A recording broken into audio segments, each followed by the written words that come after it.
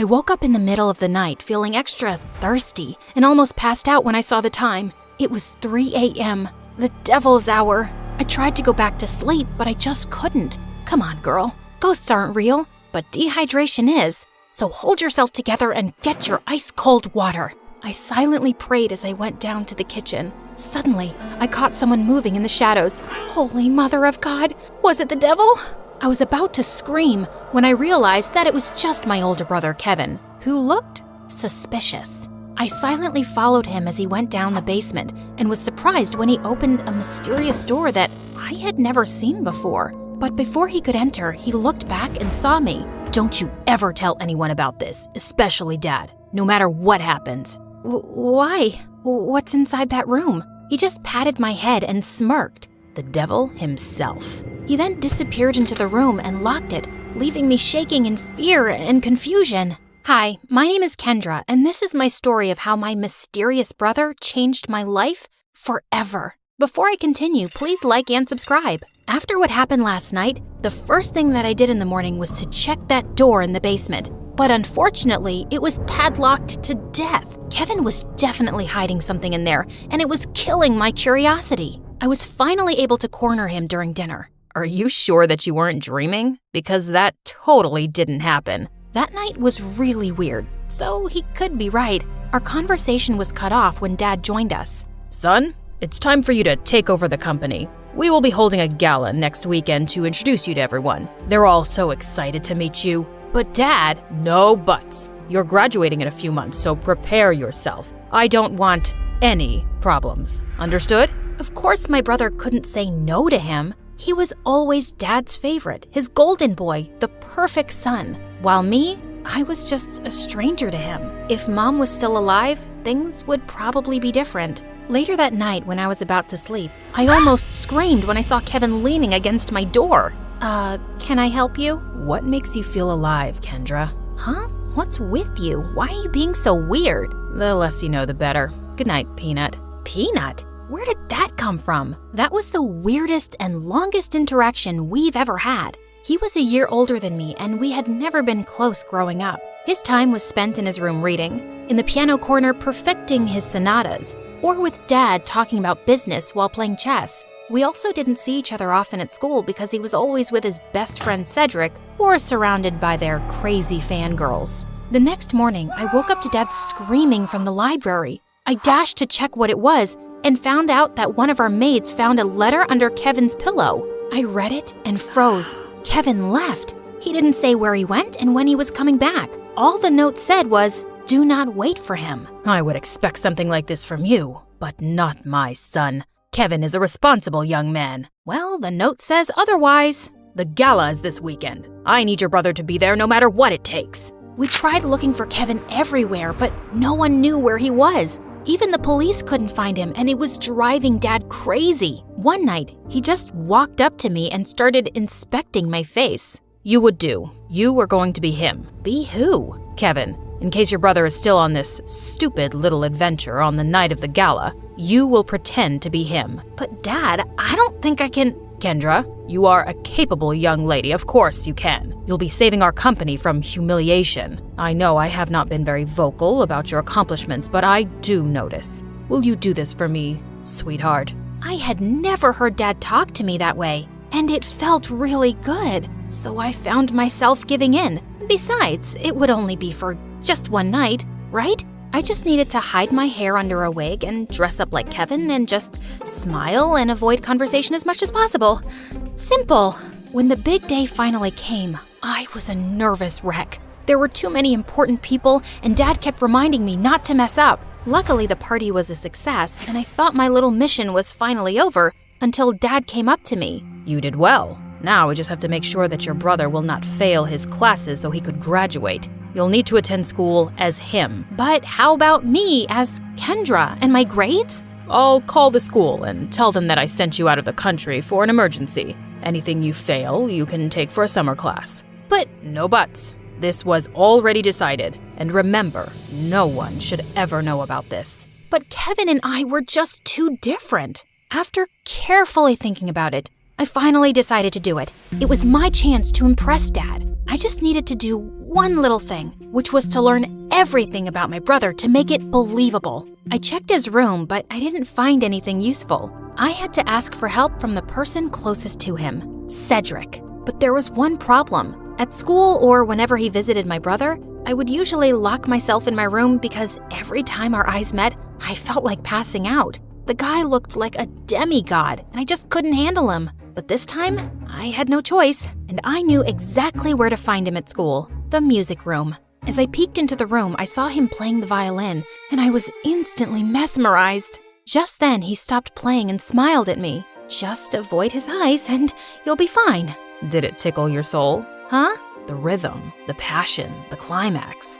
Sorry, but I'm not into music. I stepped back and he started walking towards me. How about this? Did it tickle your soul? I suddenly became mute. This is the first time you talked to me, and I'm surprised. What brings you here, Cupcake? Cupcake? I got a grip of myself and slapped his hand away.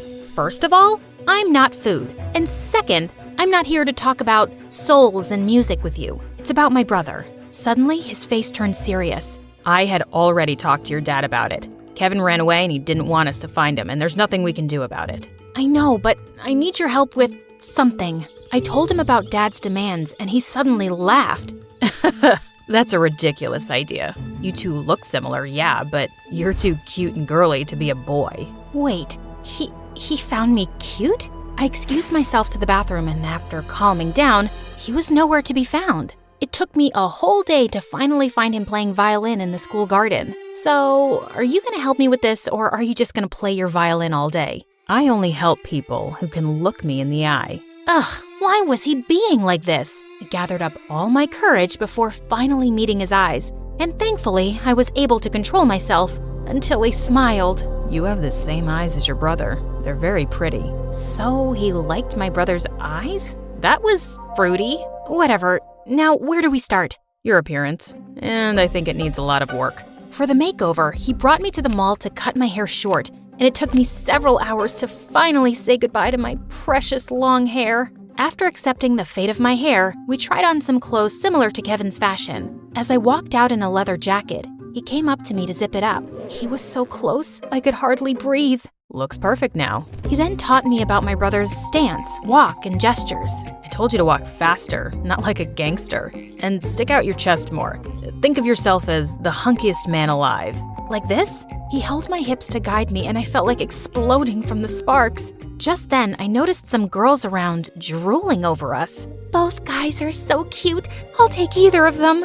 They look so in love. OMG. Love wins. Great. And now we were a gay couple. Cedric coached me about Kevin's interests, and I was surprised. I didn't know my brother was such a dork. He loves SpongeBob so much, he even thought of diving into the ocean just to look for its real-life version. But one revelation made me tear up a bit. And he adores you so much. But he thought you didn't like him, so he always chose to give you space. What? That's not true. He's too protective of you. He even told me not to talk to you because he thought I'm trouble. Oh yes, you're definitely gonna be trouble. To my heart. That weekend, we continued practicing until I looked convincing enough, and when we finally got to school, I just stayed close to him and smiled at people from time to time. I was doing an excellent job at being my brother until it was lunchtime. We sat at their usual table for lunch when suddenly, someone sat on my lap and kissed my cheek. It was Lauren, the prettiest and coolest chick at school. What in the frickin' pregnant duck is happening? What? You hate my kisses now? You look like you've seen a ghost. I turned into the ripest tomato when she giggled into my ear. I could never hate such a goddess like you. Wow. Since when did you become this cheesy? I gave Cedric a panicked look, but the jerk was trying his best not to burst out laughing. I kicked his leg under the table and his wince was satisfying. I then excused myself in the bathroom and dragged him with me. There, he revealed that Kevin had been dating Lauren for a while now, and I had no idea about it. Lauren had been all over me for the next several days. This was totally normal, of course, except for the little detail that I was not her actual boyfriend. And through all of this, Cedric remained an unhelpful idiot who was clearly enjoying my discomfort. We were walking to our last class when someone suddenly grabbed and pushed me against the wall. You're acting weird lately, and I like it. before she could kiss me, I acted like there was a bug inside my shirt and ran away. I needed to talk to Cedric. As usual, I found him in the music room. We need to tell Lauren. Suddenly, Lauren appeared from behind me. Tell me what? Wait a minute. Don't tell me that you guys are dating? What? Cedric finally stopped playing the violin and grinned at me. I'm straight, but I don't know about your boyfriend. Aw, baby. You know I would accept you however you identify, right? Well, that's good to hear. Lauren looked like she bought it, and I just found myself exploding. I'm not Kevin. I'm not your boyfriend. I'm his sister Kendra pretending to be him. I then explained everything to her. Oh, okay. Explains why you look and act differently. That's it? No violent reaction whatsoever? I'm used to Kevin's quirks. So, anything I can do to help with this mission? Just don't tell anyone about this. Got it, baby. Despite knowing the truth, she still kissed me on the cheek, and it made Cedric laugh. I started hanging out with both of them since then. They would talk fondly about my brother and share things about him that I didn't know. It made me realize that he wasn't as boring as I thought he was. One day, Cedric dragged me to the music room and asked me to listen to his new composition. It was a wrong move to come with him, because the way his fingers moved and his handsome face played with the painfully sweet tune screamed danger to my heart. I calmed myself down and hyped him up when he was done. You really like playing the violin, don't you? I like to touch people's hearts with classical music. How about you? What makes you happy, Kendra? I'm curious. I ended up telling him about my passion, which was fashion designing. I used to draw my designs every day, but when Dad saw it, he burned all of them. He found it lame and useless to his company. I'm sorry to say this, but your dad is the biggest jerk in the world. He treats you and Kevin as assets to his company, and never as a son and daughter. You're right, but it just made me crave for his love and approval. Someday, I hope you'll be able to find the courage to do what you need to do. You have me now, you know. I'll take care of you. He leaned in closer, and I thought he was going to kiss me, but to my surprise, he pulled away and walked back to the platform to play again. What was that all about? After the incident in the music room, I started thinking that maybe Cedric liked me too, until one day I heard him talking to Lauren in an empty classroom. You like Kendra, don't you? What are you talking about? She's off limits. And besides, she's just like the little sister I never had. Those words were enough for me to accept the truth, that Cedric will just be my dream. To distract myself, I invited Lauren for a sleepover, and as she was trying on some of my favorite clothes, I couldn't help but admire how beautiful she was. Just then, I found her smirking at me through the mirror. Are you falling in love with me now? What? No, I wish I was as pretty as you. Oh, honey, you are prettier than me, and not to mention cute. She ended up knocking on my drawers, spilling some things. There was one thing that suddenly caught my attention, a peanut. What was it doing there? Suddenly, I remembered Kevin calling me a peanut before he ran away. Why don't we crack it open? Maybe he left a secret message or something. And he actually did. I'm finally alive. Wait a minute.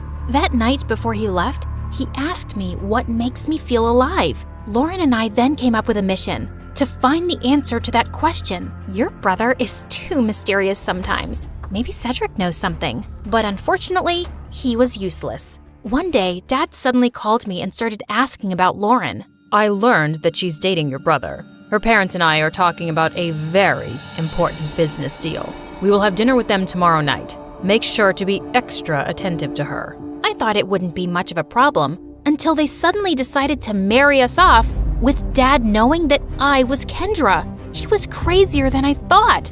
Do you think Kevin will be home by then? I don't know if he's ever coming back. I can't believe you dated an idiot. Watch your words, honey. That's my idiot. Well, we need to find your idiot ASAP. The next day, we met up with Cedric in a cafe to talk about finding my brother. We don't even know what makes him feel alive. Shouldn't we just wait for him to come back? Our parents are talking about marriage, for Pete's sake. We're running out of time. Do you know what my parents would do if they found out they were being played? Out of panic, I remembered something again. The mysterious door in the basement. I told them about it, and we waited for Dad to be out before destroying the padlocked door, only to find out that it was actually a dark room where Kevin developed all his photographs, and it was connected to his room. And all those pictures were related to an island that only meant one thing. Kevin was staying on one of them. It makes sense now that he always disappears on weekends. I also found a camera in his bag one time, but I never saw it again. And why didn't you both tell me about this earlier? You're both idiots. And with that, the three of us were off to an adventure to get my brother back. As we traveled, I kept on flirting with Lauren to avoid Cedric. And for a moment, I thought I saw his deadly glare through the rearview mirror. Was he jealous? I wished. In a span of 2 days, we had already visited 7 islands, but there was no luck. Just when we were about to give up, we suddenly spotted someone resting on a hammock. It was Kevin. He looked shocked to see us. Suddenly, he glared at Cedric. Dude, you told them? Wait, you knew? Let me explain. No, you knew. And you kept silent while I was going crazy trying to find a way to bring back my brother so I could get me back. Kendra was equally furious. Babe, I can explain. Shut it, Kevin. You're not my favorite person right now. Kendra. Later. I need to speak to my brother. I walked away and Kevin followed me. Now start explaining the reason I'm sacrificing my identity. I'm sorry, Peanut. I didn't mean for you to be tangled up in my mess. I felt stuck and suffocated because of Dad's expectations. I always knew I would have to take over the company someday, but I didn't know it would be this soon. I thought I would have enough time to still do what I love, to enjoy every island and see its beauty through my lens. But suddenly, I didn't even have a year. So I panicked and I ran away.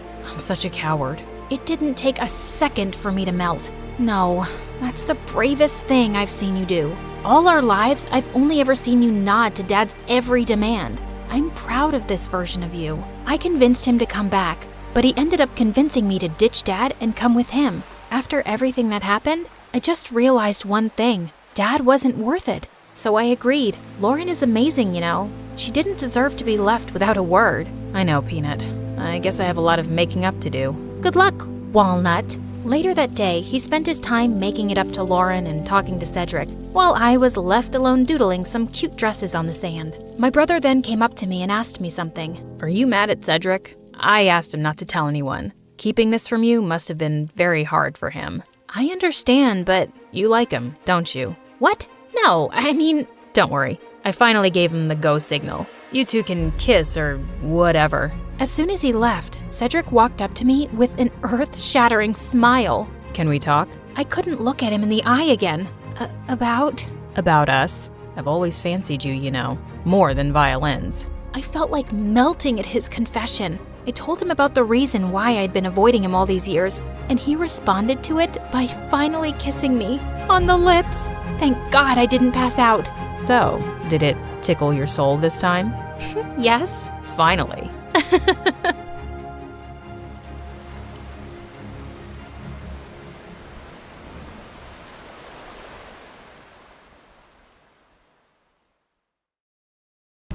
Hi, my name is Natalie, and I fell in love with a monster. But before I continue, please like and subscribe to MSA. Please support MSA in style.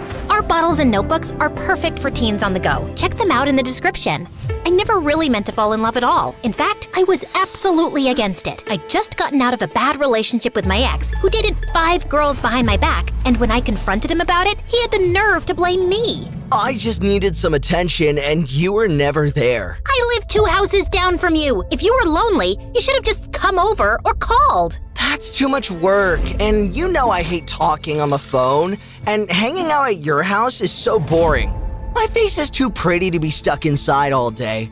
I was thinking maybe I can be your boyfriend on Fridays and I can date other people on Saturdays. I dumped that idiot and tried dating other guys, but that didn't work out. It felt like I was kissing a bunch of frogs. They were either too stupid, too vain, or just plain jerks. On my 16th birthday, I decided to stay away from boys and focus on school instead. I had dreams of following in my parents' footsteps and becoming a famous architect. But then I met Sam, and he ruined my life. Sam was a star football player with a cocky attitude, and he walked around school like he owned the place. All the girls were in love with him, and boys acted like he was some kind of superhero. Sam sat next to me in science class, and every day he'd wink at me with this dumb grin on his face, but I ignored him. He wasn't my type. Anyway, one time during a science test, I caught Sam copying my answers. Hey, jerkface, stop cheating. Get over yourself. I'm smarter than you. I dropped my pencil on the floor and I was picking it up.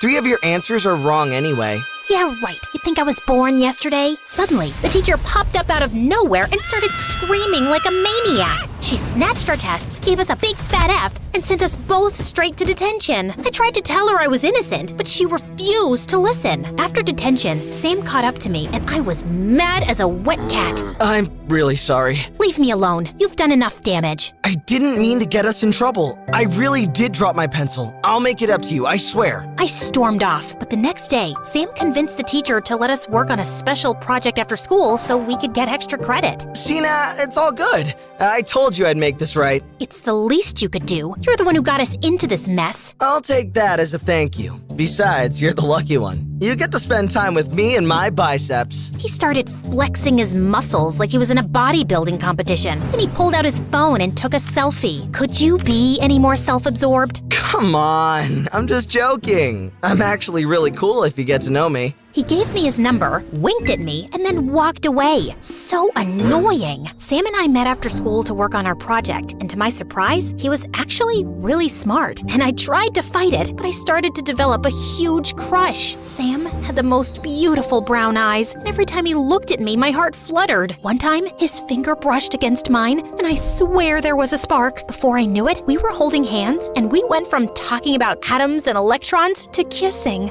And man, that kiss was amazing. After that, we were inseparable. We couldn't get enough of each other. We finished each other's sentences. Soon, we were madly in love. An epic love like you read about in fairy tales. Life was perfect, but then everything changed. Suddenly, Sam stopped meeting me after class. He stopped answering my texts and funny memes. I figured he was busy, so I gave him some space. Then I heard he quit the football team. I got really worried, so I asked him about it. I'm fine. It's nothing. No, it's not. You've been playing football your whole life. You've been obsessed with playing in college and going pro. You can't just quit. You're not the boss of me. I do what I want. He marched off without another word. After that, things got even worse. He started hanging out with a bad crowd and he totally changed. He didn't smile anymore or crack jokes like before. He was as cold as an iceberg. Every time I tried to talk to him, he was snappy and rude. Then one day, he stopped showing up in school. I went by his house, but it was empty with a for sale sign outside. I asked the neighbors what happened, and they told me that Sam and his parents left in the middle of the night. I tried everything to reach Sam. I was so confused and worried. Then one day, he DM'd me from his Insta. He told me he wanted to break up,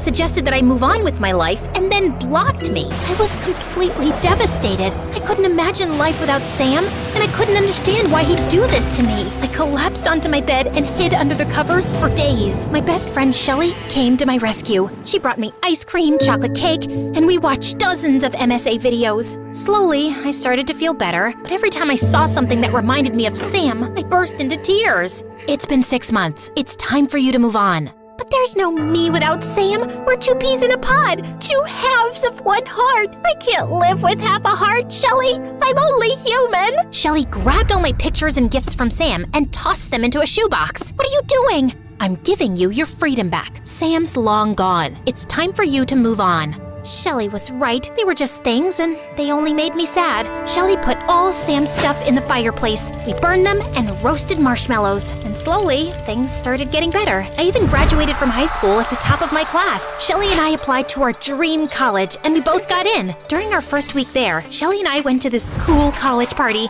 and this boy named Roger asked me to dance. I'm not much of a dancer. I'm not either. Don't worry about it. Just follow my lead. Roger pulled me to the dance floor, and we danced the night away. Though we both looked like a pair of crazy chickens stomping our feet and shaking our butts. I couldn't remember the last time I'd had so much fun. Roger wasn't the hottest boy around, but he certainly had confidence and charm. One day you're gonna marry me. I hardly know you. Plus, I'm happily single. Not for long. I'm going to chase you, treat you like a princess, and soon you'll be in love with me. After that, Roger went on a mission to capture my heart.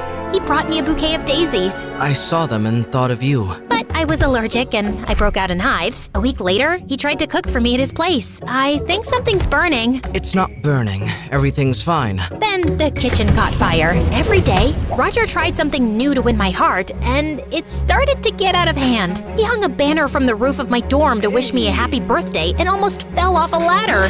He jumped on a stage at a nightclub to sing me a song and twisted his ankle. As I drove him to the emergency room, He asked me to be his girlfriend. Honestly, even though I didn't feel crazy sparks with him, it felt nice to be loved this way. He was a good guy, so I said yes. A couple of years later, I got an internship to work at my family's business, and it was the best. I helped my parents design a state-of-the-art office building and land a huge new client. One morning before work, I stopped at a coffee shop for breakfast. I'd just taken a huge bite of my scone when I looked up and saw Sam walk through the front door. My heart nearly stopped. I felt a surge of emotion I hadn't felt in a while. And then he spotted me. Natalie? I gulped down my scone in a hurry, and suddenly I was choking. I jumped out of my seat and started flapping my arms around like a wild bird, banging into customers and knocking coffee all over the place. Then suddenly, Sam rushed toward me and performed the Heimlich maneuver, and I spat out my scone. As I gasped for air and backed away from him, I slipped on some spilled coffee, hit my head, and everything went black. I woke up in a hospital bed and saw Roger and Shelley staring down at me. I'm so happy you're okay, Gumdrop. I don't know what I would have done without you.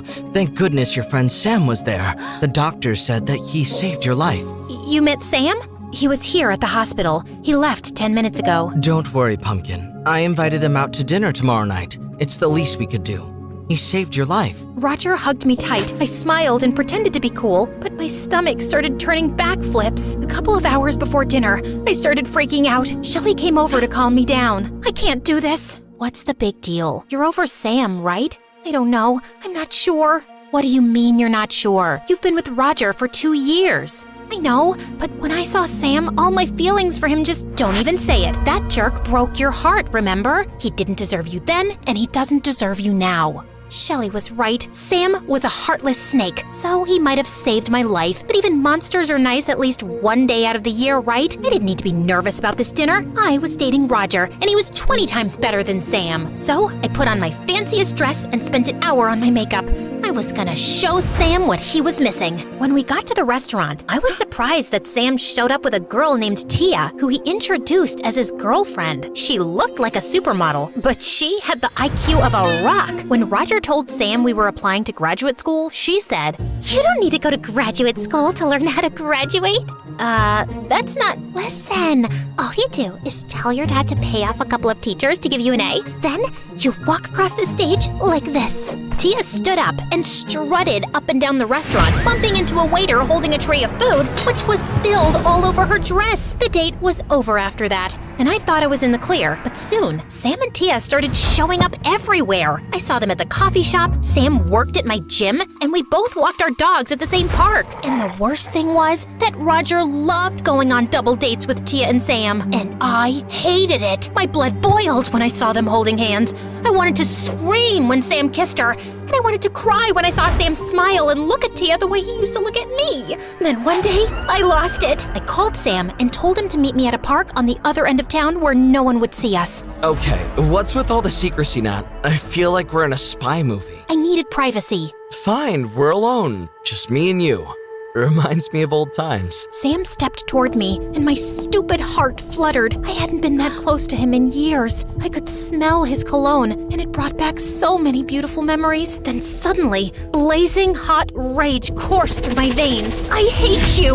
Look, I was in a bad place. You made me fall in love with you, and then you broke my heart, and now that I've finally moved on, you weaseled your way back into my life to hurt me again! No, that's not what I'm doing. You're a monster! Leave me alone! I never want to see you again! I broke into tears, ran to my car, and drove off. But when I got home, I saw Roger at my door. What's wrong, Cupcake? I told Roger that I didn't want to go on any double dates with Sam and Tia anymore.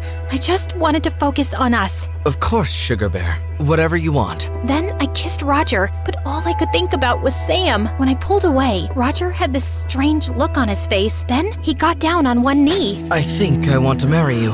I don't have a ring, but I can get one right away. Just tell me what you want, and I'll buy it. I want it perfect, just like our love. I was overwhelmed and speechless. I'm sorry, I have to go. I think I left the iron on. Let's talk tomorrow, okay? I rushed inside and shut the door behind me. That night, Roger sent me pictures of dozens of rings and wedding venues. All of them were amazing. And part of me started thinking that sealing the deal with Roger would just make me move on for good. Okay, this is madness. You can't marry Roger if you're still in love with Sam. But you said he didn't deserve me, and you're right. He just came back to hurt me. And what he did the first time, that is unforgivable.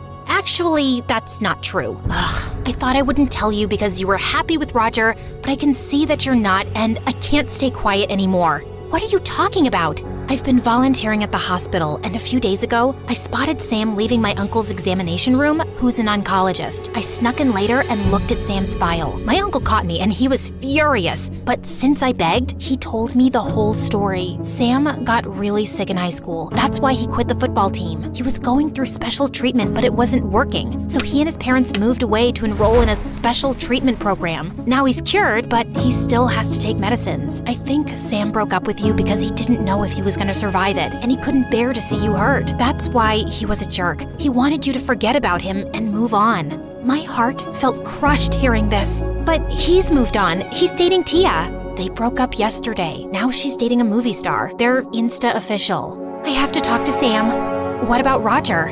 I went straight to Roger's house and told him that I couldn't marry him. But why, Sugar Plum? You deserve someone better than me. I gave away my whole heart to someone else a really long time ago, and I never really got it back. I'm so sorry. Roger burst into tears, but he appreciated that I told him the truth. I hopped in my car and drove to the gym where Sam worked and almost hit a truck as I swerved into the parking lot. I texted Sam and begged him to come outside. I get it. You hate me. What else do you need to say? I know what you did, and you're an idiot. A big, stupid idiot. Sam stared at me. I'm sorry, I just didn't want to hurt you. Well, you did that anyway. I didn't need you to protect me. True love fights and lasts through the good and the bad. So what now? I threw my arms around him and held on tight as he hugged me back. You never let me go. I think I can do that.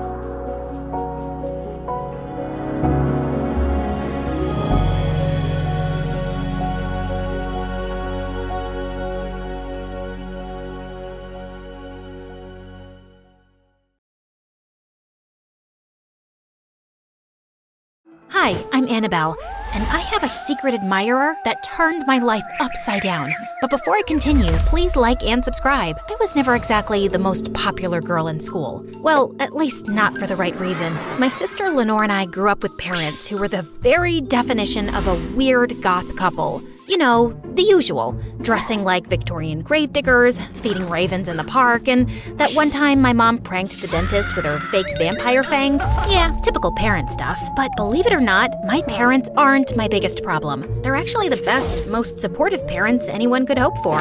Yes, we get stares and whispers when we go out in public together, but we didn't care. We were living our best lives. That is, until Lenore and I started elementary school. We were dressed in our usual goth attire, black clothes, black shoes, and black backpacks. My pet spider Sam even snuck into my pocket. The moment our parents dropped us off, the other kids started laughing at us and saying mean things. Hey, look! Twin freaks! Is your mom a vampire? Is your dad Frankenstein? Lenore was so embarrassed that she ran off and hid in the bushes. Leave me alone, you jerks! I tried to shove one of the mean kids out of my way, but he didn't budge. Just then, Sam crawled out of my pocket and jumped on the kid's face. The kid ran crying and screaming like a maniac. The principal found out, and I was suspended for 2 weeks. That night, Lenore begged Mom and Dad for new clothes. She threw a huge tantrum and refused to eat. When that didn't work, she blasted pop music and ran around the house dressed like a clown. That music, it's so happy. It's melting my brain. All those colors in that clown costume are burning my eyes. Please, make it stop. By the next morning, Lenore got her way. Mom and Dad bought her a brand new wardrobe. When my suspension was over, I went back to school. And to my surprise, Lenore was the most popular and best dressed girl in school. During lunch, I tried to sit next to her, but this girl named Stella looked at me like I had 3 heads. What are you doing, creepy crawly? You can't sit here. No weirdos allowed. I looked over at Lenore, and she just shrugged. You heard her. Go sit somewhere else. As the years passed, Lenore and her BFF Stella became more and more popular. By the time we reached high school, they were captains of the cheerleading team. They had the best grades in our class, and all the boys wanted to date them. They were perfect, and I was a disaster. I did want to make friends, but I could just never get it right. Like for my 14th birthday, I planned a huge birthday party and invited my whole class. I had a spooky birthday theme, of course, which I was sure everyone would love. But just as the kids were done singing happy birthday, day. I opened the closet and a dozen bats flew all around the room and maybe acted like they were attacking the kids. Everyone started screaming and running around in a panic, and then they left. And the next day at school, the kids whispered behind my back and refused to talk to me. But it was fine. I didn't need those jerks. I still had Sam. Yeah, the tarantula. Jeez, why is everyone so scared of these beautiful creatures? But even though hanging out with Sam was fun, I got lonely sometimes. I never imagined that my life could become an even bigger mess than it already was. But, fate had something in store for me. On Valentine's Day, I walked down the hallway during recess to find a dozen boys surrounding Stella and Lenore in the hallway with gifts and flowers. Please go out with me, Stella. I'll buy you a Ferrari. Be my Valentine, Lenore. I'll fly you out to the Bahamas. As I rolled my eyes and took my stuff out of my locker, I was surprised when a bright red envelope fell out of a book and it had my name on it. Hey, what's that? I was super excited, but I tried to play it cool. I got a Valentine. Ooh, Creepy Crawly has a secret admirer. Stella snatched the envelope out of my hand and made a huge commotion. Suddenly, everyone was staring at me. Hey, give that back. It's private. Stella tossed the envelope to Lenore, who opened it and started reading it out loud. My darling Annabelle, you're a shining star, a diamond in the rough. The jocks and cool girls can't measure up to you. Whoever wrote this must be blind and stupid. I tried to get the letter back, but Stella got in the way. You're my debating diva, my leading lady, my dancing queen, and my future class president. My heart aches when I see your face. Love, your secret admirer. Lenore, Stella, and all the other cool kids couldn't stop laughing, but I was shocked. I only joined the debating team a couple days ago. The last role I played in drama club was a donkey's butt, and I was too shy to dance in front of anyone. Plus, the odds of me becoming class president were slimmer than a toothpick. Just then, Jack, the editor of the school newspaper, materialized right beside me. I think that's a nice letter to get on Valentine's Day. Of course you do, nerd. I bet you wrote this junk. It wasn't me, I swear. Whoever wrote this has lost his mind. Yeah, he's a crazy lunatic. Lenore ripped the letter to pieces and threw it in the trash. That was mine, you witch! You're so stupid, Annabelle. You don't really have a secret admirer. Someone's just pulling your leg, you dummy. Lenore was probably right. It was a stupid joke. I felt like the biggest loser ever. Once everyone had walked away, Jack pulled the letter out of the trash and taped it back together. Ignore them. I think your secret admirer is real. Maybe I can help you find him. Jack spent the rest of the day asking me a ton of questions about every boy I'd ever spoken to or sat next to in class. He even came home to continue with his questions. Jack was annoying at first, but it felt kinda nice to have someone taking an interest in me. I'm positive he's a member of the drama club or the debate team. All you have to do is lure him out. How am I supposed to do that? Simple. If you suspect someone, you'll wink at him and smile, like this. Jack started doing something really weird and twitchy with his face. Just then, Lenore barged into my room. You idiots are still searching for that stupid secret admirer? Not real. My secret admirer isn't stupid. If you aren't going to help, you can get out. Fine, dummy, I'll help. Don't say I never did anything nice for you. Lenore spent all night teaching me how to flirt with boys. The next day, I set my plan in motion. First up, drama club. I asked the drama teacher if I could audition for the lead role, and surprisingly, I got it. During rehearsal, I met a cute boy who seemed to be into me. When I caught him staring at me in the hallway, I grabbed Jack and pretended to laugh at a joke. Oh, Jack, you're so funny. Your arms are like marshmallows made of steel. What? That doesn't make any sense. I'm flirting with you. Play along. Oh, stop. You're too much. Drama boy immediately swooped in and asked me out on a date, and it was pretty sweet. He read me poetry and sang to me, but he swore he didn't write the love letter. My next date was a boy from the debate team. I studied for days to earn a spot on the team, but I ended up being so good that I kept beating the team captain, and every time he saw me in the hall, he gave me the meanest looks. I think he hates me. He's just plain hard to get. One night, me and Debate Boy stayed after everyone had left to practice, and the next thing you know, we were kissing. But when I asked him if he was my secret admirer, he got annoyed and blocked my number. A day later, out of the blue, Stella's ex-boyfriend Dylan, who was the best dancer in school, invited me to a party. I didn't think it was a good idea to go, but then I remembered something. OMG, Jack, what if it's Dylan? You know, this one time Dylan came over to my house with Stella, and he accidentally walked into my room when I was dancing alone. It could be him. Yeah, your secret admirer called you a dancing queen. But what about Stella? What about her? Stella broke up with Dylan 2 years ago. She's dated 6 guys since then. I took Jack's advice and went to Dylan's party. As soon as I got there, Stella marched up to me. I heard you're trying to date my boyfriend. Isn't he your ex? He's mine and he doesn't date freaks like you. She's not a freak. I think she's unique and much cooler than you. Stella got mad and stormed off. Dylan took my hand and pulled me to the dance floor. All eyes were on us, and I got really nervous. Then Dylan whispered in my ear, "You got this, dancing queen."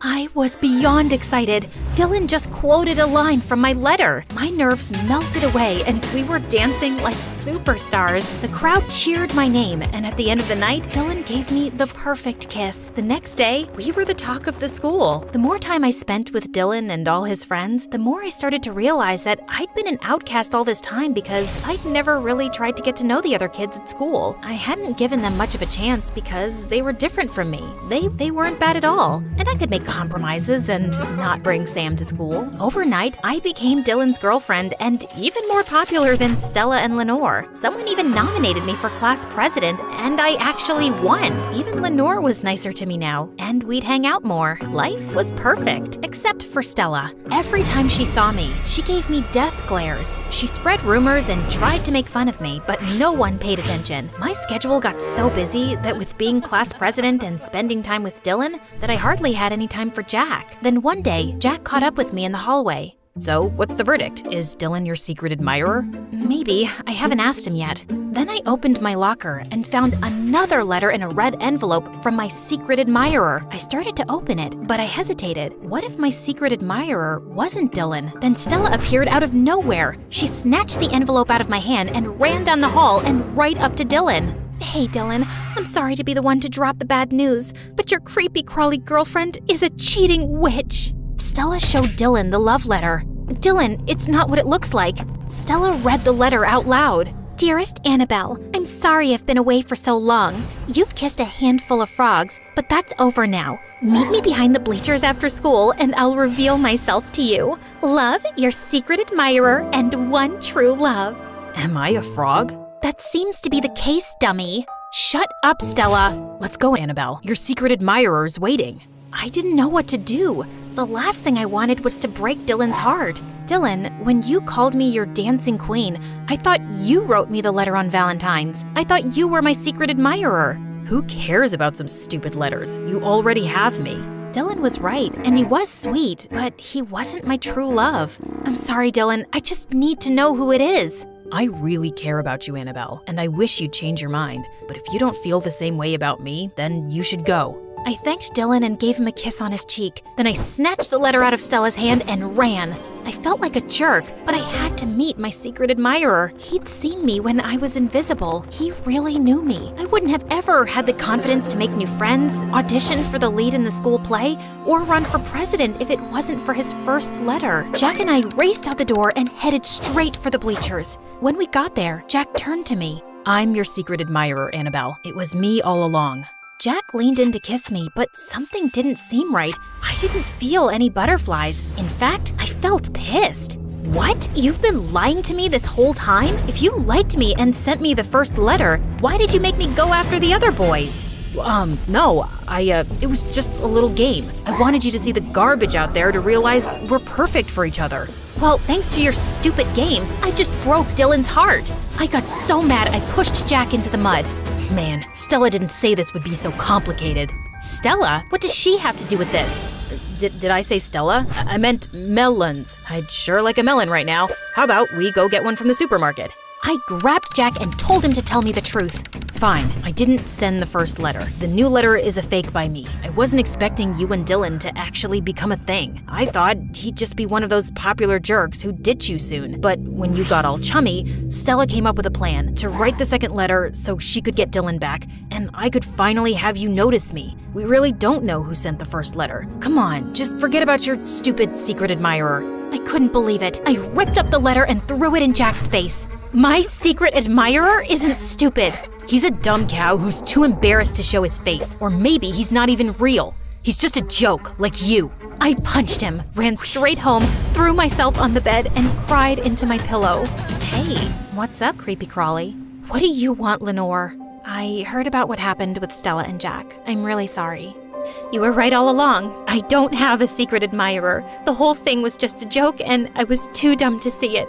Just leave me alone. After that, I moved on with my life. My parents bought me a new coffin to cheer me up. Lenore started being nicer to me, and Dylan and I managed to become good friends. Jack spent weeks begging me for forgiveness, but when Sam bit him on the nose, he stopped bothering me. I thought the whole secret admirer thing was behind me until one night. I'd just come home from a party. I went to a lot of those now that I was class president. I was super exhausted and immediately fell asleep. And then I woke up in the middle of the night. At first, I didn't know where I was, but soon I realized I was in my mom's home office, under the Victorian hardwood desk. Moonlight streamed through the windows, drenching the room in white light. I looked down at my hands and saw that I was holding something. It was my mom's ink pen, and I was holding a red paper with something written on it. Beside me were a handful of matching red envelopes. My heart clenched when I finally realized what was going on. I haven't written to you in a while, my dearest Annabelle, and that's because you don't need me anymore. I'm writing to you one more time to tell you that I'm so proud that you've accomplished everything you wanted,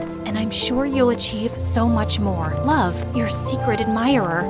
It wasn't my handwriting, not exactly, but I knew it was written by me to me. I knew I had a habit of sleepwalking and scribbling things on walls as a kid. I guess that had returned. I'd written that first letter to myself in my sleep. I was my mysterious secret admirer all along. Weird or not, I'd found my greatest cheerleader. Gained confidence, made friends, become class president? Nice going, me. I rolled the letter into a ball and threw it in the trash can. Finally, it was over. Oh yeah, one more thing. You have to promise not to tell anyone. Pinky swear and cross your heart. It's our little secret. Shh. One more thing. You think I should call Dylan now? Comment below. Hi, I'm Latte from LA, and I'll be representing the struggles of every ignored middle child out there, only 1,000 times worse. Before I continue, please like and subscribe. First things first, let me introduce you to my parents. Dad's a businessman who's always pacing around, shouting into his Bluetooth about money, business, and other rich grown-up stuff I have no clue about. Buy, sell, move those investments. No, not the tech stocks, the blue chips. And why is nobody checking the quarterly profits? Meanwhile, Mom's basically a TikTok royalty. She made cooking videos while looking like a goddess, and somehow every single one of them gets 1 million views. One time, she was just boiling water, and the comments were acting like she just saved the world. Now, let's talk about my sisters. So here's the thing. I was born right in the middle of triplets. According to Mom, order matters. So Marie was decided as the oldest because she burst out 1.2 seconds before me, and our youngest popped out last, blinking those iconic eyelashes and pouting those extra plump lips at everyone in the hospital room. Mom named her Princess because honestly, she looked just like one. Even the doctor and nurses said so. They immediately put a tiny little tiara on her baby head as soon as she was born, and I swear she's never taken it off since. Meanwhile, Marie was a certified genius. When she was born, she didn't even cry. She spoke. And it wasn't just any word. It was the longest word ever. Extrasupercalifragilisticexpialidocious. Everyone clapped, then fainted. And because of that, our parents named her after the legendary Marie Curie, the most iconic female genius in history. She could solve a Rubik's Cube with her eyes closed at 3 months old. Naturally, she just kept getting smarter as we grew up, and Dad was obsessed. He literally framed her report cards and all her other academic achievements and plastered them on our walls. Oh, my smart little cookie. One day, you're gonna be the CEO of my company, and you'd take over the world with that genius brain of yours. Meanwhile, when the nurse asked for my name, Mom just glanced around the room and spotted Dad's favorite coffee, latte. So they slapped the name on me right then and there, and it stuck. Even the bitterness. If Marie's the smart and serious one, Princess is the pretty and sweet one. Her face card never declined. Her lashes are so long you can mop the floors with them. All she has to do is blink and TikTok loses its mind. She literally went viral for just yawning once, and Mom was so proud. Look at those lips, those lashes, that perfect little nose. Of course, she got it from her mama, which is me. Oh, I think I'm gonna cry. They would do each other's makeup, go on shopping sprees, and film TikToks together.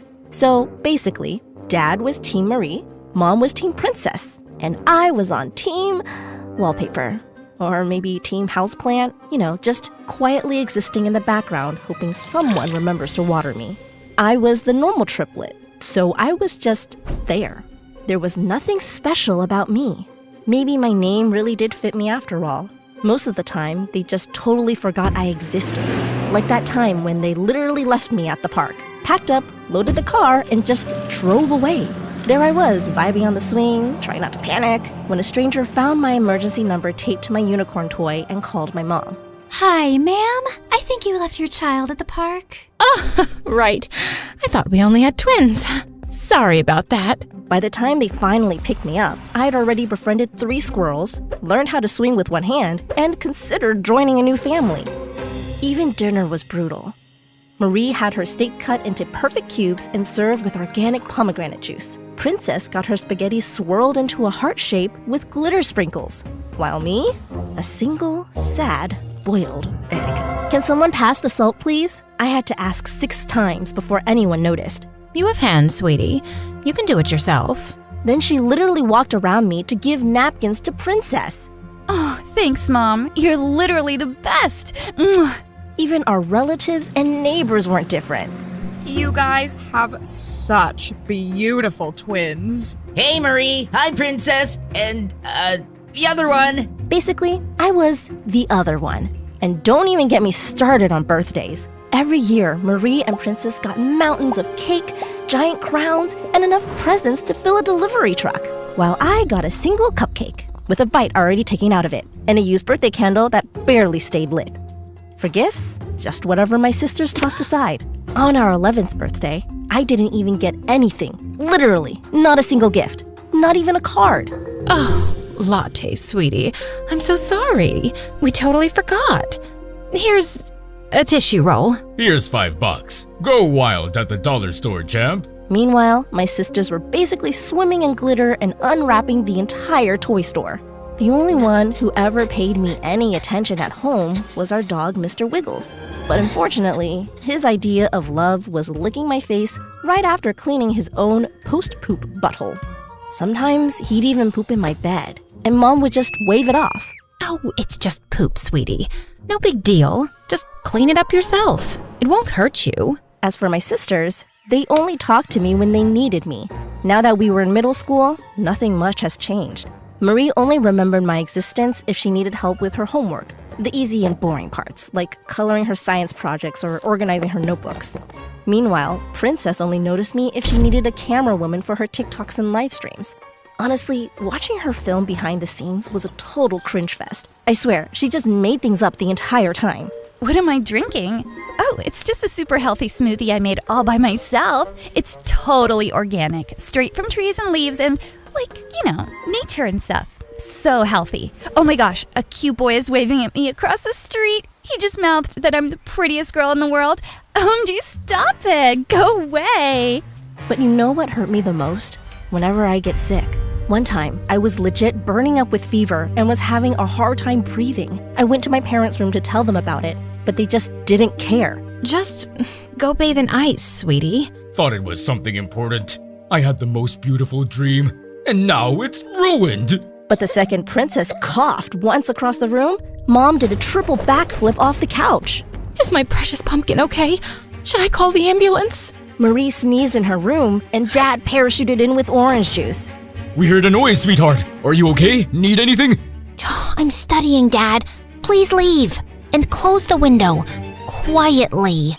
Sometimes I wondered, if I vanished into thin air, would anyone notice? The only time I ever felt truly seen was whenever my grandma visited.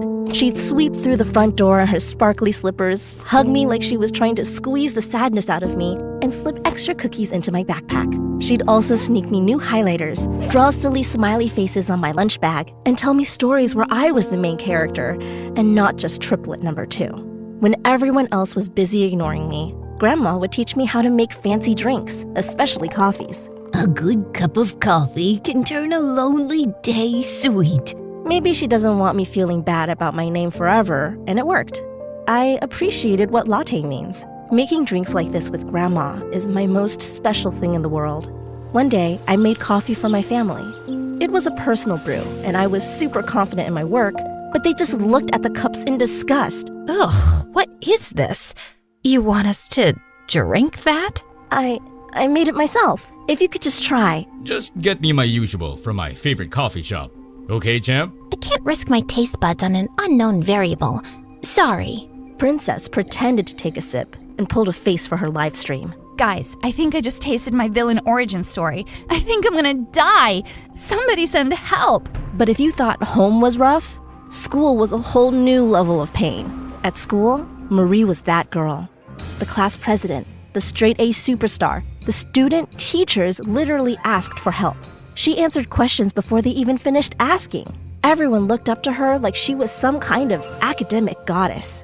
Meanwhile, Princess always slayed the hallways in her trendiest outfits like an actual princess. It felt like the whole school was obsessed with her. People actually followed her around just to see if she'd blink, breathe, or maybe drop a hair ties. They had fans, while I had haters. Seriously? Their parents should have stopped at twins. She's got this major third wheel energy. Yeah, she's not even that pretty or smart. She's just there. Zero aura, unlike her sisters. I bet she's actually adopted or something. Like, hello? We literally have the same face. I wanted to hold up a mirror and scream, "Do you not see the copy-paste happening here?" I bet they still wouldn't see it, even if I tattooed triplet number 2 on my forehead. One day, I decided to try fitting in. First, I went full princess mode.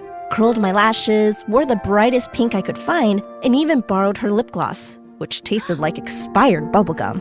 Imposter alert! Her lashes are like 0.24 millimeters shorter. Nice try, fake princess. Oh, bless your heart. But you'll never be princess. There's only room for one queen at this school. The following week, I tried acting like Marie. I slapped on some glasses, tied my hair into the tightest bun, and even solved a ridiculously difficult math problem on the board. For 2 glorious minutes, people actually looked at me. But then the real Marie walked in and everyone instantly forgot I existed again. Can you sit down now? The real genius is here. At lunch, kids would save the best seat for Princess, an extra dessert for Marie, and nothing for me.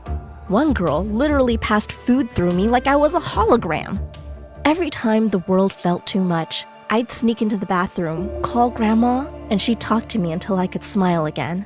Oh, my little sweet latte. Just because they don't see you now doesn't mean you're not sparkling. Some treasures are hidden for a reason. Now hush, darling.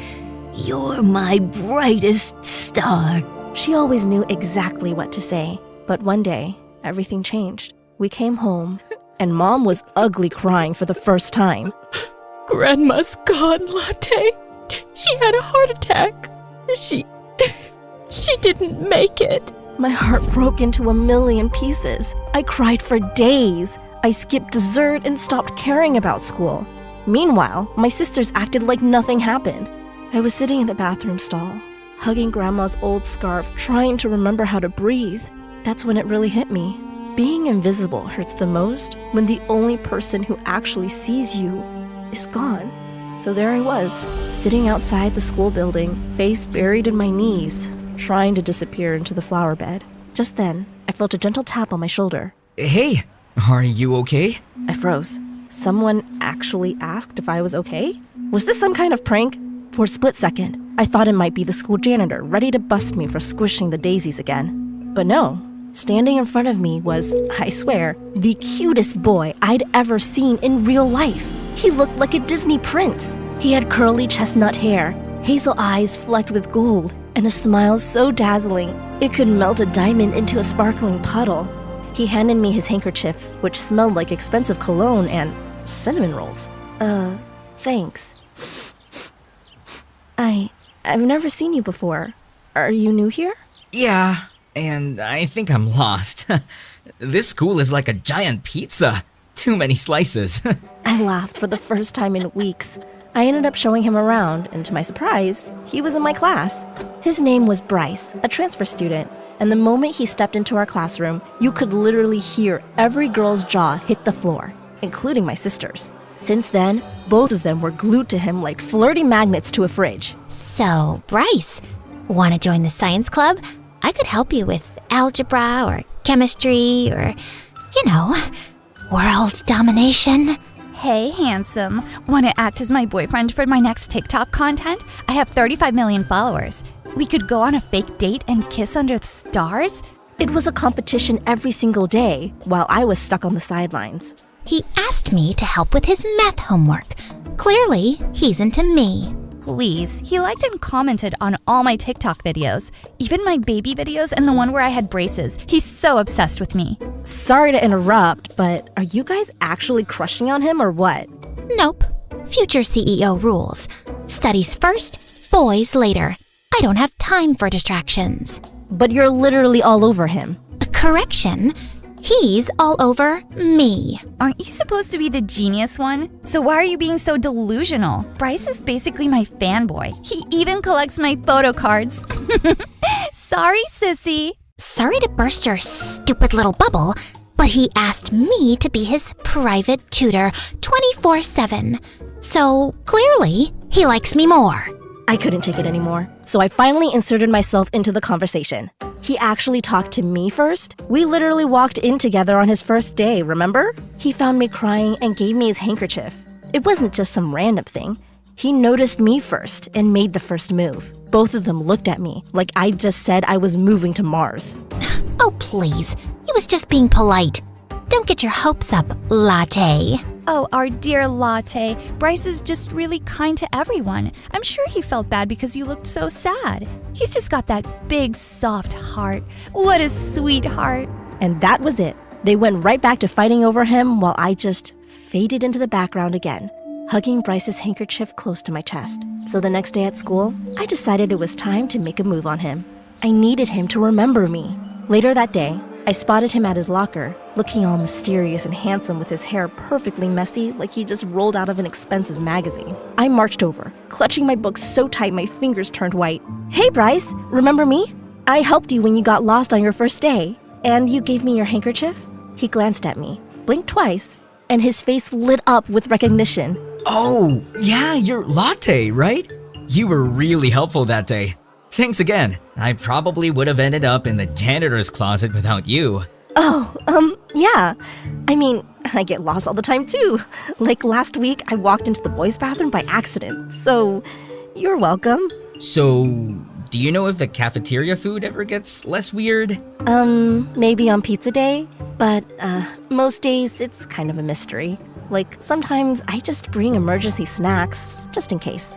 We talked for a few more seconds before the bell rang. Every time I saw him after that, he'd wave or flash a friendly smile.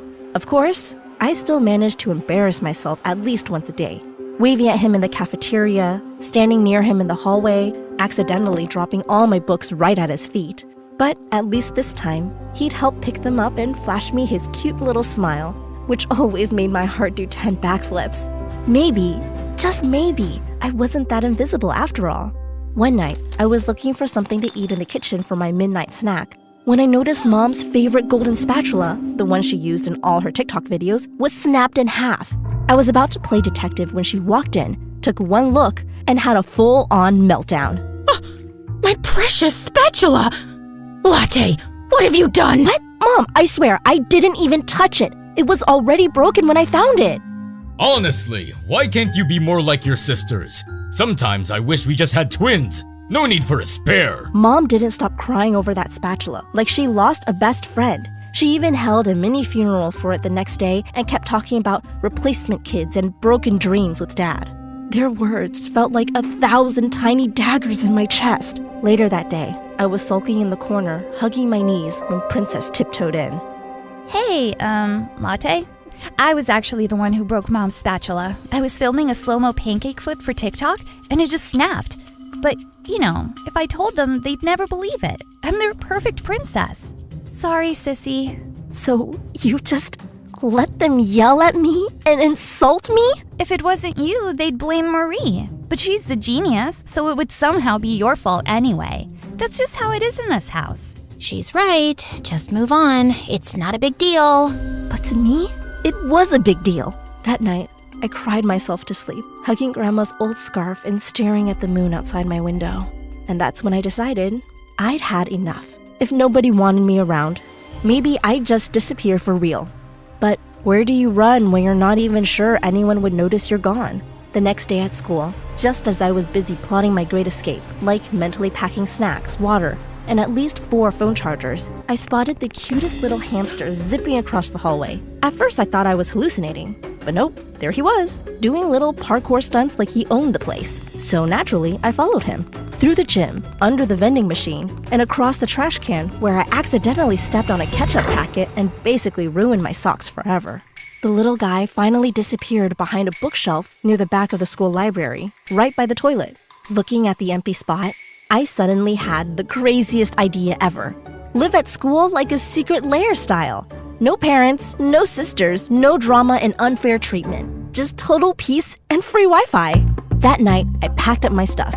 Blanket burrito, folding mattress, emergency cookies, Grandma's old lamp for extra comfort, and of course, and my trusty mini coffee-making kit. I then strolled past my parents, dragging a huge suitcase behind me just to see their reactions. And guess what?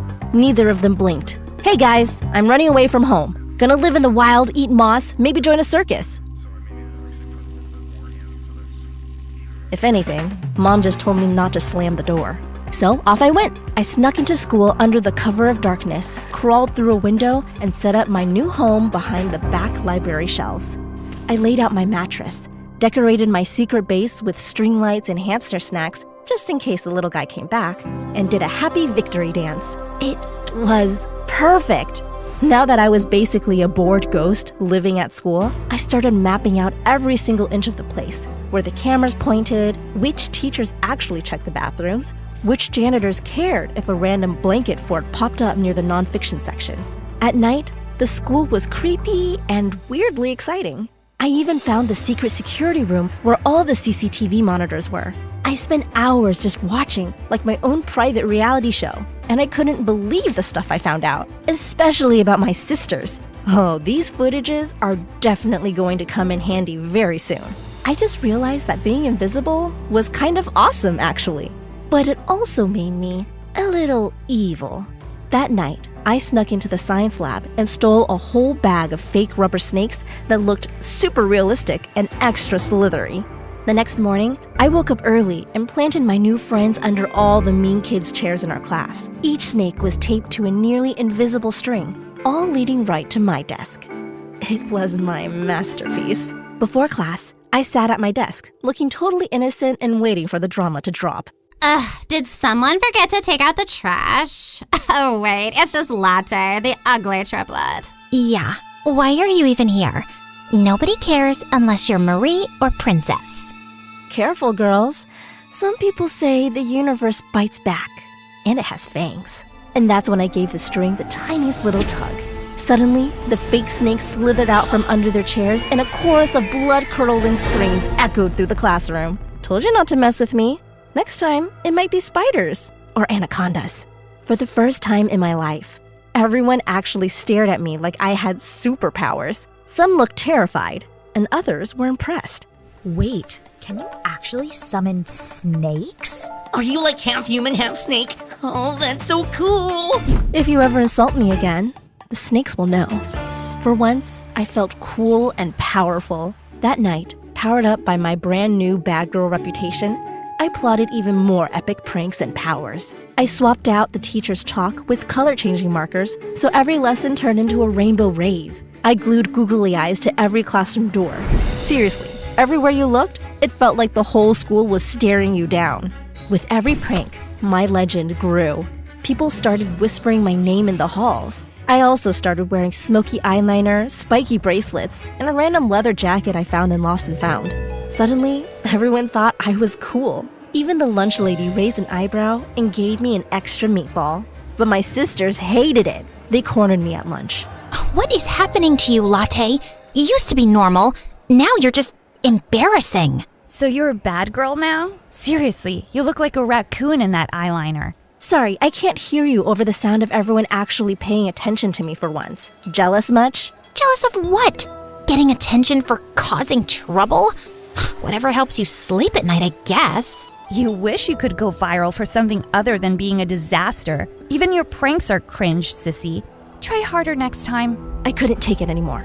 So for the first time ever, I hit back.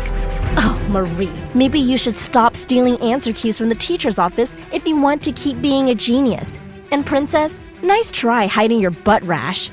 Right then and there, I posted Marie's secret footage and Princess's embarrassing clip for everyone to see. And the look on their faces was priceless. But after a few days of watching them get roasted and ghosted at school, I actually felt awful. For once, they were the invisible ones, and it hurt to watch. It just made me feel worse. Being the bad girl was starting to lose its sparkle. Later that day, I was at my locker when Bryce showed up right next to me. Hey, troublemaker. Hey, Bryce. He leaned against the locker, studying me for a second. You really went full savage mode, huh? Saw your pranks. They were a lot. Guess people finally notice me now. But is that what you really want? I kinda like the old you. The one who helped lost kids like me. That hit me hard. Suddenly, all the hurt and loneliness spilled out. You don't get it. All my life I've been invisible. Nobody ever picks me. I'm just the extra triplet, the backup plan. It sucks, Bryce. I just wanted to matter, even if it meant being a little evil. He looked at me like he really saw me. Not as a joke, not as an extra. Well, I notice you. You're kind of impossible to ignore, you know? My cheeks went red. I tried to act chill, but I felt like melting right there. Hey, wanna see something cool? I grabbed his hand and dragged him through the hallway until we ducked into the back of the library. Welcome to my secret lair. No parents, no sisters, no drama. Just books, coffee, and fairy lights. I don't think you're allowed to live here. But not gonna lie, this is pretty cool. I know, right? Here, sit. I made him a cup and handed it over. My hands were shaking a little. He took a sip and his eyes went wide. Hold up. Did you put magic in this? This coffee literally slaps. It tastes so good. It was the first time my coffee got validated, and I felt like bouncing across the clouds in happiness. It's my thing. Started making drinks with my grandma when I was little. It always made me feel less invisible. Well, here's to you. You're not invisible to me. We sat together, just sipping coffee in the soft fairy light. For the first time, I felt seen, and maybe even special. Since then, Bryce and I started getting closer. We'd talk between classes, share snacks, and sometimes I'd sneak him my best coffee under the table. Of course, my sisters were not happy about it. Every time we talked, I could literally feel their jealous stares burning into the back of my head. It wasn't long before they finally cornered me in the hallway, Princess in full TikTok glam, Marie holding her books like a weapon. So you really think you're the main character now? Just because you slapped on some stupid eyeliner and started hanging out with Bryce? Newsflash, he's just nice to literally everyone, sissy, especially to sorry losers like you. Don't let it go to your head. He literally DM'd me first. I just rejected him. Enjoy my leftovers, I guess? Let's be honest. He's likely motivated by pity. Some guys are attracted to so-called projects. And well, Latte's not exactly an academic or aesthetic outlier. Oh, and you really think we forgot what you did to us? Exposing us like that? Don't worry, sissy. Revenge is coming. And trust me, it's gonna be iconic. I couldn't take it anymore, so I finally snapped. You two are just pressed because someone finally noticed me instead of you. And worse, he's your crush. Sorry, Princess, but not every boy wants to be your TikTok prop. And Marie, maybe Bryce is sick of girls who act like human calculators. Girl, you're so delulu. Keep dreaming. Yeah. Don't come crying to us when you get your heart broken, okay? I just rolled my eyes and walked away. But inside, I felt like I finally won something. For once, I had the upper hand. One night, I was sneaking past the admin office when I heard someone talking on the phone inside. I took a peek and realized that it was the principal, and she sounded super sketchy. I need that designer bag, but the donation funds aren't enough yet. Well, I already used the last batch to pay off my car. Just all the library people if they ask. My jaw dropped. She was literally blowing school donation money on herself. That money was supposed to be for the library, not for her luxury car or designer bag. I ran to tell Bryce during lunch. Bryce, guess what? The principal is a total scammer. She bought her car with our school's donation money. Seriously? That's messed up. But do you have any proof? No, I forgot to record it. But I swear I know what I heard. Don't worry, I believe you. But what are we supposed to do about it? Easy. We prank her. Teach her a lesson, make her squirm. I then leaned in closer and whispered my plan. Latte, are you sure about this? I mean, it's kind of illegal. Cat poop isn't illegal. Plus, she deserves it. Fine. But if we get caught, you owe me a year's worth of coffee. Deal. That afternoon, we snuck out of class and spent way too long hunting down and collecting cat poop around the campus. We then found the principal's car, and after Bryce awkwardly fumbled with a bobby pin, we finally popped the door open. We spread the poop into her fancy leather seats, trying not to gag or laugh too loudly. Just as we were about to sneak away, we heard footsteps. It was the principal. Bryce panicked, grabbed my hand, and pulled me down into the back seat. We were suddenly squished together, barely breathing. And not just because of the cat poop. His face was so close I could count every single freckle on his nose. To my relief, the principal just grabbed her wallet from the dashboard and left without noticing a thing. As soon as the coast was clear, Bryce grinned at me, still a little breathless. That was close. I mean, us getting caught. Not that I'd mind getting stuck with you again. I shoved him, pretending to be annoyed, but I couldn't stop blushing. The next day at school, I was still replaying the whole cat poop adventure in my head and low-key still blushing about how close Bryce's face was to mine, when suddenly the intercom buzzed. Would Latte and Bryce please report to the principal's office immediately? Uh-oh. I shot Bryce a panicked look across the hallway. He just gave me a tiny reassuring smile, and we both walked to the office together. When we walked in, I was surprised to see my parents there, and they looked furious, while the principal looked like she just sucked a dozen lemons. Sit down. I assume you both know why you're here. She turned the monitor around. There it was. Full HD footage of us pranking her precious car, plus even more clips of me setting up my other pranks. Care to explain this, you two? Especially you, Latte. Before I could even open my mouth, Bryce jumped in. It was me. I planned the whole thing. Latte didn't want to do it. I forced her. I was bored and I dragged her along. If anyone should be punished, it's me. My jaw dropped. Was he really trying to take all the blame for me? Wait, that's not true. Nice try, son. But you clearly don't know our daughter. You chose the wrong triplet to cover for. Latte is the queen of trouble around here. Marie is the genius, Princess is the angel, and Latte's the one always causing chaos. Honestly, you should stay away from her. She's a bad influence. Seriously? I've spent my whole life trying to be good, helping out, doing everything for you guys to notice and love me. And the second I mess up, that's all you see? Ugh, don't be so dramatic. We're just telling it like it is. Maybe if you continued to behave, things would be different. I fought back my tears and tried to defend Bryce, but they weren't having it. Enough. I don't care whose idea it was. Both of you broke the rules and vandalized school property. You're both suspended for a week. I hope you use this time to think about your choices. I even tried to speak up about her corruption and the missing donation funds, but everyone just stared at me like I was making it up. Oh, please. You don't even have any proof. Bryce and I left the office super frustrated. I'm really sorry for all of this, Bryce. You got in trouble because of me. Hey, don't worry about it. I've got your back. His words comforted me, and before I knew it, I broke down and told him everything. How my family never saw me, how I tried so hard to be good, invisible, even a little rebellious, and none of it mattered. Nothing worked. I was just done. That was when I made my decision. I was moving out for good. Bryce offered to let me stay at his place for a while. Honestly, I wanted to say no. I didn't want to be a burden. But what choice did I have? I had nowhere else to go. So I left. No more trying to fit in or waiting to be noticed. I was finally choosing me. When I showed up at their house, I tried to act chill, but his mom saw right through me. She pulled me into a warm hug and handed me a tissue. You're always welcome here, Latte, as long as you want. And if you're hungry, dinner's in 10. Bryce's dad gave me a fist bump and told me not to worry about anything. I helped set the table, did the dishes, and even tried folding laundry.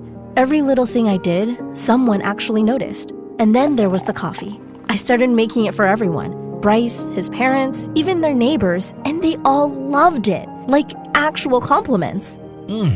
This is the best cup I've had all year. You put all the coffee shops to shame, kiddo. One morning, Bryce's dad announced that his boss was coming over for a super important meeting. The whole house felt like it was prepping for royalty. I noticed there were like 6 new bags of fancy coffee beans in the kitchen, but I didn't think much of it. When the boss finally arrived, Bryce's parents asked me if I could make coffee for everyone. I happily obliged and made my best latte yet.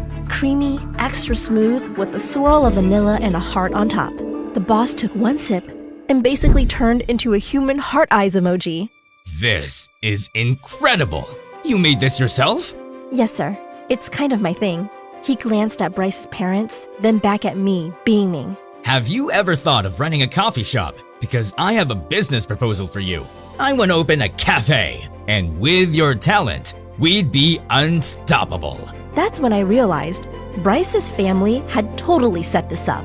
3 days before, they'd gone on a weird coffee bean shopping spree, and now it all made sense. But they didn't tell me so I wouldn't freak out or feel pressured. And it worked. I ended up staying with Bryce's family for months, but not once did anyone from my own family even bother to check on me. Not a single, "Are you okay?" or "When are you coming home?" Just silence. One time, I even overheard my sisters talking about me at school. She probably needed some space or whatever.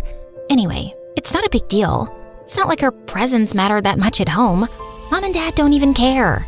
Fast forward a few months, I was helping manage my own cafe, making coffee for real customers who paid actual money, and somehow I became famous. At school, everyone suddenly wanted to be my friend. Latte, can you teach me how to do latte art? You're like a literal legend. Hey, you want to collab for my TikTok review page? But honestly, it all felt so fake. These were the same people who had ignored me for years. Now they were acting like I was the main character just because things were finally going well? And don't even get me started on my sisters. As I was passing by the hallway, I heard them gossiping with their friends, loud enough for the whole school to hear. Her little coffee shop is just a stupid hobby. Not like it's a real career or anything. She'll get over it once the hype dies down. Yeah, well, at least you don't have to deal with a fake sister who will ditch you just for clout. Imagine being so desperate for attention that you'd open a coffee shop just to trend online. OMG, that's so shady. Trust me, people will do anything for likes these days. Hashtag fake family. I'd had enough of this school and sibling drama, so I switched to homeschooling, focused on my business, and finally started living life on my own terms. I didn't care about anyone else anymore. As long as I had myself and Bryce and his family, the only people who truly cared, that was enough.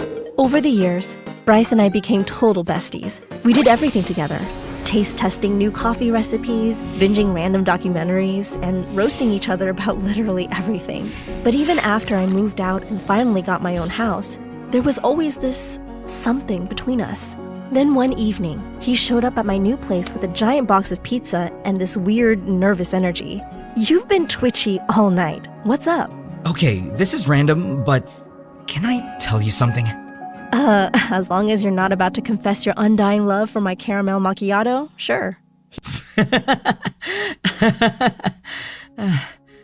When you were living at my house, I never said anything because I didn't want to be another person taking something from you. You'd already had enough people ignoring you, twisting you, making you feel small. I wanted you to have space to just breathe, to be you. But the truth? I noticed you from day one. The way you laugh when you're nervous, how you hum while you make coffee, the way you refuse to quit even when the whole world treats you like you're invisible. You were never invisible to me, Latte. You were the one thing I couldn't stop seeing. I love you. I have for years. I just needed to wait until you loved yourself first and made your dreams come true. My throat tightened, my cheeks burning. You absolute dork! You waited years to say that? Well, I figured the best coffee is worth the wait. And just like that, he leaned in, and for the first time, I believed I was truly seen. A few days later, the grand opening of my biggest cafe in town finally came.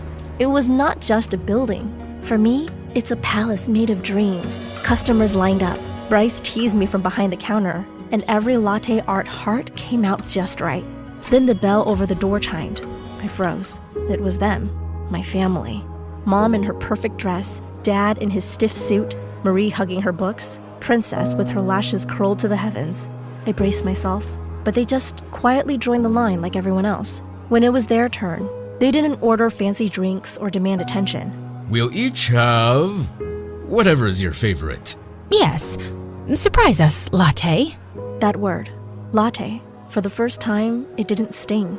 I made the drinks. Caramel latte with cinnamon for Dad, bold espresso for Mom, hazelnut mocha for Marie, a strawberry foam latte for Princess. My best work yet. They each took a sip, and for the first time, they smiled. As they sat down, their eyes drifted to the wall and stopped.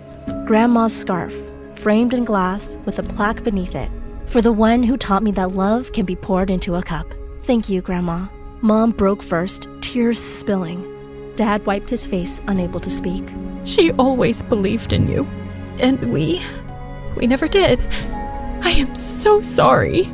You built this without us, and it feels wrong to say we're proud after all we did. I should have loved you the same as the others, but I didn't. I left you fighting for scraps, and I'll regret it forever. I failed you, Latte. I'm sorry. Marine leaned forward, voice trembling but steady. Latte, I've carried guilt for years. I thought you'd always come back because we were triplets. I thought that bond meant I didn't have to try. But that was selfish. I was jealous of you, and I made you feel small. I'm sorry. Princess dabbed her eyes, her usual glam gone. Me too, Sissy. I pretended you didn't matter, but the truth? I envied you. You didn't need filters or followers to be real. I was scared of losing my spotlight, so I pushed you away. I thought you'd always come back because we were 3 parts of one whole, but you didn't. And it broke me. I'm so sorry.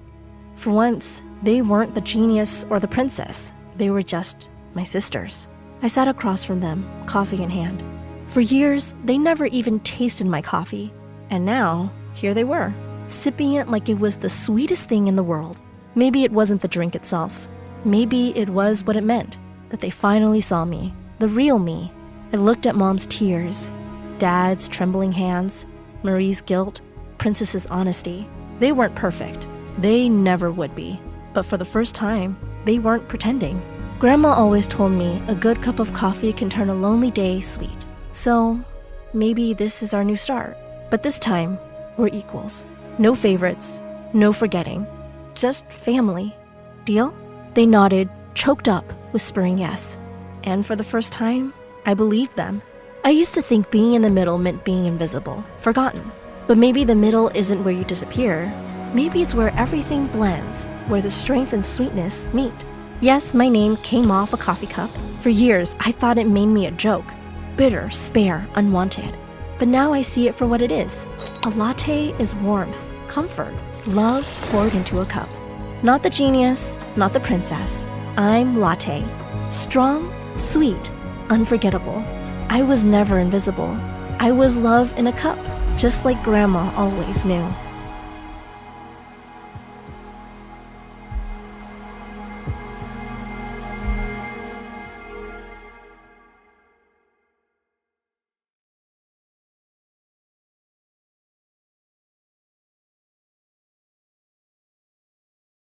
Hi, I'm Mishi, and I live with my dad and brother Biku, who's 2 years older. Before I continue, please like and subscribe to MSA. My dad was a mountain climber, and our house was filled with trophies and awards he'd won. It was his dream that both his kids follow in his footsteps, so he started training me and Biku pretty young. I was a natural. Biku struggled a lot. Stop climbing like an old lady, Biku! Care to pace up? We don't have all day! Dad kept screaming. Biku got nervous and slipped. Meanwhile, I absolutely nailed my first day of training. Dad was so happy, he praised me all day long. I'm gonna make you the best mountaineer the world has ever seen!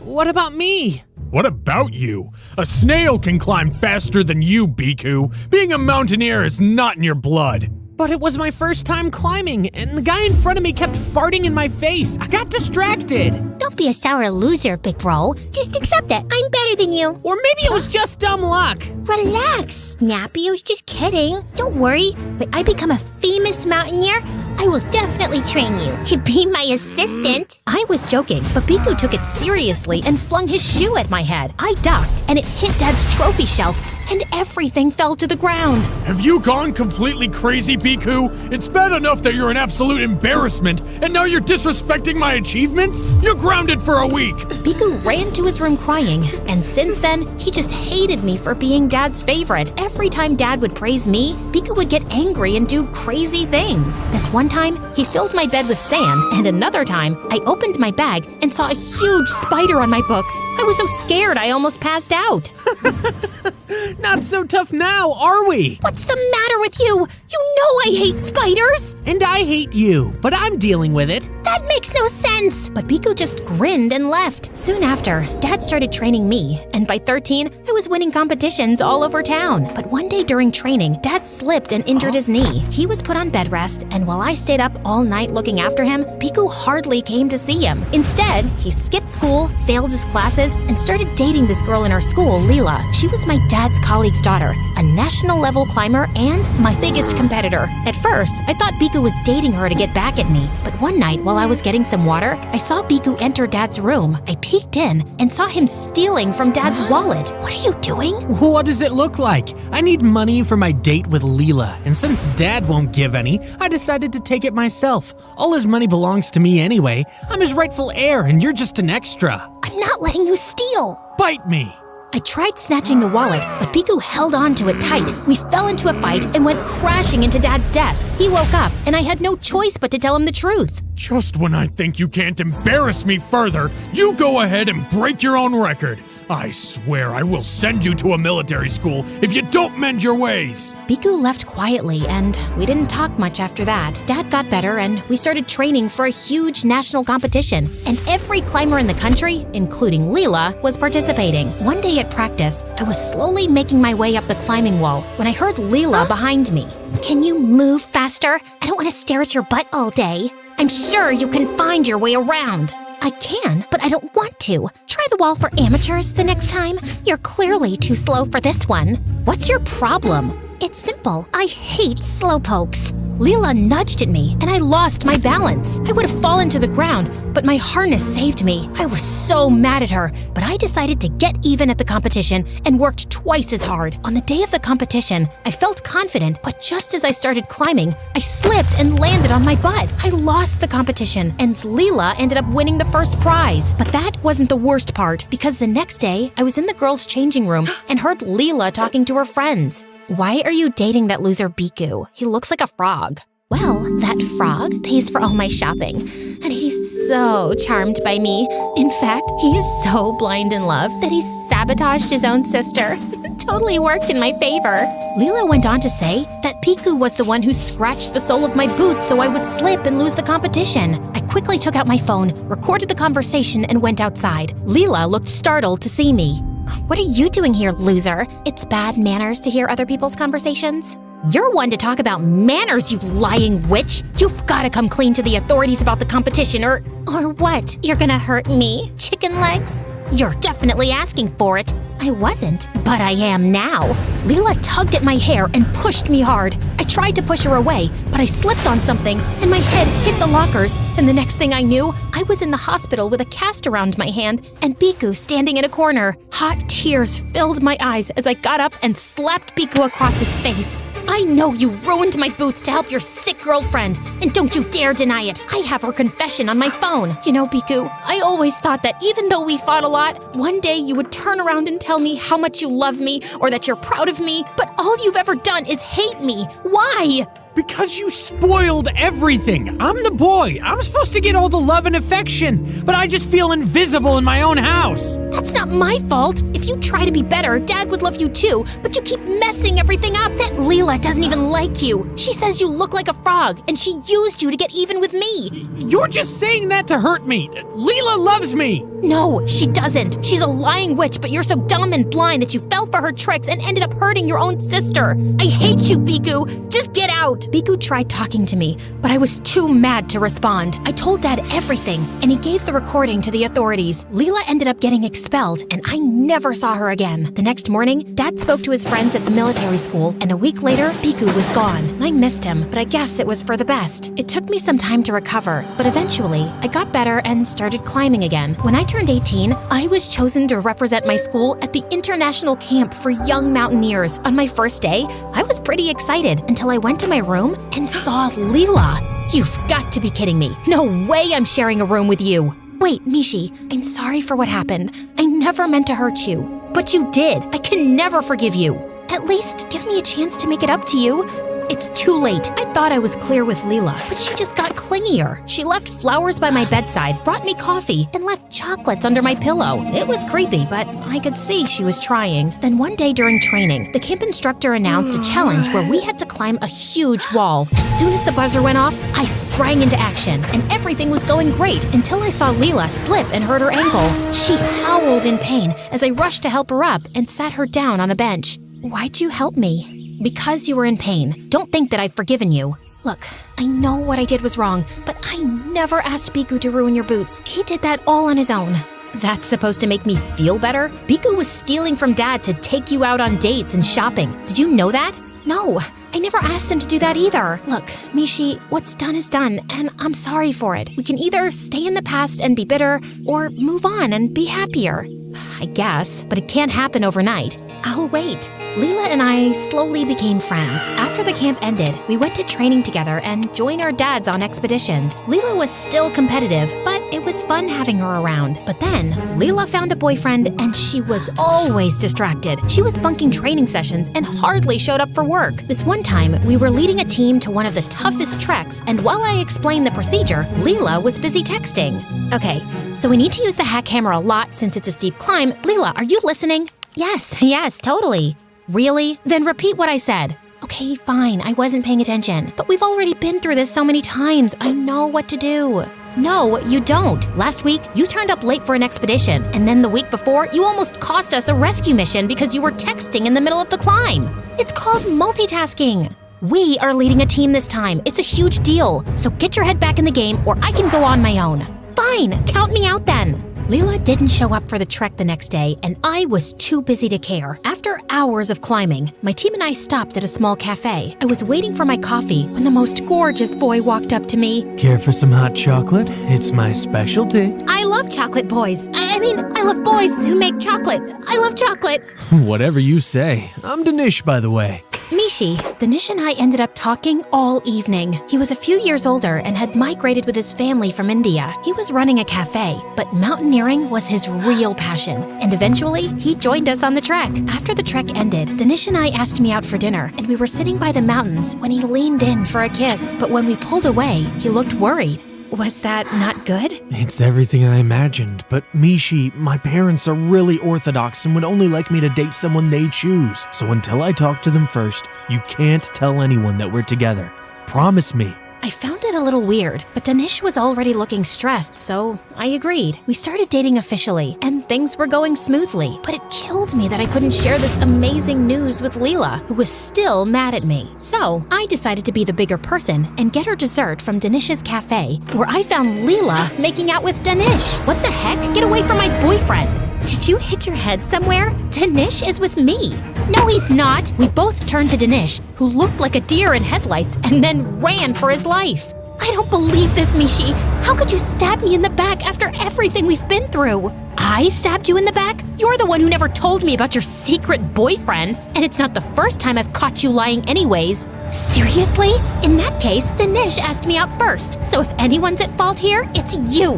He wouldn't have had to come to me if he liked you enough. Okay, that was harsh. I take that back. Don't bother. Lena flung her bag and walked away. I followed her, apologizing, but she simply ignored me and left. I even tried calling her 1,000,000 times, but she didn't answer. I felt so lost. My best friend thought I'd betrayed her, and the first boy I kissed turned out to be a snake. Just when I thought I'd hit rock bottom, I came home to Biku waiting for me in the living room. What are you doing here? It's Dad! Biku told me that a few hours back, he received a phone call that Dad and his team had gone on a rescue mission to Everest, and they were missing. It's been more than 12 hours since they last got in touch with the base team. Aren't they sending another search team? It's a very dangerous climb. No one wants to attempt it. If no one will go, then I will. Did you not hear the part about the climb being dangerous? You're not going anywhere! Stop acting like you have any control over me. You lost that right a long time back. Saying that, I grabbed my gear and left. I took a bus to the mountain rescue headquarters. I was packing up a few things when Leela walked in with Biku behind her. What is this? Some kind of lover's reunion? I heard about your dad and went home to see you when Biku told me you've already left for the headquarters, and now I'm coming with you. So am I. You don't know jack about climbing, Biku. I'm coming from a military school. Trust me, I can do this. It's too dangerous. Then we'll face it together. That's what friends are for. Well, that and dating the same guy, but who's counting? Leela and I hugged and made up and left to look for Dad early in the morning. When we reached the base of Mount Everest, I gulped. I'd climbed cliffs before, but this was the tallest mountain in the world. It was freezing cold when we started climbing, and at one point, Leela almost slipped, but I caught her and pulled her to safety. We reached the top of the mountain, and ahead was a stretch full of white snow. And then suddenly, I saw Dad waving back at me. I ran and hugged Dad tight as he told me that he and his crew were hit with bad weather and were hiding in a cave till the weather got better. They had a few minor injuries, but no one was seriously harmed, and we quickly went back to base before the weather got bad again. Biku saw us and came running. I'm so glad you're okay, Dad. There's so much I want to say, but let me start by saying sorry. Sorry for being a horrible son and brother. I guess I felt so invisible. I just wanted to get your attention somehow. And that's partially my fault. I was so focused on Mishi, I couldn't pay you the attention you deserve, and that pushed you away further. And for that, I'm sorry. And Mishi, I don't know if you'll ever forgive me, but all I can say is I will do better and earn your apology. It might take me some time, but I'm sure we can work things through. And I'm sorry for screaming at you because of a boy. You're my best friend, and I wouldn't trade that for anything. So what do you say, best friends? Fine, but no hugs. Too late. And that's when I knew that people who are meant to be in your life will always find a way back.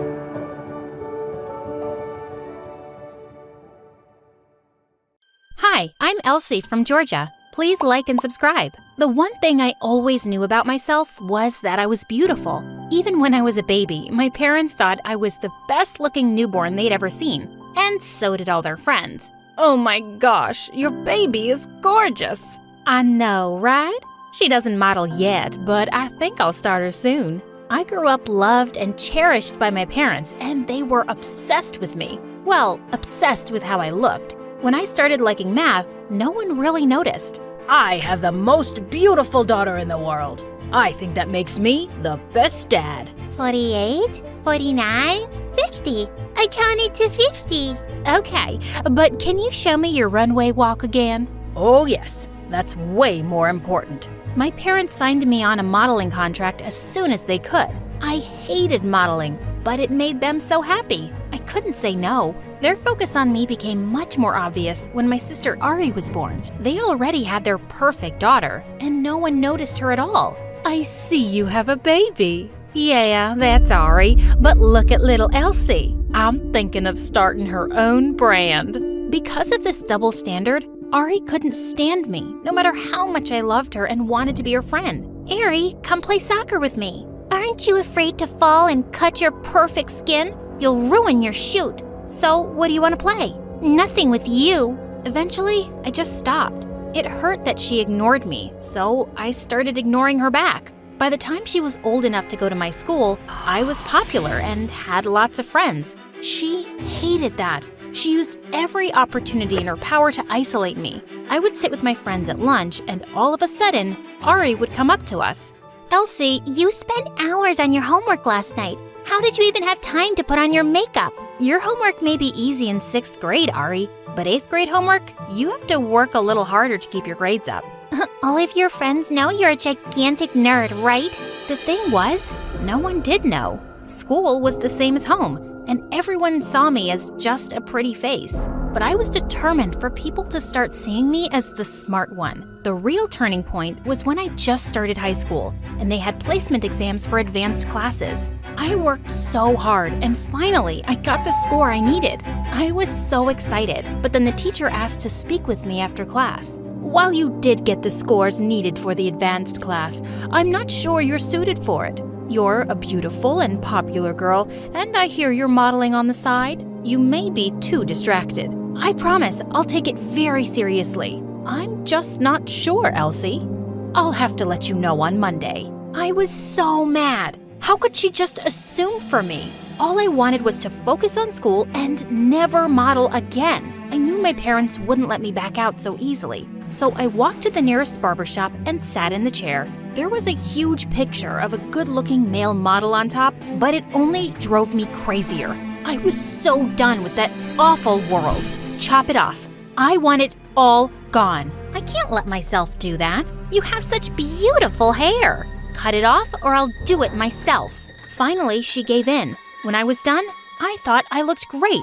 I bought new clothes and got thick square glasses instead of my contacts. For the first time, I looked like what I was supposed to look like and not some Barbie doll. When I got home, my mom screamed, "What did you do? Do you like it? I think I look great." How are you going to model looking like that? I'm not. I quit. I'm finally focusing on what I love, and you can't stop me. I didn't know what I was expecting, but school the next day was a nightmare. Ari laughed so hard when she saw me, but she didn't want to get out of the car at the same time I did. I can't be seen with you. That would be so embarrassing. Your sister's rat. You look terrible. Well, I like it. I slammed the car door shut and prepared for my new life to begin. My friends were shocked, but that didn't bother me. I went to my teachers right after lunch and asked for a meeting. Elsie, you look different. I just wanted to tell you again that I'm very committed to my studies. Modeling is not going to be a problem anymore. I deserve a chance in the advanced class. I think I earned it. And the teacher agreed to give me a spot. I was ecstatic until I ran to Ari in the hallway. Nerd alert. Shouldn't your head be in a book or something? Leave me alone, Ari. Now that I'll be getting less attention, you can get more. Please. You had the life I always wanted and now you're just throwing it away? You better watch out because your perfect life may not be waiting for you when you're done with this phase. Wow. Ari was worse than I thought, but I didn't care. I needed to focus on math and physics. While I kept my promise and spent less time with my friends and more time studying, Ari kept hers. One day, she came downstairs looking completely different. Oh, Ari, you look great. Maybe you can teach Elsie a thing or two. Such a shame what she did to herself. Are you wearing my makeup? Not that you wear it anymore. Do you like my dress? One of your friends gave it to me. I don't care. Have fun with my leftovers. Of course you care. Just because you want to drown yourself in science doesn't mean you won't need friends. But you won't have any when I'm done. She was right. All of my friends started hanging out with her. I tried to pretend it didn't bother me, but it did a little. I didn't have anyone to hang out with after school, so I decided to go to the mall by myself. Just as I entered it, a guy walked right into me. Hey, are you okay? Ow! How did you not see me? When I got a look at him, I gasped. He was the guy on the poster in the barber shop. He was a really famous model in our town. No, sorry. I just had this meeting and I'm a little distracted. I'm Nate, by the way, and I have to say, your style is great. Oh, thanks. I'm Elsie. He picked up the book I dropped and handed it to me. Are you, like, really smart? I'm into physics. You probably think that's lame, being a model and all. Of course not. I wish I was that smart. We sat down and had the best conversation of my life. We exchanged numbers and started texting every day. I saw this apple and thought of you. Gravity rules. I don't know what's more fun, finishing this book or going out to ice cream with you. Picking you up now. He drove me to the best ice cream shop in town and we sat there together. Tell me again why you quit modeling. Modeling is my parents' passion, not mine. I want to be a scientist, so I decided not to look like a model anymore. You know you can quit modeling to focus on something else and still look the way you did. I looked you up, and you used to be really different. You don't understand. It was way too hard. Sorry, I'll back off. I don't care how you look. I think you're beautiful no matter what. He was the best. If it wasn't for him, I would be so bored in school. I spent so much time studying on my own that I realized I was way ahead of my high school. I looked online and found an elite program that accepted high school students in university. I applied, and Nate and I waited really anxiously to hear. He promised me we'd stay together even if I moved. One night at dinner, Ari had an announcement to make. I'm going to be a model. I'm already the most popular girl in school, and now I want to be the most famous model in the world. Suddenly, my parents looked really uncomfortable. Ari, you look so pretty now, but you don't have the charm Elsie does. You understand, right? Ari and I were stunned. I couldn't believe they thought that. I'm sure that's not true. Ari could be a great model. Don't encourage her, Elsie. It's just not meant to be. Ari was fuming. I felt so bad for her until I got a notification on my phone. I checked and then gasped. I got accepted into college. I'm gonna study physics. That means you're gonna be one of the youngest students, right? Will that make you famous? Ari screamed, kicking her chair aside and running to her room. She was throwing a fit. What are we going to do with that girl? I didn't know what to do, so I tried to go to her room to comfort her. What a mistake! You always have to outshine me, don't you? Ari, you know I've been working really hard. You think I care about that? Why does everything go so perfectly for you? Apparently, I'm not good enough to be a model. And even when you're not one, you can date one. How did you know about Nate? Are you stupid? Just because you don't have social media anymore doesn't mean Nate doesn't. He posted about you. Finally, I'm popular, but you always have to go bigger. You know what your problem is? You're the one who always needs to one-up me. Whenever I'm actually happy, you can't stand it. Guess what? My achievements and my relationship with Nate are something you can never have. Then she stormed off, leaving me angrier than ever. It didn't take long for me to cheer up, though. A reporter got in touch with me and told me I was going to be the youngest college student in the country next year. She wanted to interview me on the news. My parents were thrilled that I was getting what they called my next big break. The reporter sent her questions in advance, and my mom stayed up all night to practice with me. I could never remember what to say, so she wrote all the answers for me. Don't you worry. I will give this to the technician, and he will show it on the screen so you can read it as you go along. You'll be fine. I was still nervous, but that made me feel a lot better. I had my mom in charge of handling the answer sheet, so I just got ready to start. Hi, I'm Elsie. Thanks for having me here. I discovered math when I was little, and the screen was blank. OMG, I was so nervous I forgot everything I had to say, and now my answer sheet was blank. How was I gonna get through this? You were saying? Yeah. I was a kid, and I really liked to count. But I was a model first, so that was distracting. I got through the interview, but I was stuttering the whole time and making things up as I went. A genius child? More like a blubbering idiot. Mom, what happened to my answer sheet? I'm not sure. I gave it to Ari to give to the technician. Ari, what happened? I don't know. He must have misplaced it. You mean you misplaced it? I can't believe you would ruin this for me. You deserve it for being so awful all the time. What have I ever done to you? You take everything from me. Ari, I am so disappointed. You are grounded. Ari barely cared, but I was so angry I couldn't take it. I went right to her room to yell at her. It's not my fault you're not a model, Ari. If you want to be one, you should apply despite what Mom and Dad say.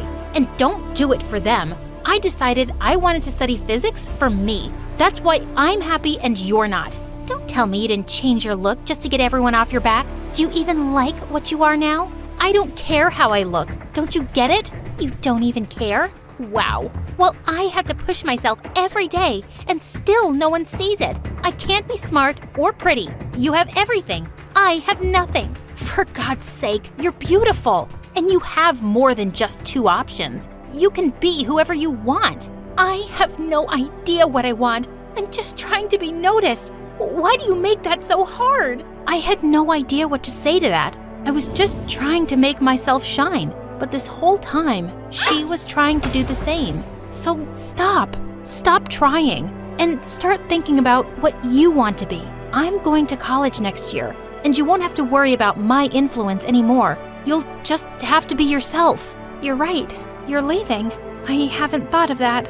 For the first time in years, she didn't look like such a mean girl anymore. Just my little sister. I turned to leave, but then she said, I'm sorry about tonight. I was just jealous, but I'm happy for you. Really. That was the nicest thing she ever said to me. I'm gonna watch some MSA. You can join me if you want. I don't know if we're there yet. Then maybe tomorrow. And the next day, we did. I got ready to leave for school and she took up acting.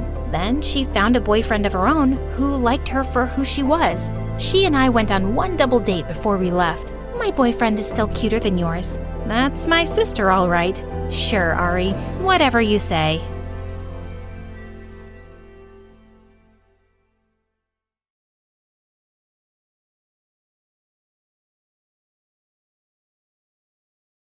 I spent my whole life being told what to wear, how to act, and what to be when I grew up. My name is Sarah, and my parents were the absolute worst. They were always trying to control me. They were famous lawyers, and I was destined to be one too. While they were at work, I painted a picture of the three of us. And when they got home, my mom said, "What is this ugly painting?" My dad tore the picture up. "This is a waste of time." They went to their office and slammed the door in my face. My dad asked me what I wanted for my birthday. I want to go horseback riding. He blew up. "What? How dare you? It's books or nothing." "But I don't want to be a lawyer." They exploded. "You'll be a failure if you don't go to law school. You'll end up just like those kids on the other side of town." They'd shower me with fancy clothes and expensive dinners to buy my obedience. When I was in the 7th grade, my parents started making me proofread their notes and court documents. For smart people, they really couldn't spell. And sometimes I made mistakes on purpose. I wanted to try being a normal girl for once. What's the worst that could happen? I came home with a temporary tattoo once, and my parents lost their minds. They hated tattoos more than anything. "Lawyers don't have tattoos." I was just having fun for once. I ran up to my room and slammed the door. I just decided to follow their rules, not because I liked them or anything. It's just because I want them to let me live in peace until I met a gorgeous boy. His name was Tyler. He played guitar and loved video games. Tyler was kind of a dork, but in a cute way. He even played in his own band. But our first meeting didn't go so well. He tried talking to me one day in between classes. "Hey, Sarah," was all he said. I slapped him. "Don't talk to me." I didn't mean it. I felt so bad because he wasn't popular like me and my friends. My parents would kill me if they found out about him. He never talked to me after that incident. I was sure he hated me. One day after school, Tyler was sitting up on the bleachers and practicing guitar. Whatever he was playing sounded beautiful. He caught me listening to him from behind the snack bar. He got nervous and stood to walk away. I yelled out, "Wait, don't stop. I swear I'm not gonna slap you this time." But he kept going. I tried to chase after him, but my high heels made it hard to run. I took them off and ran barefoot after Tyler. I could tell he was surprised once I caught up to him. "Why are you talking to me? Is this some sort of prank? I thought I wasn't cool enough for you." "I like your music, really. You're such a good guitar player," I answered, and I meant it.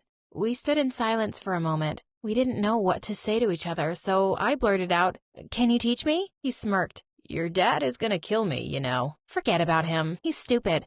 Let's just go back to your place." Tyler agreed, and we met up every Tuesday and Thursday after school for secret guitar lessons on the bleachers. I knew my parents wouldn't approve. I told them I was working with my history teacher to learn about famous 19th century court cases. They were impressed and didn't question it. Tyler had an extra guitar he let me borrow for lessons, but I didn't dare bring it home. He even let me borrow a few CDs of his favorite bands to listen to for inspiration. My parents were not the musical type. When I would sing Happy Birthday, my mom would cover her ears. "Oh, stop, you're giving me a headache." I wasn't bad at guitar. I wasn't good either. But it was never about being good or bad. It was about doing something that I wanted to do, something that made me happy for once. One day, my mother decided to call the school and personally thank my history teacher for helping me with my studies. Of course, he didn't have a clue what she was talking about. She drove to the school and caught me and Tyler on the bleachers. She marches right up, ripped the guitar out of my hands, and smashed it over the metal steps. "How dare you lie to me, Sarah?" She turned her attention on Tyler. "Don't you dare come near my daughter again." I'd had enough. I wasn't about to let her treat Tyler the way she treated me. "Get away from him," I screamed and pushed her away. To my horror, she lost her balance and tumbled down the bleachers, landing on the dirt below. I felt terrible and ran down to her immediately, saying I was really sorry, but she just brushed me aside and yelled, "Have fun walking home." And with that, she stormed off. My life got worse after that. When my father found out, he screamed at me. "You're not allowed to see any of your friends ever again." He took all my CDs and stomped on them till they were tiny little pieces. One night, after not seeing Tyler for almost 2 weeks, I got a text from him. He asked if I wanted to come and see his band, the Cadets, play at a house party across town. I sent back an enthusiastic yes and started planning my outfit. Later that evening, I pretended to go to bed early, but instead, I snuck out of my bedroom window, hopped onto my bicycle, and went off to the given address. I got to the party and stuck out like a sore thumb in my pink top. Everyone was wearing torn t-shirts and tight jeans. A rock band was playing loudly in the living room. I recognized a few kids from my high school, but none of them wanted to talk to me. It was pretty obvious I didn't fit in. "Hey, Sarah." Tyler ran over, tripped, and spilled his drink on my cute top. I was mortified, but Tyler laughed and grabbed my hand. "Follow me." He walked into the kitchen where it was a little less crowded. He reached into a box and shuffled around for a bit. Finally, he pulled out a t-shirt for me to change into. I stared down at my stained pink top. I grabbed a lighter off the table and set it on fire. "Burn, burn, burn!" I screamed. "Easy there. Give it to me." Tyler threw the shirt in the bin.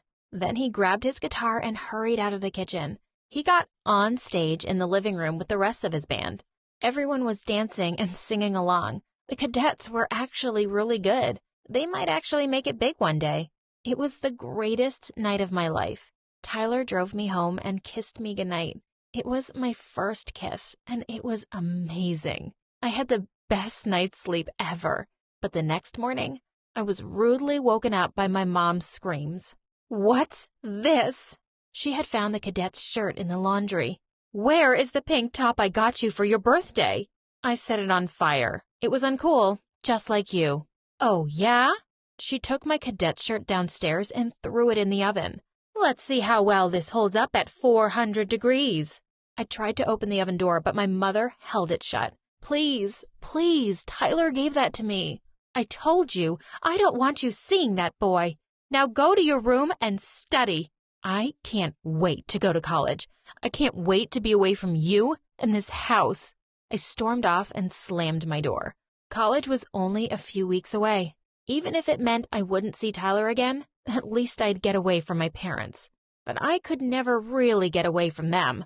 I met all sorts of new people at college, but I only focused on my classes and didn't make any friends. I could always hear my father's voice in my head. "How is making friends going to get you into the country's best law program?" My parents told me I wasn't even allowed to get a job. They wanted nothing to distract me from my studies, so they gave me a credit card to take care of my expenses. The only thing I'd really started enjoying was studying at a quiet little cafe I'd discovered. But Dad even found a way to ruin that for me, sitting hundreds of miles away. "I didn't give you a credit card to spend hundreds of dollars on coffee. Stay in your dorm to study." One morning, I noticed a help wanted sign on the front door of the cafe. I marched up to the counter and, instead of ordering my usual coffee, I asked for an application. The job was easy. It was fun even. Making my own money felt so good. And I also realized something. I didn't want to pour coffee for the rest of my life, but owning my own cafe sounded really cool. I went to pay my family a visit on the weekend, and for a change, I was actually looking forward to it. The minute we sat down for dinner at a fancy restaurant, the questions started pouring in. "How's school?" "How are your grades?" Even Grandma chimed in.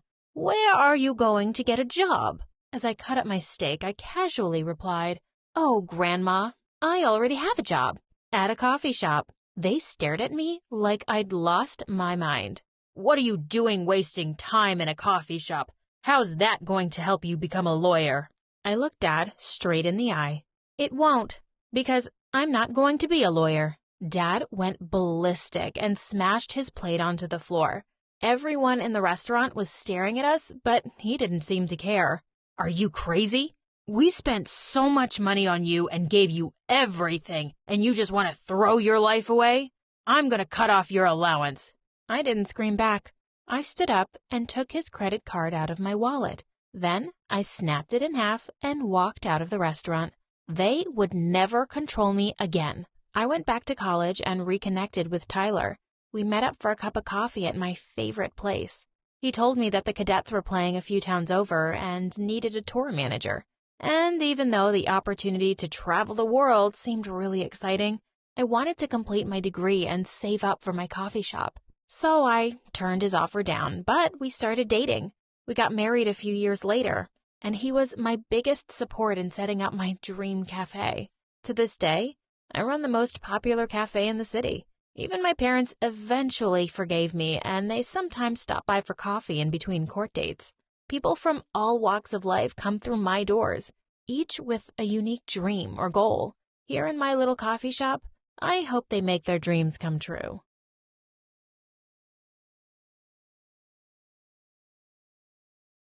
Hi, I'm Elena from Manhattan. Please like and subscribe.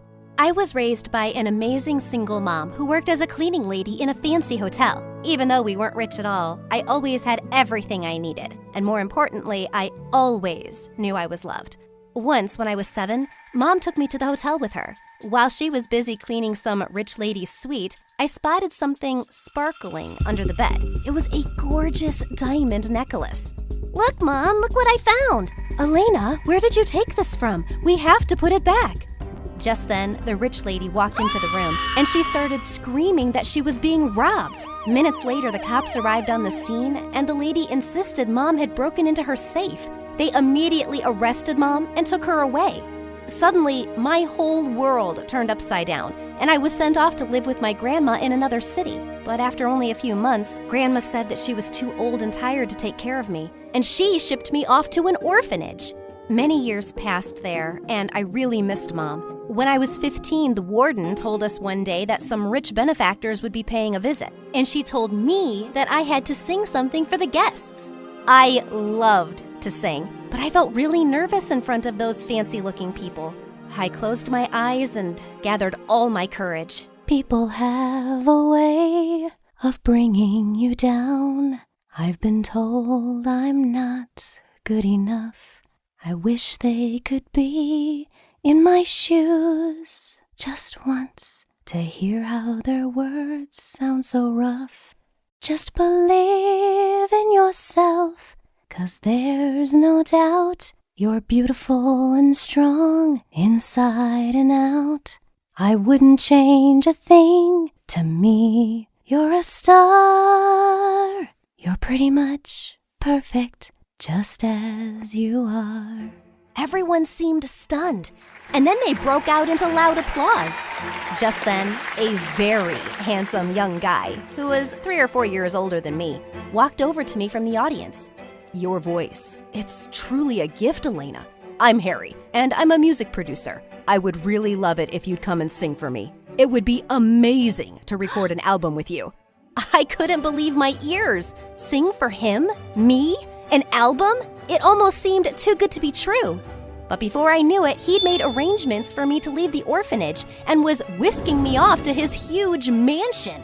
He introduced me to his lovely parents, and then a maid led me to the most gorgeous room. The second they left, I jumped onto my huge bed. This was awesome! But then I went downstairs for dinner. I bumped into a girl in the hallway, and she started screaming at me.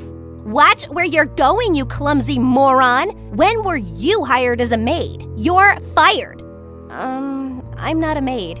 And who are you? Who am I? I'm the mistress of this mansion and Harry's fiancé. Just then, Harry came running in. Amanda, remember I told you we were looking for a talented young girl for the new project?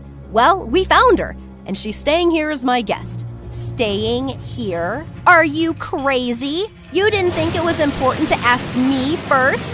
I'm your freaking fiancé, and no way is this beggar girl living here. He took me by the arm and pulled me into a room. Harry was engaged? He was too young. And to this witch? What is wrong with you, Amanda? Don't make me say something I might regret later. Yes, you're my fiancé, but we both know why. You're not allowed to interfere with my music. Yeah, we both know why. And you'd better not forget it, Harry. Your family will be broke if my dad finds out you don't want to marry me. I started training with a vocal coach, and soon enough, I was ready for my first song. On the morning of the recording, a maid walked in with some tea. Hey there, miss. Drink this. It's good for your throat and will make you sound even lovelier. I was touched by her sweet gesture and gulped it down before rushing off to the studio. But the minute I started singing, something really strange happened. I love you, baby. I cleared my throat and tried again, but my voice just kept cracking, and I had no idea why. Harry looked shocked, and the director started shouting angrily. What is this rubbish, Harry? I'm a very busy man, and this is a waste of time. She obviously can't sing a note. I rushed out of the studio in tears and stepped out in the back alley. There, I ran smack into Amanda, who was laughing her head off. Oh my God, that was so funny. You sounded like an ugly toad. Want to go home so we can drink some more tea? Wait, what? Did you put something in my tea? Are you insane? Why would you do that? Because I know what you're up to, you gold digger. You're trying to impress Harry because you're after him and his money. But you're not getting either over my dead body. With that, she pushed me really hard into the garbage dumpster. I was so furious that I pounced on her. As we were screaming and wrestling, someone pulled us apart. Stop it! What's wrong with you guys? What's happening here? And suddenly, she burst into crocodile tears, acting all hurt. This filthy rat has gone crazy. She's just angry she couldn't sing, and she's taking it all out on me. She tried to kill me, Harry. This is what happens when you pick up poor people and try to help them. I'm gonna call the cops. No one's calling the cops. Elena, please just go home with the driver. We'll talk later. It made me upset to see his disappointed face, and I quickly left. This Amanda was an evil witch who was out to get me. Oh, Mom, I wish you were around. I wouldn't have to deal with any of this.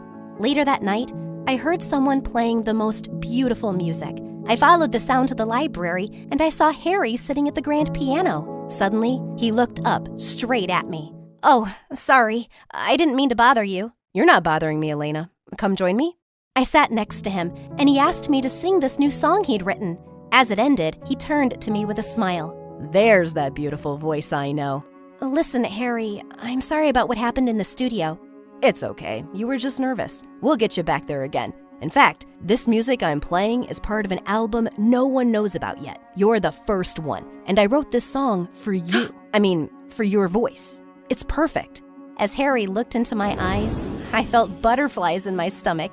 He moved a little closer and put a hand under my chin. Was he going to kiss me? I suddenly jumped off the bench. I should really go to bed now. Good night. And with that, I fled from there, my heart going 100 miles a minute. After that, I decided I was going to focus on my music only, and I definitely couldn't be alone with Harry, which wasn't too hard because Amanda had practically moved in and was always clinging to him like a snake. One evening, when I returned to my room, I switched on the light and screamed. Freaking Amanda was sitting on my bed. She instantly leapt at me and pinned me against the wall. Amanda, what the heck are you doing? I'm warning you, witch. Do you think I don't see what's happening? I have my eyes and ears everywhere in this house. Half the staff here works for me. Don't even think about it, Elena. Harry's mine, and he's never going to be yours. Oh, if you're so sure of that, why are you here in my room? You're clearly threatened by me, and maybe you should be. She looked livid. Step carefully, or I'll ruin you. And with that, she climbed out of the window and jumped. She was a psycho, and now I'd made her even angrier. In a few months, I was able to record my first album, and Harry wanted to celebrate our success by throwing a huge music release party. I really wanted Mom to be there, and Harry had been helping me look for her, but we hadn't found anything. On the night of the party, I walked into the hall and was suddenly surrounded by big music directors, producers, and artists wanting to talk to me, and I was on top of the world. Suddenly, I felt a gentle tap on my shoulder. May I have this dance? Harry led me to the floor, and my heart skipped a beat as he drew me close. We were dancing like no one was watching, when suddenly the song changed, and we both stopped in our tracks. The DJ was playing Harry's song from the album that wasn't even released yet. Harry walked over to the DJ furiously and shut off his system. Where did you get a hold of this song? What are you talking about, dude? It's been on the radio all day and going viral everywhere. Harry stormed out of the hall, and we followed him out. We went to the library and found all his sheet music, notes, and CDs gone. It has to be someone from the house. It was all right here. Harry demanded to see security footage of everyone who'd been in and out of the house lately, and suddenly we came across a video of me handing a large envelope to the maid. OMG, that's what you're doing, witch? What do you mean? I'm just giving the maid something to mail to the orphanage. But Amanda screamed for the maid to be called in, and what she said left me shook.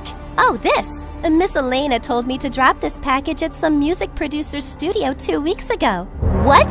Oh my God, why are you lying? I didn't do anything of the sort. Harry, please. You have to believe me.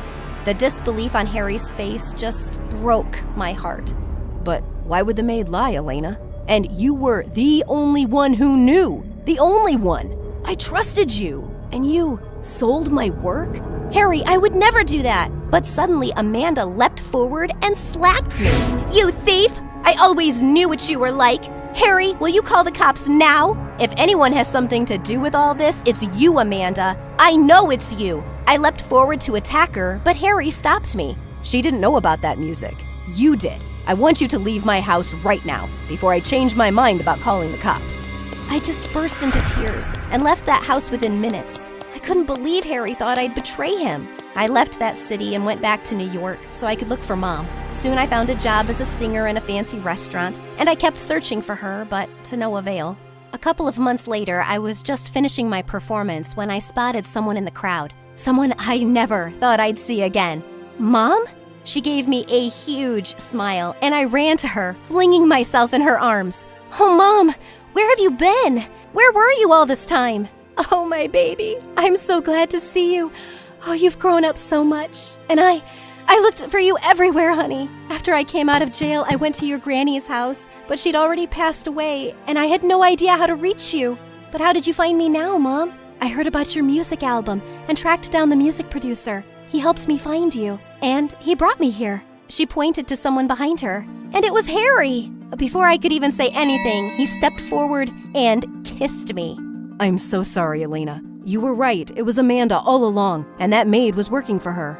And I was stupid enough to fall for it. I was only ever engaged to Amanda because my family owes her family a huge debt, and they said they'd forgive it if I married their daughter. I did it for my parents, but after they found out everything Amanda did, they told me to break it off immediately. I knew he couldn't possibly love that witch. Please forgive me for doubting you. And I'm a much poorer man now, but I'm yours, if you'll have me. I love you, Elena. I forgive you, Harry. And I love you too.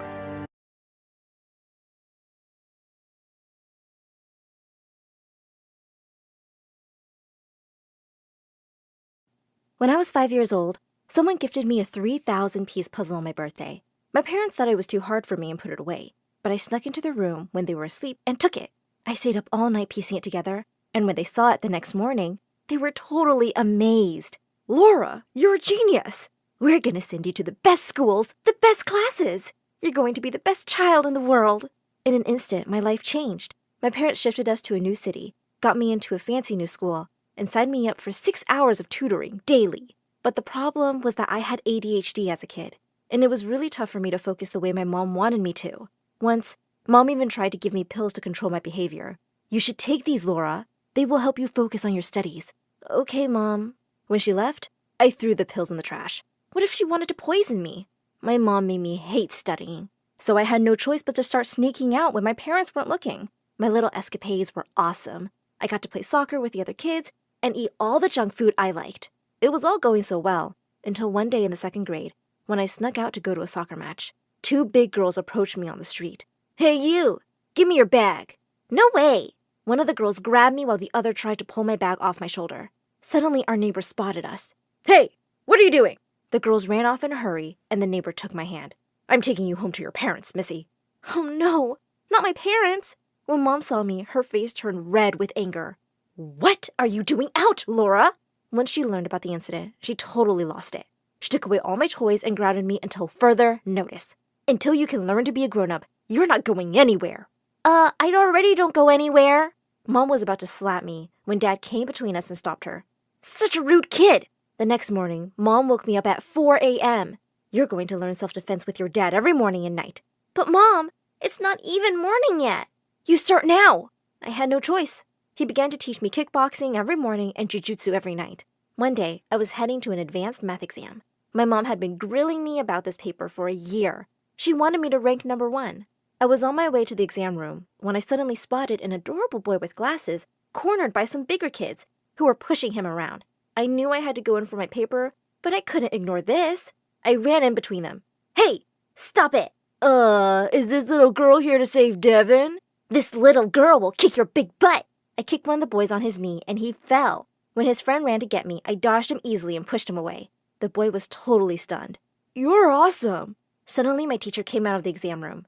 Miss, this girl just attacked us. She's crazy. Before I knew it, I was being dragged to the principal's office. I already knew what would happen now. He called my parents. Mom came in like a raging bull. You missed the exam? You beat someone up? Mom, they were bullying someone. So what? Are you Mother Teresa or Wonder Woman? Mind your own business. How dare you ditch your exams like this? Dad, I did the right thing. You know that. Say something. I knew Dad agreed with me, but he was just too weak to say anything in front of Mom, who was acting like freaking Godzilla. She signed me up for a replacement exam in 3 months and told me to get to work. The next day, the boy I helped, Devin, came up to me and thanked me for saving him from the bullies. He thought I was amazing and asked me out on a date. My first date ever! And he was just so cute. Of course I said yes. Devin and I began dating, and I did everything I could to keep it secret from my parents. I got a secret phone with my savings to text him, and I'd sneak out every night to meet him. I started to think that life wasn't so bad after all. Until one day, Noah, the gorgeous soccer player from my school, came up to me during lunch. Hey, go to the Blue Pearl Cafe at 5 p.m. Watch what happens. What? Just do it. It's very important. With that, Noah walked away from me. That was so weird, but I decided to go anyway. When I reached the cafe, I saw Devin sitting there arm in arm with another girl. What? Devin kissed that girl right on the lips before she left. Oh my God! Devin! You cheater! The whole cafe turned to look at us, but I didn't care. Laura, what are you doing here? I'm dumping you! I walked forward, grabbed his plate, and dunked all his food over his head. Just then, another girl walked into the cafe. Devin, what's going on? I'm here for our date. Oh my God!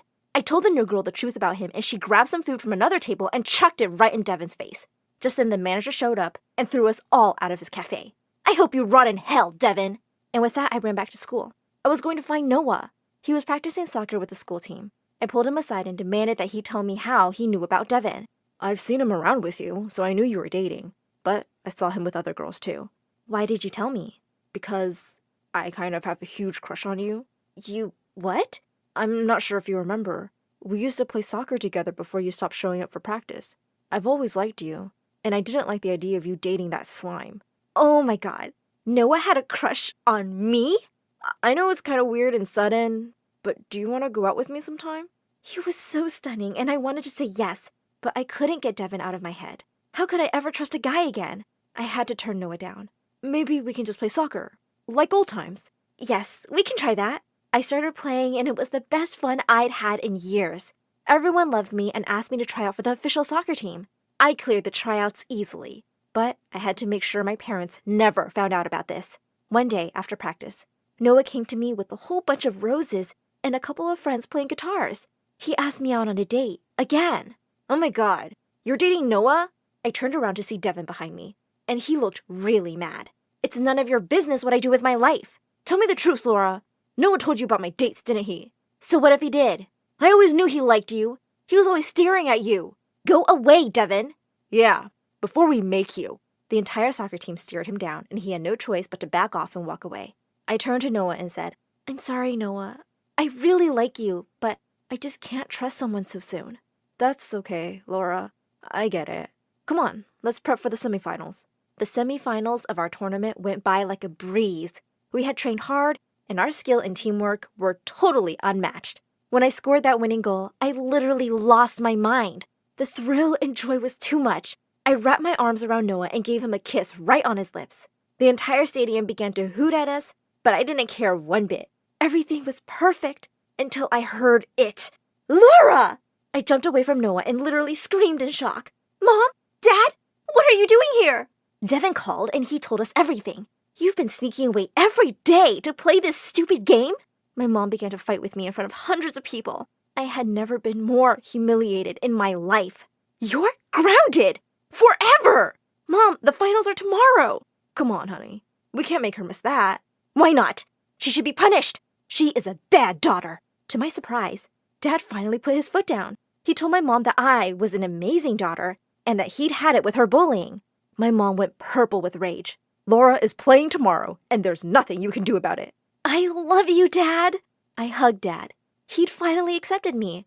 My mom refused to say one word to me from that day on. I won the soccer finals 6-0, and without our knowledge, a scout had come to watch the match. They picked me up, and I got a full sports scholarship for my undergrad degree. None of my other teammates got that offer, including Noah. He got into a good college, too, but it was thousands of miles away from me. You have to take this opportunity, Laura. You're going to be great.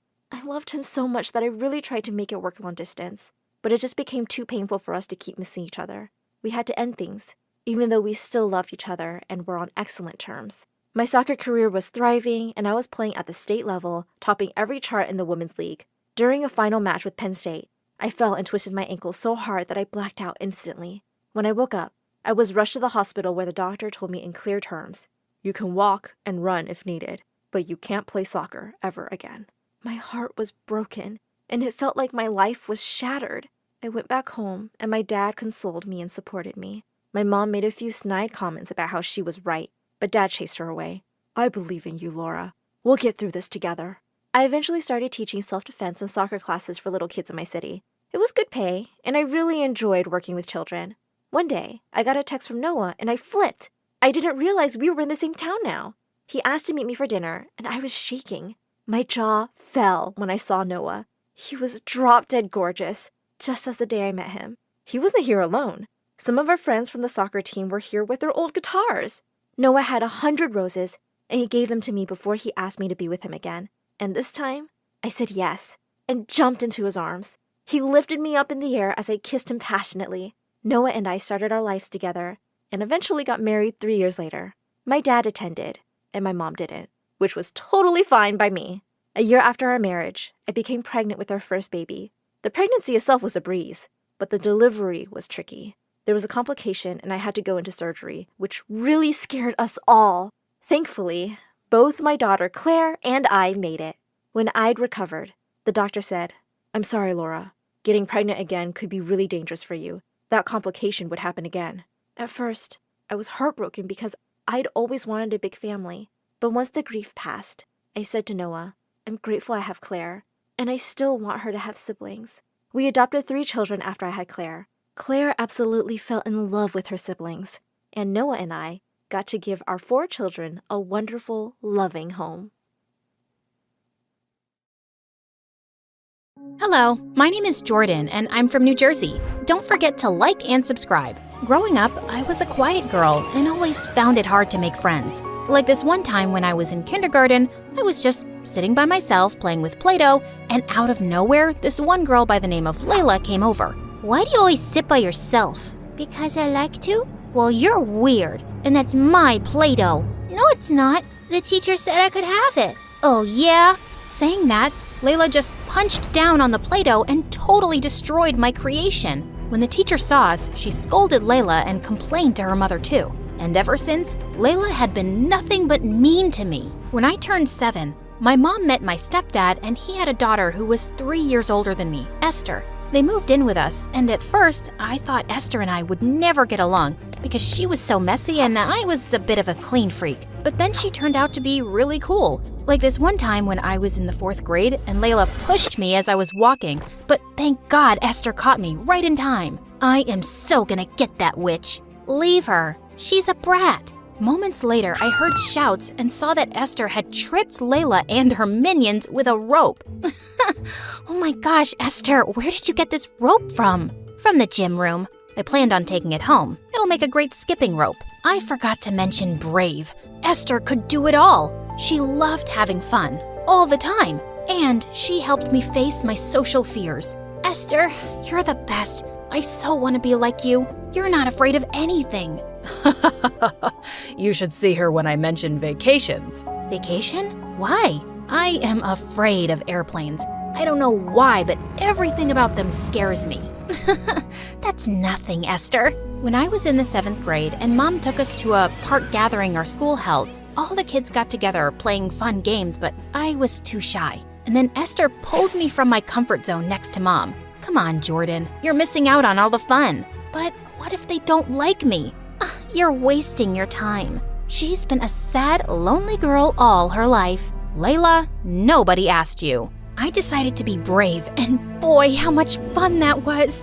We played on the water slide, climbing the longest rope and jumping on the jumping castle. It was the best time of my life. And then the parents called for a talent contest. Mom put my name in, and I had no idea what to do. She said it was good practice to overcome my social anxiety. And to make matters worse, I was the first to go on stage. Go, you can totally do it. I was feeling so nervous because I didn't have any talent besides maybe humming a little, so I closed my eyes and just sang, blocking everyone out. When I was done, I opened my eyes. I was shocked to see people staring at me with pin-drop silence. OMG, was I that bad? But when all the kids and their parents stood up and clapped for me, I couldn't believe it. It was the first time I actually felt confident. Oh my gosh, baby girl, I didn't know you could sing like that. Yeah, that was amazing. Esther? Well, she stood there stunned, as if she had seen a ghost. I was hoping she'd congratulate me, but she didn't. When it was Esther's turn, the moment she started singing, everybody covered their ears. But Esther kept singing without a worry in the world. She only stopped when the audience started to boo her. I feel like my ears will bleed. Someone get her off the stage. This is pure torture. Esther looked totally heartbroken and ran off. Don't worry about them. I think he sang pretty well. Yeah, right. Easy for you to say. Just leave me alone. Right then, Layla put her arm around Esther, and she actually let her. Looks like your stepsister has stolen your spotlight. Esther didn't say anything and pushed past me. After that day, Esther and I kept growing further apart. She stopped talking to me, and whenever Mom and Dad would praise me for anything, Esther would roll her eyes and leave the room. Don't worry, sweetheart. She'll come around. I so wished she did, but things only got worse, especially when Esther started hanging out with none other than Layla. One night, I just had enough and wanted to talk to my sister. So I went to Esther's room and found the door ajar and saw that she was making a face call with Layla. How do you live with Jordan? She is such a Miss Perfect. She totally outshined you on purpose. She could have refused to participate, but she wanted to show how perfect she was and you were not. You really think so? You're probably right. She could have backed off, but she didn't. I can't believe she would do that to me. Ooh, let's get back at her. No, I'm not sure about this. Shh, listen, I know just the thing. My mom threw some rotten eggs outside in the trash. I'm sure that'll make a nice hair pudding for Jordan. Then she'll go back to being the mouse she is. I hid before she could see me, and I just felt my heart break into a million pieces that Esther would listen to some witch and plot against me. The next day I went to school early. When Esther got to school, she was fuming because she couldn't find me, and during recess I stayed in the library. But then they found me and interrupted my MSA moment. Ah, here you are. I thought you bunked school today. Nope. Can I help you with anything? Yeah, but I need you to come with me. So you can throw eggs at me? Nah, I'm good. See, she thinks she's such a know-it-all. No wonder she has your dad wrapped around her finger. Stop filling her head with nonsense, Layla. Our parents love us both the same way.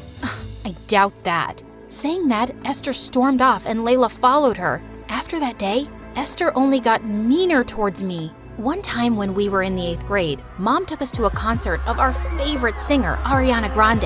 Esther and I, we both were crazy about her. And when we were there, the singer called me up on stage since I knew all her moves so well. While dancing with her, Esther popped up on stage like a crazy person and took the mic from her and started singing off tune. things got kind of messy. I saw the guards coming her way. She was being silly, so I tried to take the mic. Suddenly, I lost my balance and ended up falling off the stage and blacked out. I don't know how long I was out, but I woke up in the hospital and I couldn't move my legs. Mom, something is wrong with my legs. Mom called the doctor and he used a silver metal thing to touch my legs. I couldn't feel anything. And then the doctor told my mom that I couldn't walk until I regained muscle control. And until then, I needed to use a wheelchair. What? Me? On a wheelchair? No, that can't be true. Mom, please, tell him to do something. I was devastated. And then Esther walked in with her dad and I lost my mind. What is she doing here? It's because of her I can't walk. I am so sorry this happened to you, Jordan. Again, I am so sorry. Well, your sorry is not gonna make anything better. Esther cried in her dad's arms and everything was just a big mess. The next few days while at home, everyone was quiet. And then Mom and Dad went grocery shopping, leaving me and Esther alone. I'm making myself a sandwich. Can I, make you one too? I can do it myself. When I tried to reach for the peanut butter, I struggled, so I lifted myself off the chair a little, but ended up falling off the wheelchair. Jordan! Esther ran to help me, but I pushed her away. I was so angry because if it wasn't for her stupid jealousy, everything would have been fine. Get away from me! Jordan, I only want to help. Sometimes jealousy can make one so blind. I was not a good singer, and I should have just focused on something else. Oh, shut up, for God's sake. Save your regret. In my eyes, you're just a witch. She looked at me with tears in her eyes, but my heart was too angry to forgive her. Thank God Mom and Dad came and picked me up. Later that night, Mom and my stepdad spoke to me. Jordan, we know that you blame Esther for this. She blames herself too, but can you find it in your heart to forgive her? Really? We are having this conversation? Tell me, Mom, if someone pushed you and you broke your legs, would you forgive that person? I'm sorry you feel this way, Jordan, but if you want, Esther and I can move out. No, I couldn't let that happen. My mom loved my stepdad dearly. I couldn't take that away from her. So I decided to come to terms with the fact that Esther was part of the deal, no matter if I liked it or not. I can't promise I'll forgive her, but I'll try. Just give me time. When I went back to school, I was a bit worried about how kids would act around me. But to my surprise, everyone was normal. I wheeled myself over to the drama production board and saw that they were auditioning for a big talent reality show that was happening in LA. I so wished I could try out, but right then Esther came beside me. So you're auditioning? Yeah, it would have been my chance too, but, Jordan, you can audition. You can totally go there and show the world how good you sing. Oh, so now you're going to mock me? Bravo! I am not mocking you. There are no rules that state a person on a wheelchair can't audition. She was right about the rule thing because when I applied and sent the organizers a video audition, they straight away wanted me to come to LA and show them what I got. OMG, I was so excited. A trip to LA. It was going to be magnificent. Mom and my stepdad were so excited, but when they told me they couldn't afford the trip, I felt really sad. But the next day, Dad announced that I could actually go for the audition. I was all ready to go, but one day before my flight, my stepdad had to travel out of the city for business, and that night, my mom fell sick. Honey, I can't go with you. I am so sorry. Mom, don't worry about it. It's, fine. Just then Esther stepped in. I can take you. Don't worry, Mom. I'll take care of Jordan, I promise. It was just a 5-hour, 20-minute flight to LA, and I planned to sleep all the way. But right when it started to take off, I noticed how pale Esther looked. Are you all right? Yeah. Why wouldn't I be? I'm fine. And then it hit me. Esther hates airplanes. She was scared of flying. I held her hand tight and told her to calm down. Throughout the flight, Esther was more concerned for me than herself. The entire flight she held my hand, even when she was asleep. At that moment, I felt grateful. But I just couldn't forget what she did to me. Once we landed, Esther took me to the audition, and to my utter shock, Layla was there too. Oh God, why her? Yeah, Layla. How come you're here? I don't think you have any talent. I can ask the same question. Why are you two here? How could you even afford the trip? Sold Dad's car or something? Excuse me, it's my turn. Move aside. Afford the trip? What was she talking about, Esther? Just nothing. Are you ready for the performance? Who paid for this trip? Our parents can't afford it. I sold the diamond ring my birth mom gave to me when I was little. It's just a ring. You matter more to me, more than anything. I couldn't believe she did that for me. I smiled at her, and she smiled back. Go get him, Tiger. When I went on stage, I absolutely nailed it. The judges clapped for me, and I could see Esther with tears in her eyes giving me a thumbs up. When I reached backstage, Esther came running and hugged me tight, but suddenly, Layla appeared with tears in her eyes. Apparently, the judges hated her magic tricks and she was disqualified right away. You can't have everything in life. She then tried to push my wheelchair, but Esther lunged at Layla and the two broke out into a catfight, while all the other contestants looked at them like they were freaks. I had to help Esther because Layla had her hair in her grip, so I tried to lift myself from the wheelchair but fell hard on the floor. I had to help my sister. I gathered all my strength, and when I finally stood on my feet, I was ecstatic. Esther, look! I was still wobbly, but I neared Layla, who was looking at my legs with wide eyes, and I punched her square in the jaw. Finally, security arrived and took her away. I am so happy you're able to stand. I guess I just needed motivation, and saving you from that witch was my motivation. Jordan, I am so sorry for everything. For all the times I was a jerk to you, all's forgiven. We're sisters. That's what we do. Fight and then make up.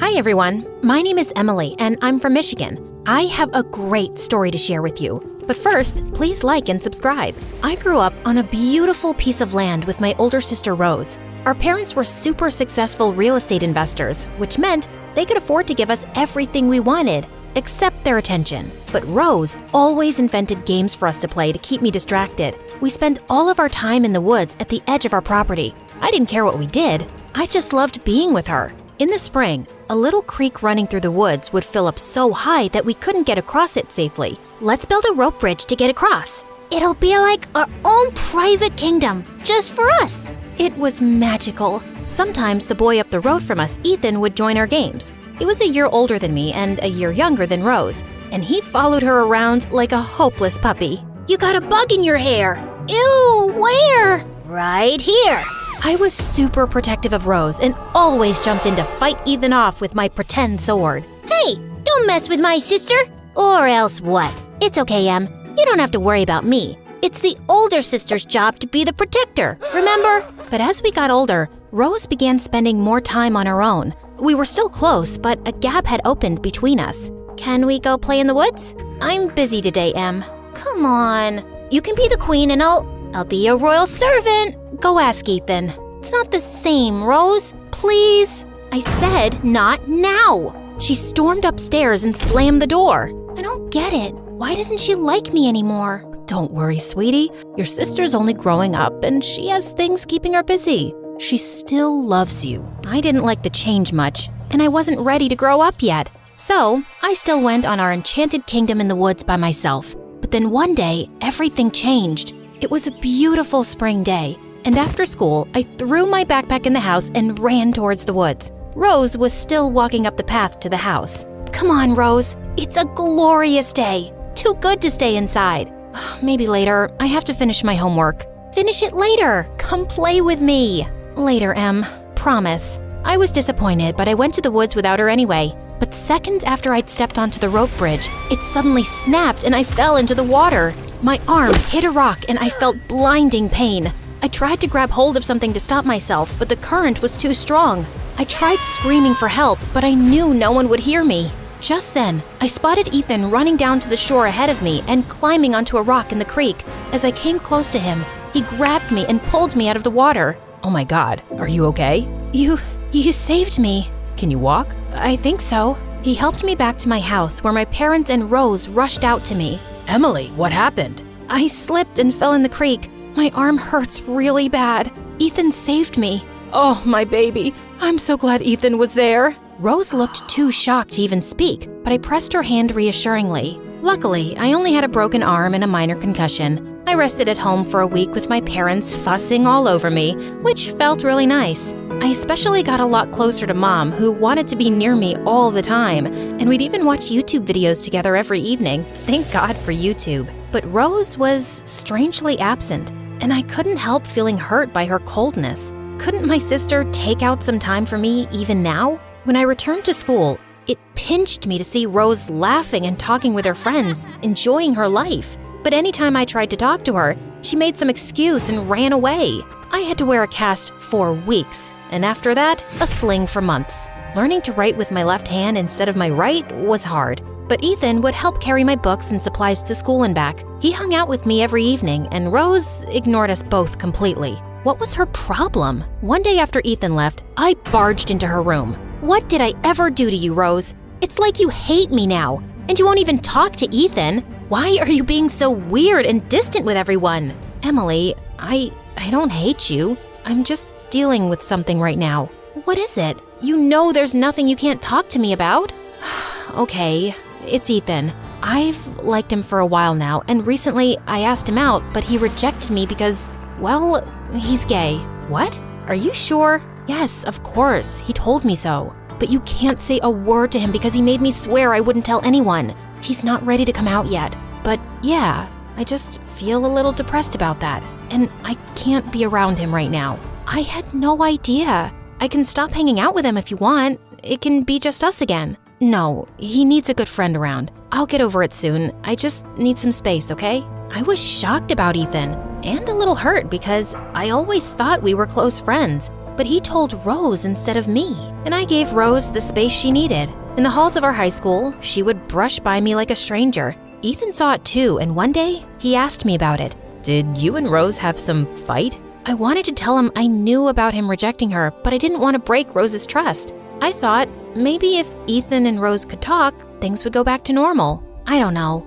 I really wish I could reach her, but hey, maybe you could talk to her for me. Sure, I can try. Thanks, and be understanding with her. She's obviously upset about something. Later that week, Ethan brought Rose her favorite candy and walked up to her locker. I couldn't hear what they were saying, but moments later, I saw Rose's face turn angry, and she pushed him hard to the floor. Just stay away from me and mind your own business. Rose stormed away, and I was shocked at her behavior. I helped Ethan up and took him to the fountain outside. I have no idea why she reacted like that. Listen, Ethan, I know you're not ready for anyone to know, but I swear I'll keep your secret. I think Rose is still really hurt that you rejected her. Huh? What are you talking about? It's okay, Ethan. She told me everything about you being gay and not wanting to be with her. She said that's why she stopped hanging around us. I thought maybe if you two talked again, things could be normal, but clearly I was wrong. Emily, whoa, hold on.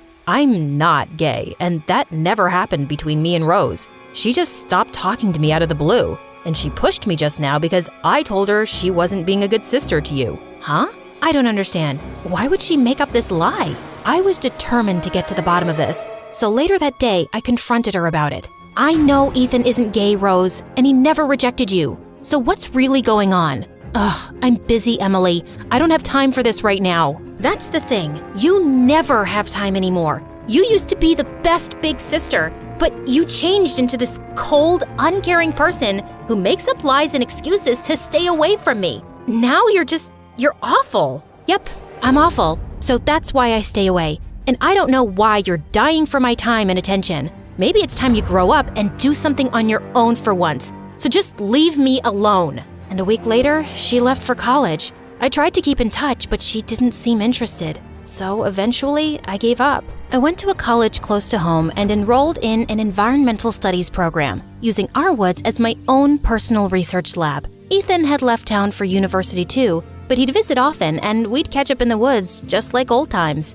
And one fall evening, he told me that he liked me, but I always thought you had a thing for Rose. I did have a childish crush on her, but that was so long ago. I think I've kind of been in love with you for a while now, Em. I keep coming back for you. He kissed me under an ancient sycamore tree, and it was perfect. One day, as I was raking our lawn, I saw a luxury sports car drive up to the house, and Rose stepped out.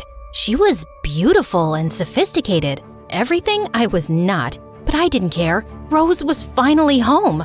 I ran to her like we were kids again, covered in dirt after spending hours gardening, but she immediately stepped back. You aren't gonna hug me like that, are you?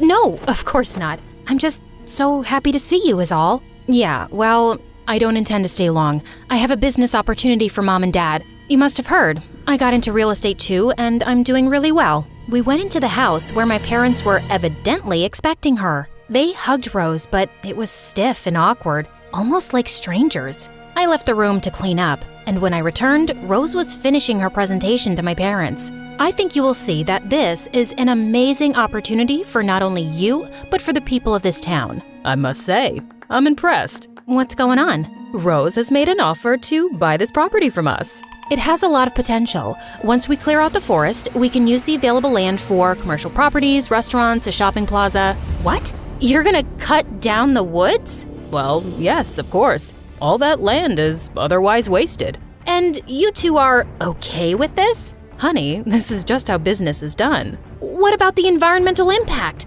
What about the animals who live here? Ugh, Emily, don't be so emotional about this. It's a great chance for this town to finally move forward. Move forward? Did you ever think maybe the town is okay with where we're at? Maybe you're the only one who wants to move forward all the time. I stormed out of the house. How could they do this? How could she do this? I returned sometime later from the woods to find Rose standing on the porch talking on the phone. Yes, it's almost done. Yes, of course. Let me call you back. My little sister looks like she wants to yell at me again. She ended her call and sighed.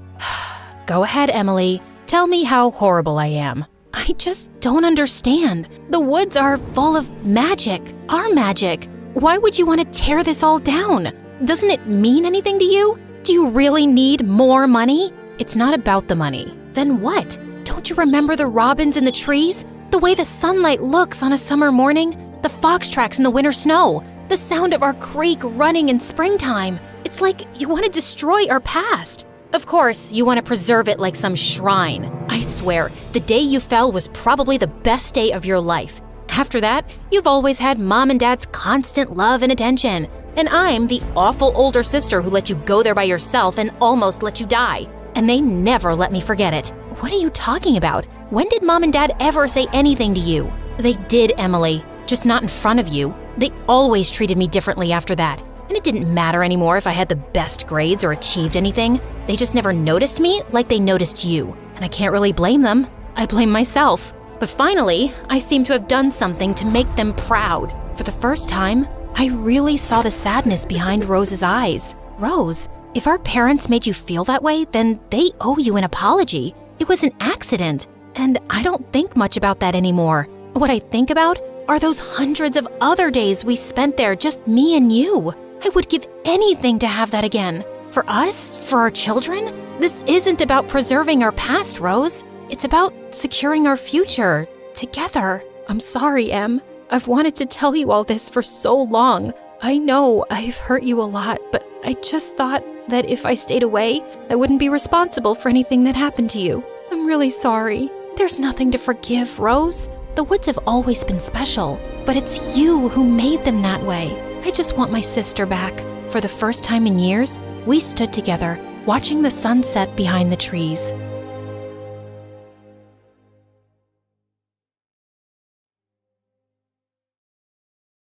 I heard noises coming from the kitchen and immediately thought someone had broken in. I grabbed my baseball bat and tiptoed down the stairs to catch the intruder red-handed. When I flipped on the lights, I was shocked by what I saw. Hiding on the ground, covered in white cheddar Cheeto dust, was my mom. She hissed and ran away, leaving me standing there, disgusted. I know it sounds crazy, but this wasn't the first time this had happened. It all started when my mom was out jogging one day.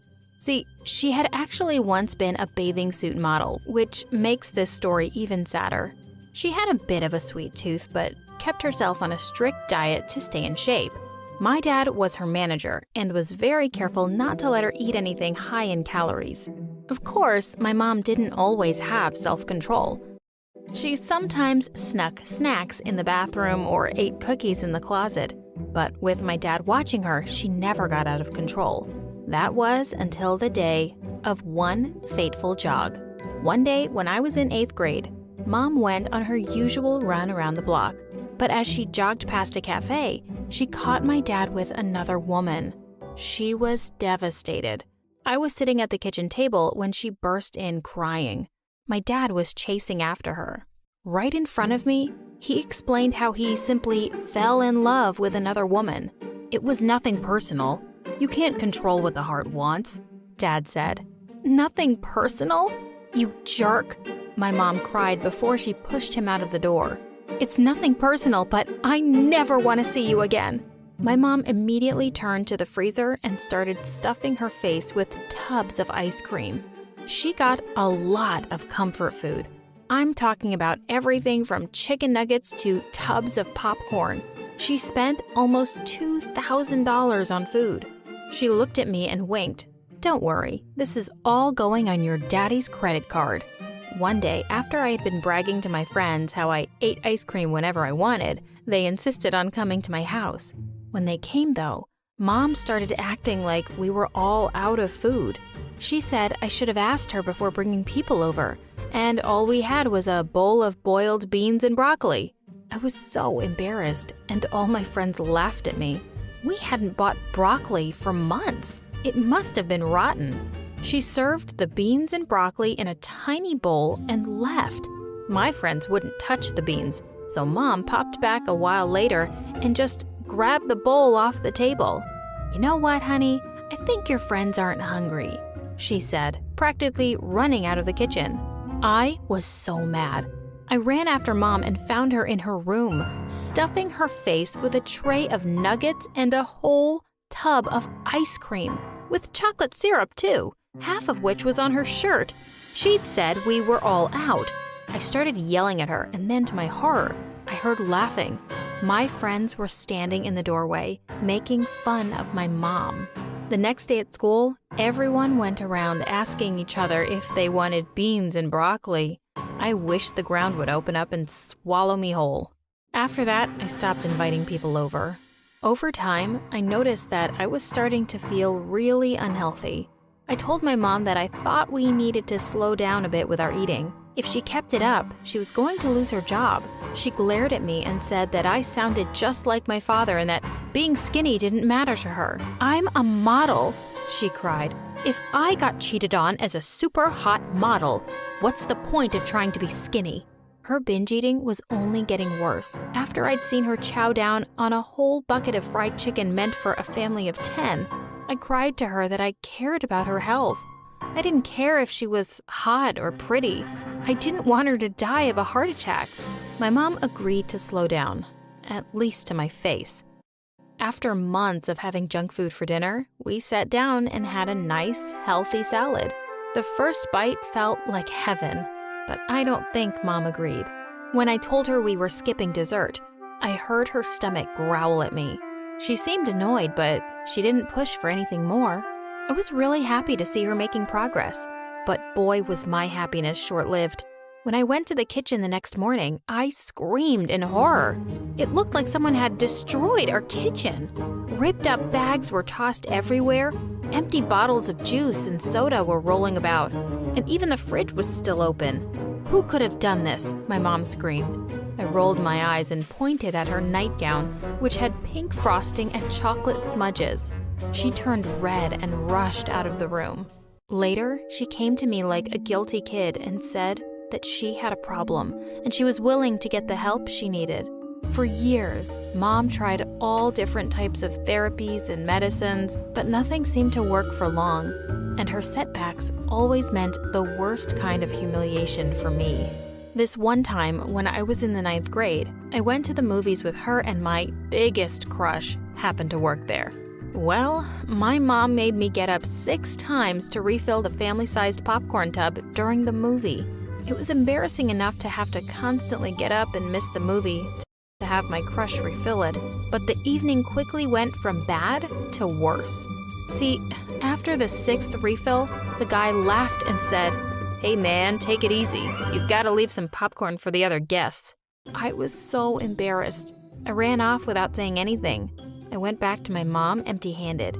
She charged out and made a huge scene. "Unlimited refills means unlimited refills," she screamed at him. When he explained that his boss had forbidden it, she knocked things over and left. After that day, I had a serious fight with my mom.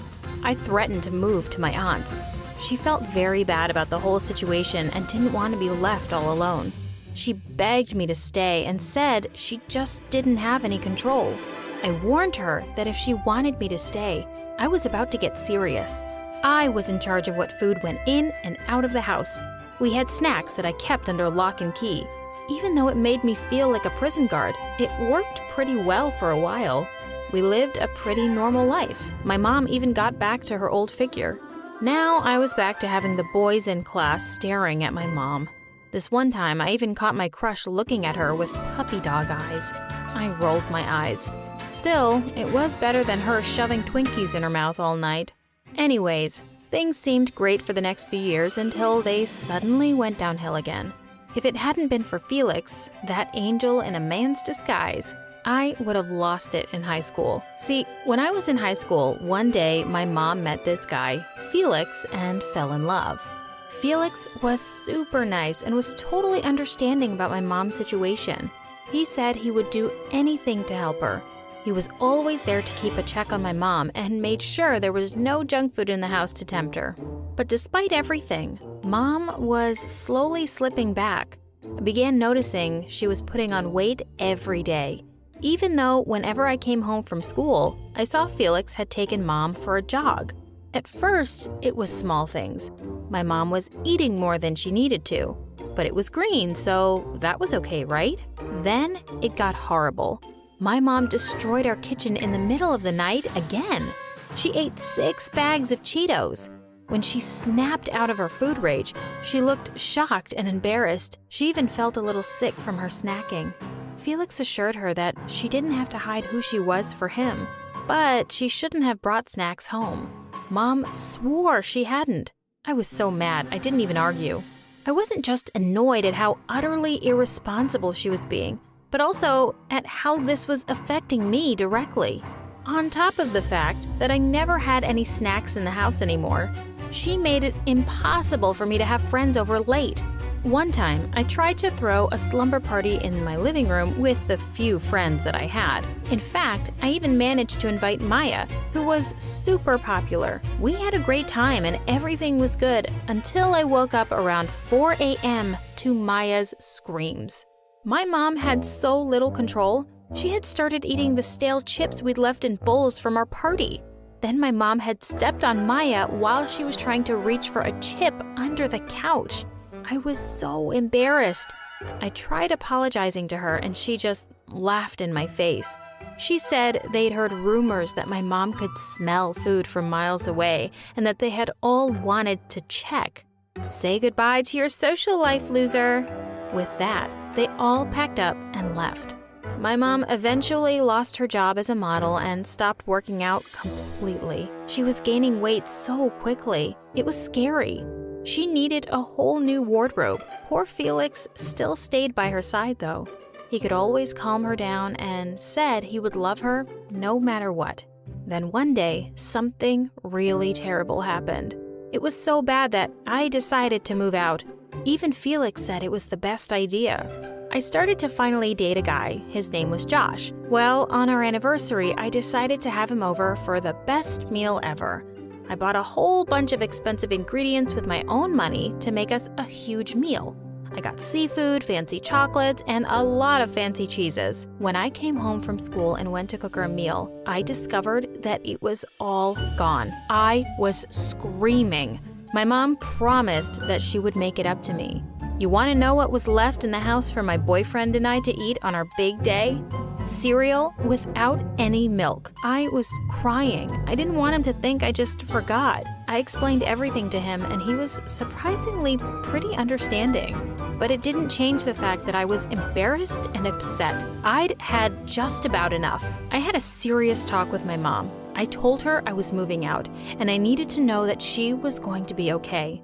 My mom promised that she would try to be brave and strong. I had no choice but to believe her. Maybe it was a bit selfish, but I needed a break from being the adult of the house. I moved in with Josh and started enjoying the normal life. I started to feel so much more confident and happy now that I no longer had a crazy mom to worry about all the time. Until one day when Josh called me in to check out a YouTube video. He looked super embarrassed and just pointed at the screen. There was a video called "The Fatso Eating the World." Oh my God, is that my mom? I clicked on the channel and sure enough, there were hundreds of videos, all with mean titles that would break my mom's heart. The strange part was that the camera angles were weird. In one video, half the camera was covered. There was even a video from the night that my mom ate all the stuff for my anniversary. She made a fool of herself and was wearing dirty clothes. She wouldn't be caught dead going to the grocery store in pajamas, let alone having millions of strangers see her spill gravy all over her top. I clicked the video and saw it had over 4.3 million views. I checked the account and it turned out someone was taking commissions for eating special food. Now it all made sense. I jumped in my car and drove home. My mom was excited to see me, but her face changed the minute she saw how angry I was. "Where's Felix?" I shouted. "What's the matter with you?" Mom asked. "I want to talk to him, Mom. That monster is trying to ruin your life," I said. Mom was confused. "Mom, he secretly records you every time you eat and uploads it on a channel he's made. He's making money off of you," I said. She looked absolutely furious now. "You don't live here anymore, so you have no right to barge in and tell me how to live my life.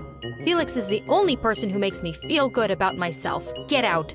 I could tell she wasn't ready to listen to anything I had to say right now. "Fine, Mom. I'm leaving. It's your life, right? Doesn't affect me at all." I thought I heard something from the kitchen and pretended to leave from the back door. Instead, I walked by. Felix was hunched over a laptop, frantically typing away on it. I was pretty sure he'd heard everything. "I know what you've been up to, Felix," I yelled at him. He smiled, shut his laptop, and said, "No, you don't. You have no proof." I checked my phone and tried to open the channel. It was gone. He must have deleted it. I stormed off. I had to think of a way to catch him. I couldn't let him get away with this. When I told Josh what had happened, he said he was sure there would be some evidence on Felix's laptop. Even if the channel was deactivated, the video files had to be somewhere. That night, Josh and I waited outside his house until we saw him leave, and then snuck in through a window. We decided to split and search different rooms for the laptop. I was looking all over the lounge when suddenly I heard a car turning into the driveway. Felix was back already. "Josh, we gotta get out of here." He was already running down the stairs 2 at a time, and we both frantically made it out of the window just before the front door clicked open. Quietly, we sneaked away as fast as we could. I felt so disappointed. I wanted to cry, but just then, Josh put his bag down and, with a huge grin, took something out of it. It was the laptop. Oh, I could just kiss him. And I did. We ran back home and Josh got down to work. He hacked into the laptop easily, the little genius. We were expecting to see all the disturbing videos of my mom. Let's just say we got much more than we bargained for. See, there were thousands of videos and pictures, but they weren't my mom. These were of 3 different women, all of them eating and stuffing themselves in what looked like mukbang videos. I wanted to gag. What was he doing? Where were my mom's pictures? And who were these women? We tried looking up the first woman. We drew a blank. The same for the second. We hit the jackpot for the third. There were videos of her on YouTube, but to our disappointment, they seemed to have no connection with Felix. We tried looking up her address, and that led us to a hospital room in the neighboring town. We hoped to at least get a few words with her, but the doctor told us she was in a coma. He was nice enough to leave us the contact information for her son, Sam. Sam was pretty reluctant to meet us and talk to us about what had happened with his mom. When he did, he eyed us suspiciously and said she had slipped into a coma 3 years ago and never woke up. "It was all because of her eating," he cried. "Doctors warned her that if she kept eating like this, she would be dead in a couple of years. This is all his fault." When we asked who he was, all he said was that his mom had had this horrible boyfriend, Gary, who made his mom eat so much that she ended up permanently in a hospital bed. "Is this what Gary looks like?" I showed him a picture of Felix. "Yes! That's the jerk who ruined our lives," Sam cried out. We told him that we found videos of his mom on Felix's computer and even showed him some of them. He started to cry. I told him that my mom was his next victim. He said he was sorry, but he never wanted to have anything to do with that man again. Hearing what Sam had to tell us, Josh and I rushed home. We heard Mom yelling from practically a block away. I was terrified. What had Felix done to her? But what I saw took me entirely by surprise. Mom had Felix tied to a chair and was yelling at him. Next to Mom, he looked so tiny I wanted to laugh. Go, Mom! So, you found out? I asked her. Mom turned to me with flaming eyes. You knew? She screeched at me. I covered my ears. Before I could even get a word in, she continued, You knew he was cheating on me and didn't say anything? She demanded. Cheating? Really? I told my mom I didn't know about him cheating. But, well, I'm not surprised this crook is a two-timing loser, I told her. That was her turn to be surprised. She demanded to know what I meant, and I told her everything about the videos and the women and Sam. For a while, my mom was in shock. Then, she looked like she would eat Felix. The rest, as they say, is history. We had enough proof to send Felix to jail, and we sued him for every penny he had. My mom finally snapped out of her manic food obsession too. And even though she didn't go back to modeling, she started eating healthier. Josh and I? Well, yesterday, Josh asked me to marry him. Whack family or not, he said, I can't live without you. Musical sensation Cameron Cassie has gone bananas. She's turned the stage into a scene from Jumanji. And if you don't stop talking, I'll turn you into a scene from The Walking Dead. Yep, that's me. Crazy old Cameron. But I wasn't always like this. There was a time when I was the most patient, quietest person around. Want to know what happened? Then stick around. And yeah, like and subscribe to MSA. I grew up in a big family. And by big, I mean I was the oldest one among 10 siblings. You don't believe me? Okay, team, let's go. This is Lana, this is Rose. These are my twin brothers Brad and Pitt. My twin sister Hala and Lala. Another sister Ava, and that's Thanos. Don't ask me why. My parents are huge Avengers fans and they thought this might be a good idea. Of course it's not. You forgot about me. Again. Just like you forgot me in that park last year. I didn't forget you, Liam. You pooped your pants, so I asked you to stay where you were while I looked for an extra pair of diapers. You were the one who ran behind the squirrel. She was cute. And why didn't you just carry an extra pair of diapers? You were 7. You were supposed to be potty trained by then. My parents worked as hospital nurses, so they didn't have a lot of time, and I had to step up and look after the house and my siblings. They also didn't make much money, so whatever little we had was shared between everyone, and because I was the oldest, I was made to sacrifice the most. I didn't mind that, though. My parents were already working hard enough, so I did what I could to help them out. But sometimes, I wish I could just get a little space of my own, where I could play my guitar in peace. It was a rusty old thing, but I loved it. In this world so big, give me a place oh so tiny, with nobody screaming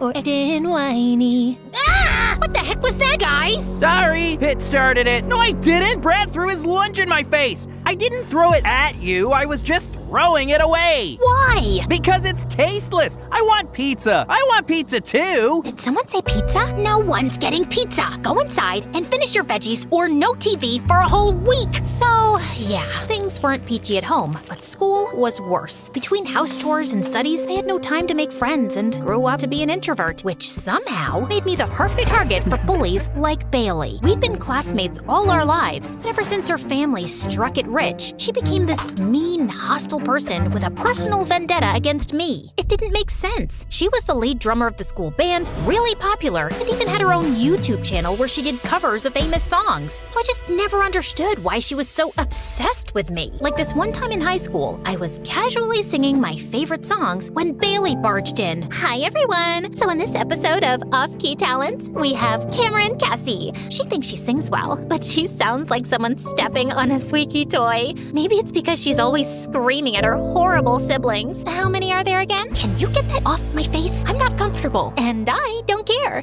Anyway, I got what I wanted. You can go back to whiny singing now. You're not gonna post that, are you? Bailey just gave me an evil grin and left. I wanted to scream in her face, but I knew she'd only make my life more difficult. So I kept my head low and went on with my day. But the next morning, I was still in bed when my sister Lana came running into my room and told me that the video Bailey posted had gone viral. What? Why would she post that? That's it. I will bite Bailey's head off and then use her hair to mop floors. What? What are you talking about? People are loving you. You're famous. Lana shoved her phone in my face, and I was shocked to see that she was right. People were calling me inspiring, adorable, amazing, and all sorts of great things. Within a few hours, it had more than 1 million views, and I was famous. You got pipes, girl. Would love to take you out sometime. You have the most beautiful voice in the world. Will you sign my pizza?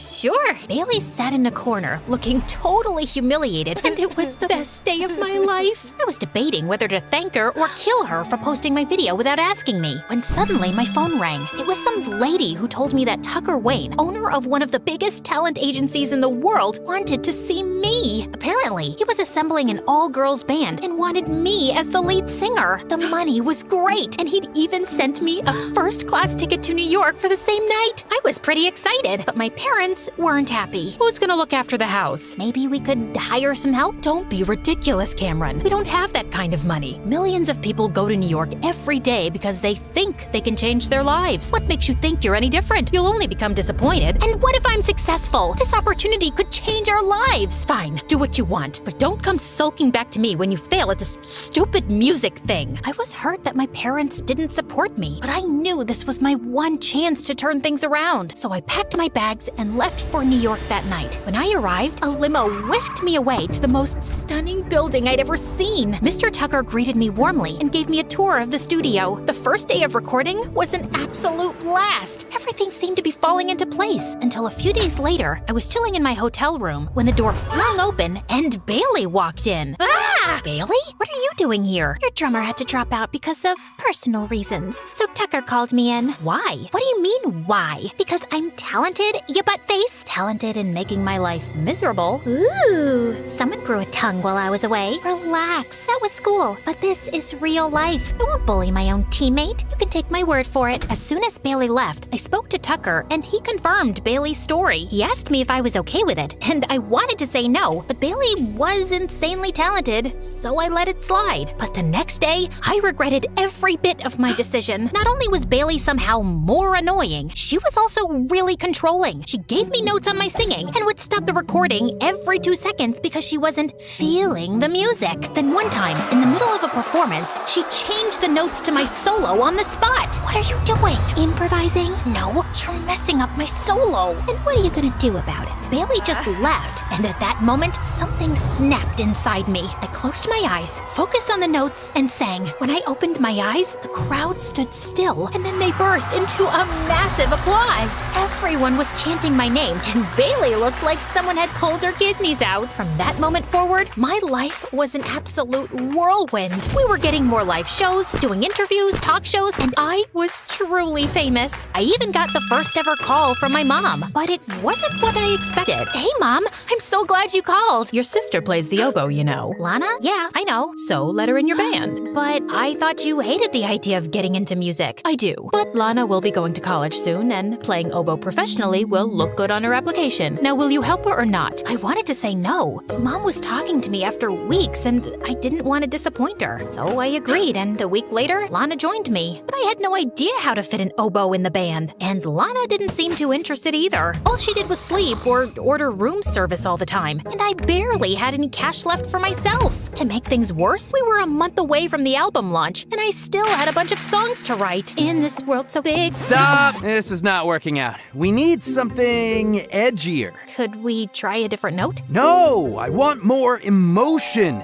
Was there ever a time when you were angry? Not that I can recall, but maybe when Bailey posted that video of mine without asking me, or the time she dipped my books into spaghetti sauce, or when she tried to spoil my solo on stage. Darling, you can't let people walk all over you like that. Stand up for yourself. Dig into that rage and come to me tomorrow with a new song. I spent the entire night replaying the conversation with Mr. Tucker, and when I calmed down, I realized he was right. I was a pushover. Bailey had tormented me for years, and I'd never stood up for myself. My own parents had treated me like a pushover, but not once did they pay attention to what I wanted. And when I finally did something for myself, they tried to snuff that spark out too. Heavy with rage, I picked up the phone and dialed in. Bailey? Yeah, you're out. You're a bully, and no bullies are allowed in my band. And I cut the call before she had a chance to scream. On a high, I called my mom next. Hey mom, Lana doesn't want to be here. And oboe doesn't make sense in this band. I'm sending her home. Finally! I couldn't believe I just stood up to my mom. And to be honest, I felt pretty proud of myself. The next day, I walked up to Mr. Tucker and told him the conversation I had with Bailey. I thought he'd be mad, but instead, he smiled. Good for you, darling. And don't worry, we'll find a new drummer. Let me hear that new song. I poured my heart into my song, and Mr. Tucker was so impressed, he sent it straight for recording. He even set up auditions, and within no time, we had a new drummer in our band. A week later, when the song was released, it got more popular than all our live shows combined. We rose to the top of every chart, got invitations to every celebrity show, and Mr. Tucker even extended my contract. I was making more money than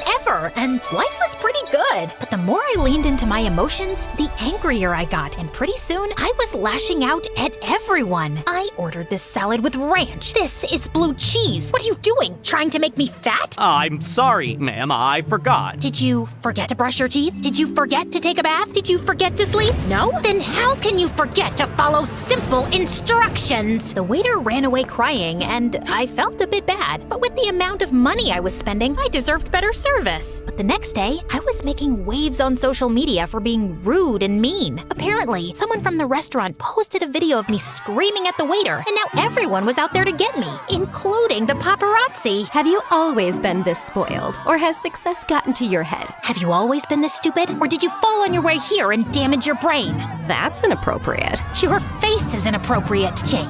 You are a terrible interviewer. You should switch jobs because I don't think this one's gonna last that long. I was mad with power, and no matter how much people called me out for it, I just didn't care. I partied like there was no tomorrow, shopped like a crazy person. I was finally living my life the way I wanted to. I didn't even care about showing up at work, and my bandmates tried to warn me, but I was the star of the show. No one would replace me. I thought I was untouchable until one day I walked into the studio and saw Bailey in the recording room. What is she doing here? Oh no, this is awkward.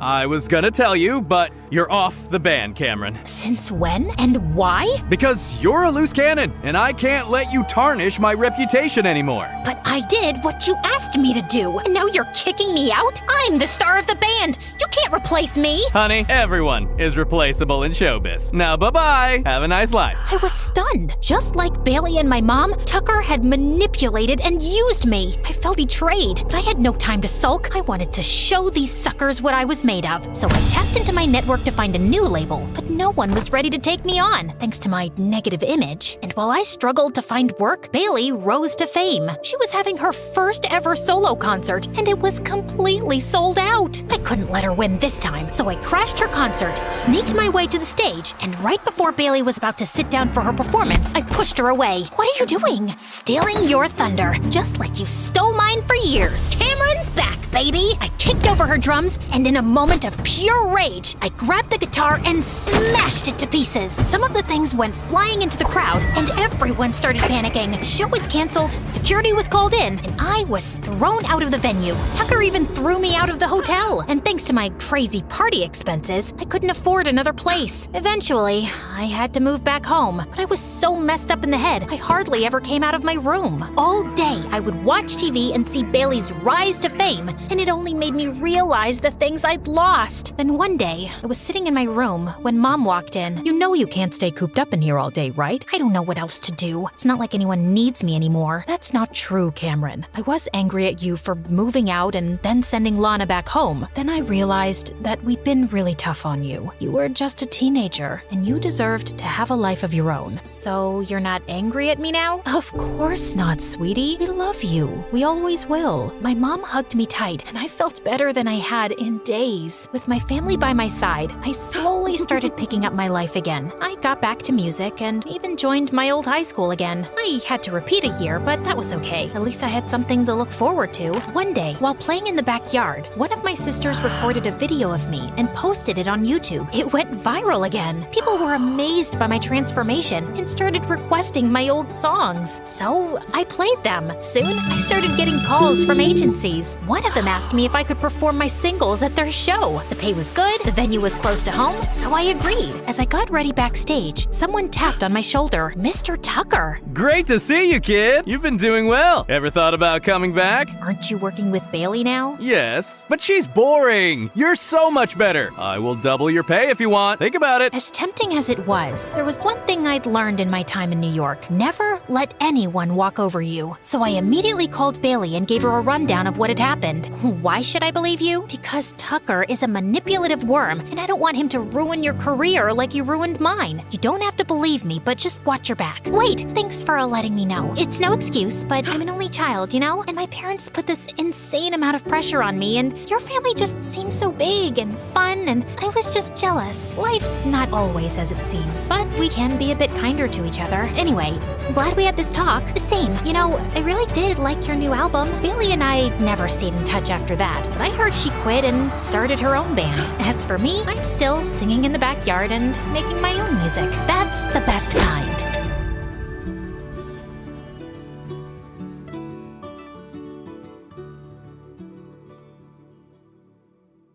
Stay calm, my dad said as I stuck my hand into the pool water. Before I could respond, he pushed me straight into the water, and it was the deep end. I struggled as he held on to me and kept telling me not to panic. All the while, it felt like he was trying to drown me. "You're a natural," he said as we got out of the pool. It seemed like an eternity since I'd gone in. "We'll get you that scholarship. Just you wait." I could only nod after the shock had faded away. I had to do this. What I really wanted was to get into a great university. University students had so much freedom. They were studying things that actually mattered and having the best parties too. But whenever I thought about it, I got pretty sad. I knew there was no way I was getting into one with my grades. I just wasn't smart enough. Academically speaking, at least. I figured that if my grades weren't up to scratch, excelling at sports could be my ticket to getting into university. Every day, I would take the bus to my dad's club. We did a lot of training and drills. I even made a new friend there,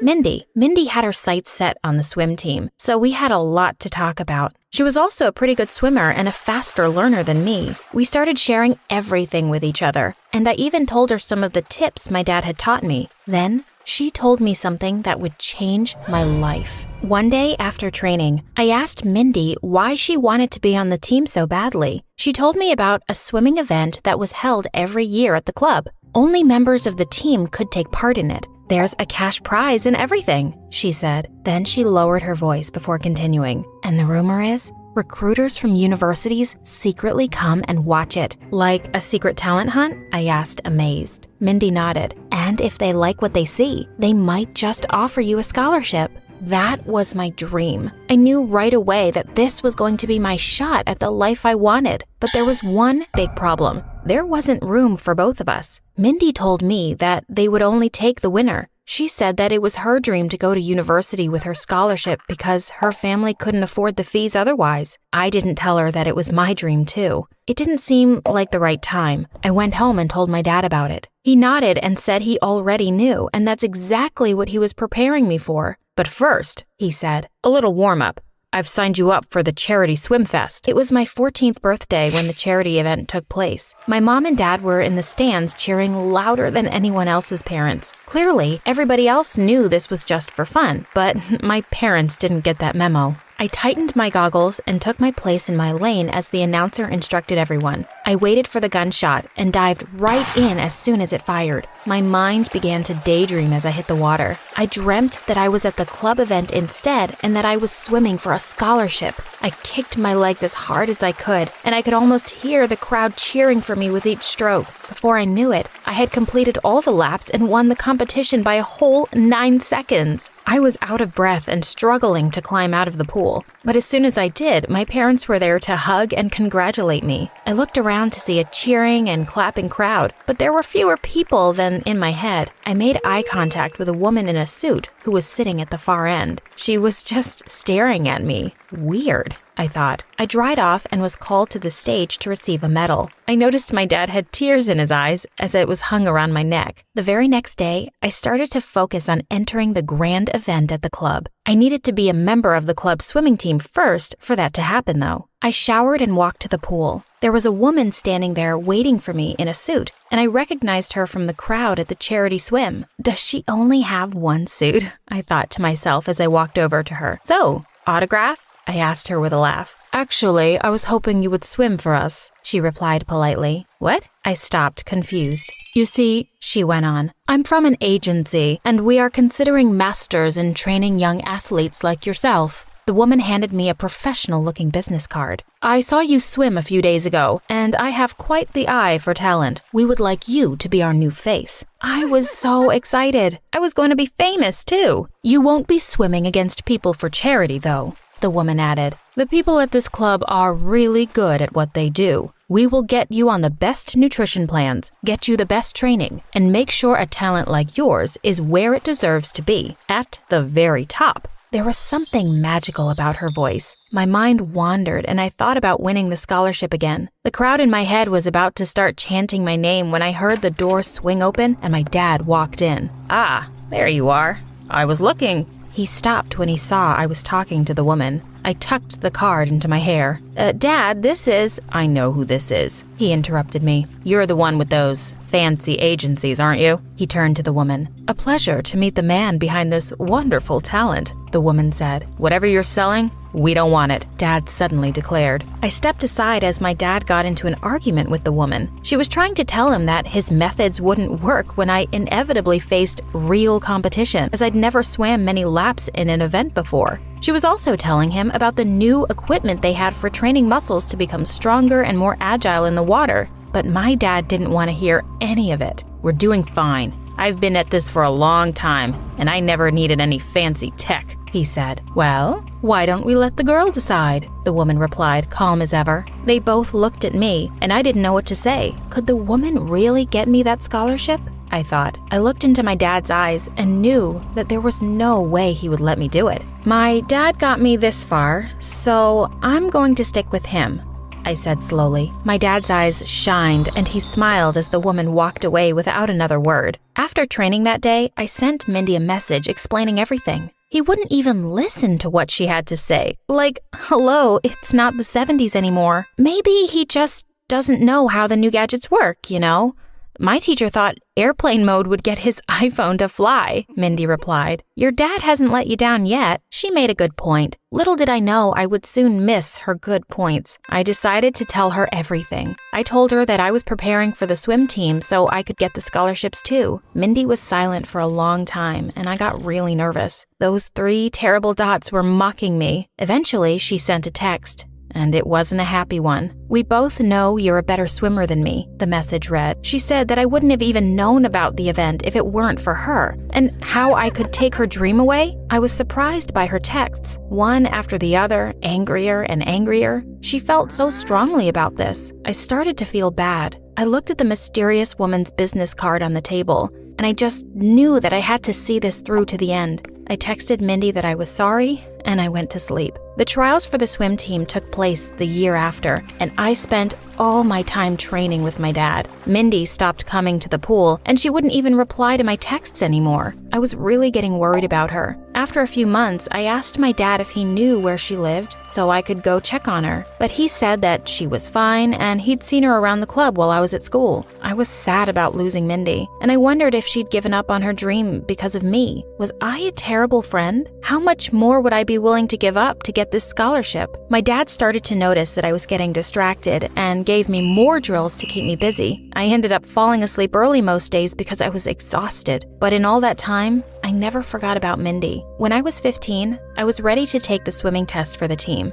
I was pumped. I could feel the energy running through my veins as I took my place at the pool. I looked at the other contestants and saw Mindy at the far end. I was surprised but really happy to see her. She made it. What I saw next, though, made me want to pinch myself behind Mindy, sitting comfortably in a chair, was the woman from the agency. Next to her were two muscular women carrying bags and bottles filled with what looked like an energy drink. The woman looked the same as ever and smiled at me briefly. My dad saw what I was looking at and reminded me to focus. "Oh, they're messing with the wrong family," he said. I took a deep breath and tried to get my thoughts away from Mindy and her multiple trainers. I readied myself and dived in the very second I heard the whistle. There was no daydreaming now. I knew I couldn't afford to lose. I had trained too hard to have it end here. I put all my energy into every lap and every turn, counting each lap as I went. The second I finished the race, I pulled myself out of the pool and sat on the side, breathing heavily. My dad walked over with a towel. "Don't worry. You still made it." Don't worry?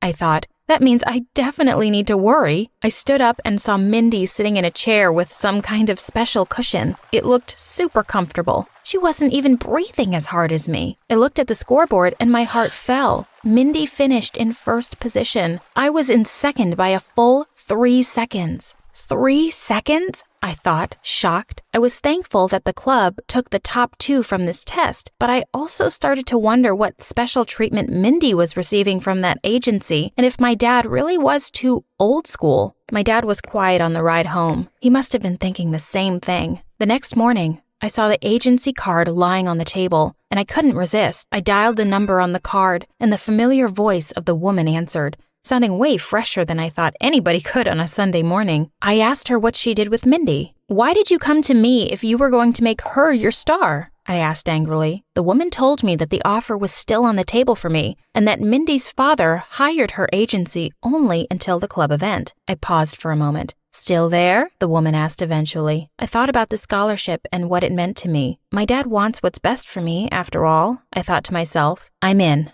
I told the woman. Somehow, I could feel her smile at the other end of the phone. "Excellent. We'll be in touch." The woman hung up, and I took a deep breath. I needed to convince my dad. I found him watching TV and greeted him. There was no point in hesitating, so I told him I accepted the offer. He was furious. He angrily asked how I could betray him like this, and why I didn't trust him to get me the scholarship. "You saw Mindy, Dad. You know I've always been faster than her, so how did she beat me?" I managed to say. My voice was shaking. I'd never fought with my dad before. "I hope you know what you're doing," he concluded and walked away to his room. I sat down on the sofa with a heavy heart. First Mindy, now my dad. How much more would I need to give up for this scholarship? We had lunch without speaking that day. My mom was confused as to what was going on. She tried to ask my dad, but he just grumpily chewed his potatoes. Right after lunch, I got a call from the agency. They said they would send over a car to pick me up. I asked my dad if he wanted to come with me, but he told me to sit down and listen to him. He told me that the agency was a fraud and that they would use illicit performance-enhancing drinks to make athletes fitter. I was horrified. That would explain Mindy's outstanding performance, I thought. I decided to give Mindy a call and tell her these weren't the type of people we wanted to mess around with. Of course, she didn't believe me. She thought I was trying to put her down and increase my chances of winning the competition. I was extremely sad at her response because I was only trying to be honest with her. I decided that my dad was indeed the best trainer for me. After all, we'd been training together for so long. A whole year passed and the day of the race arrived. My chance at my dream university. I walked to the pool and saw Mindy there. She looked at me and smirked. Before taking my place, I looked at my dad and said, "No matter if I win or lose, you'll always be my hero and I'll always love you." I got into my position at the pool. It was time. The gunshot rang out and I blazed through the first round. There was a feeling of déjà vu as I finished my laps and landed first place. The crowd erupted with cheering. I climbed out of the pool feeling depleted but accomplished. I looked at Mindy and could see she was surprised at coming in second place. I was given a couple of hours to rest before the next round, and it was a very welcome rest time, which came with a drink from my trainer. The bell rang and I got back into place. I didn't even feel tired anymore. My training was paying off, but I got overconfident in this round. I swam thinking I was unstoppable. When you're underwater, you really can't tell. At the end of the round, I got to see that Mindy was in first place this time. I walked over to the woman, still in her suit. She was still calm as ever, so I asked, "Aren't you glad that Mindy won that round?" She replied, "We don't care who wins. We just want to experiment on younger athletes so that professional swimmers can benefit from the results. Thanks for that." I said sarcastically. I sat down to rest, but something in me changed. The woman's voice didn't seem so magical anymore. She didn't seem worried about my scholarship like my dad was. All she cared about was her agency getting the credit for whoever wins. I looked over at Mindy preparing for the final round, then at my dad, who gave me a thumbs up. I was nervous. I'd lost my best friend for this. The bell ringing interrupted my thoughts. I went over to the pool for the final round. At the sound of the final gunshot, I dived in. As I swam, I gave it my all at first, but then I started to think about Mindy and what it meant to her. Maybe she did deserve it more than me. After all, I just needed to get better grades, right? Towards the end of the final lap, I made my decision and slowed down. I reached the end to hear cheering, clapping, and a roaring crowd. I was breathing raggedly, but I wiped my eyes to see all the applause was for Mindy. She'd won. Her family was crying happily with her outside the pool. I walked over to my parents and my dad was talking to me again. He was trying to console me and saying it'd be okay, but I didn't feel sad. I felt happy seeing Mindy so excited. She looked over at me and smiled warmly. I waved back at her. At least I'd won my friend back that day, and my dad. As we left, I saw a man approach her and take her aside from the crowd to talk privately. She'd clearly got the scholarship.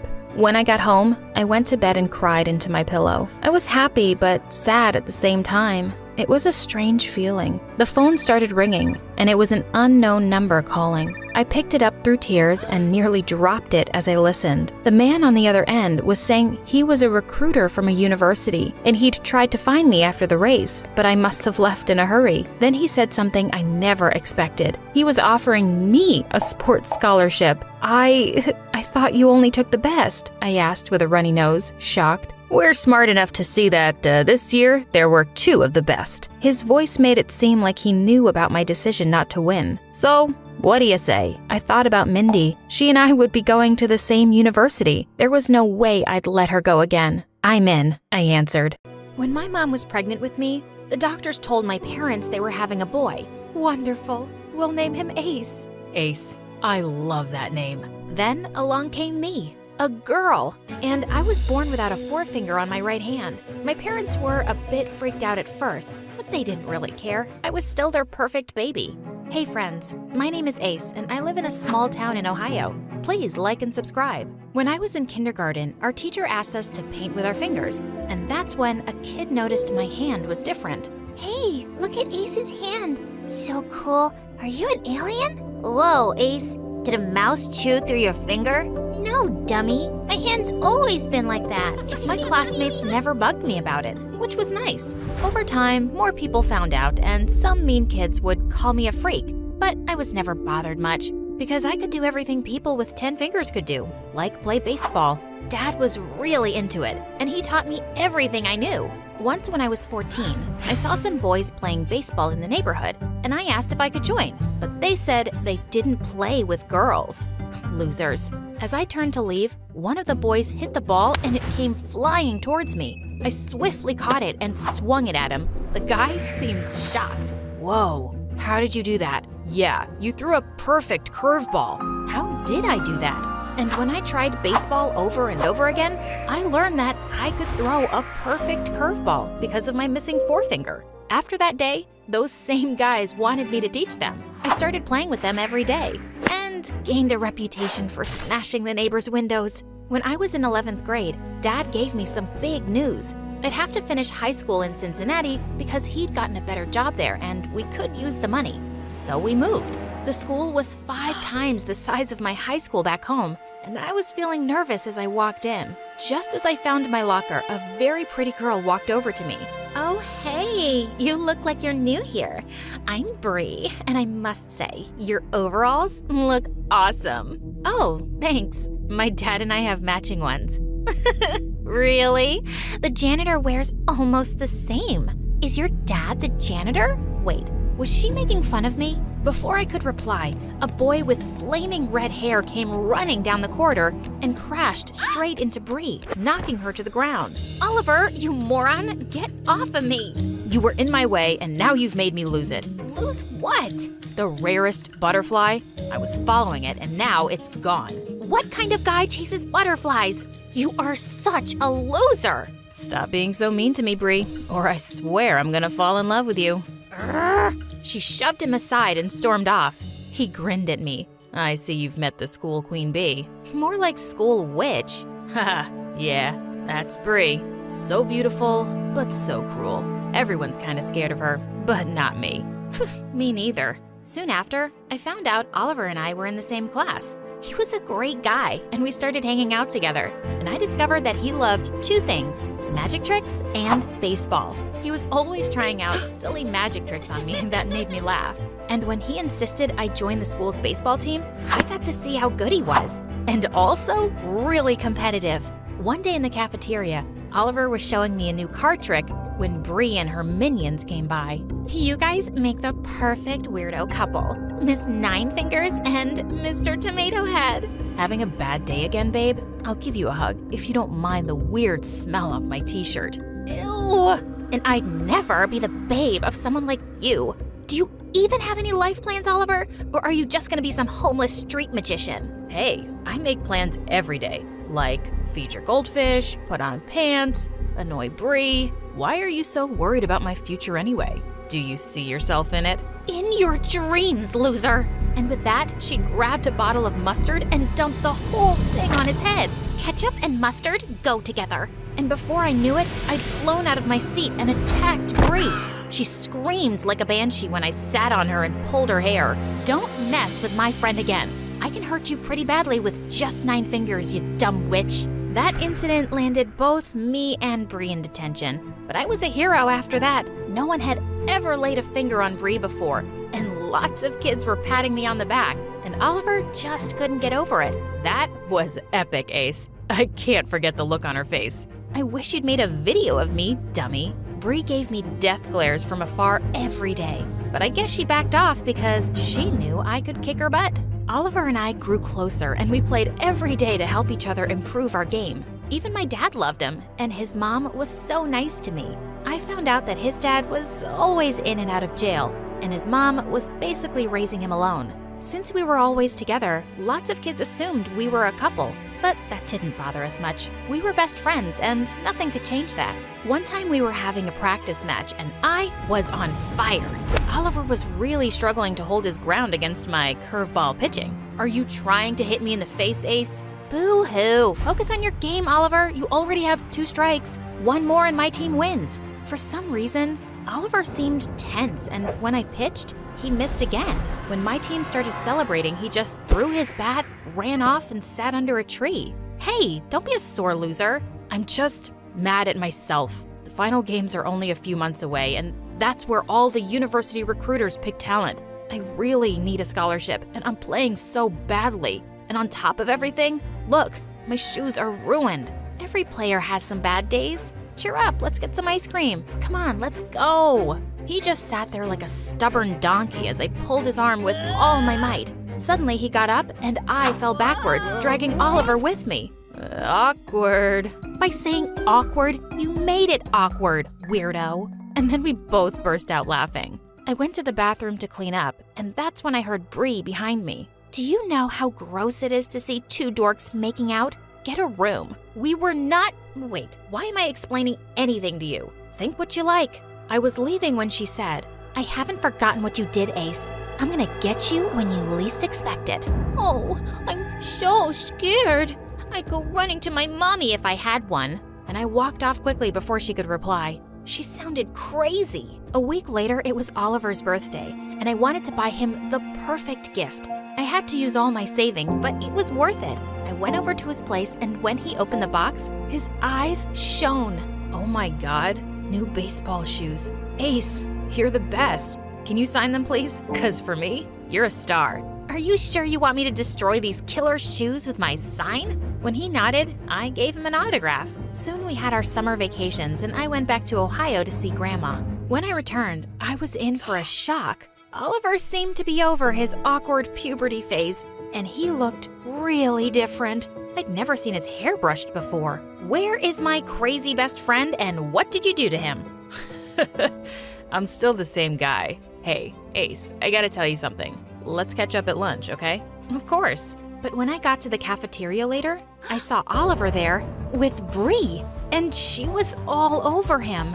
I felt so angry. I wasn't jealous or something, but why her? And once she left, I asked him, and he was going on and on about how they'd bonded over the summer and how she'd really changed. Nobody. She was calling you a loser only months ago. Well, I was acting like a loser. Come on, Ace. I'm kind of into her. I want to give this a chance. All right, if it makes you happy. But I wasn't happy. Why was he calling himself a loser suddenly? Some weeks later, the baseball finals started. Our school's team was doing well, and Oliver and I were the breakout stars.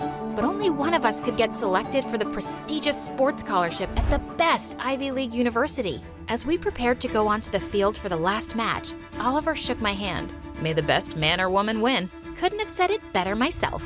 I played hard and totally nailed the game. But when the scholarship winner was announced, it turned out to be Oliver. He even got a huge cash prize. I quickly got over my disappointment, and I was so happy for him.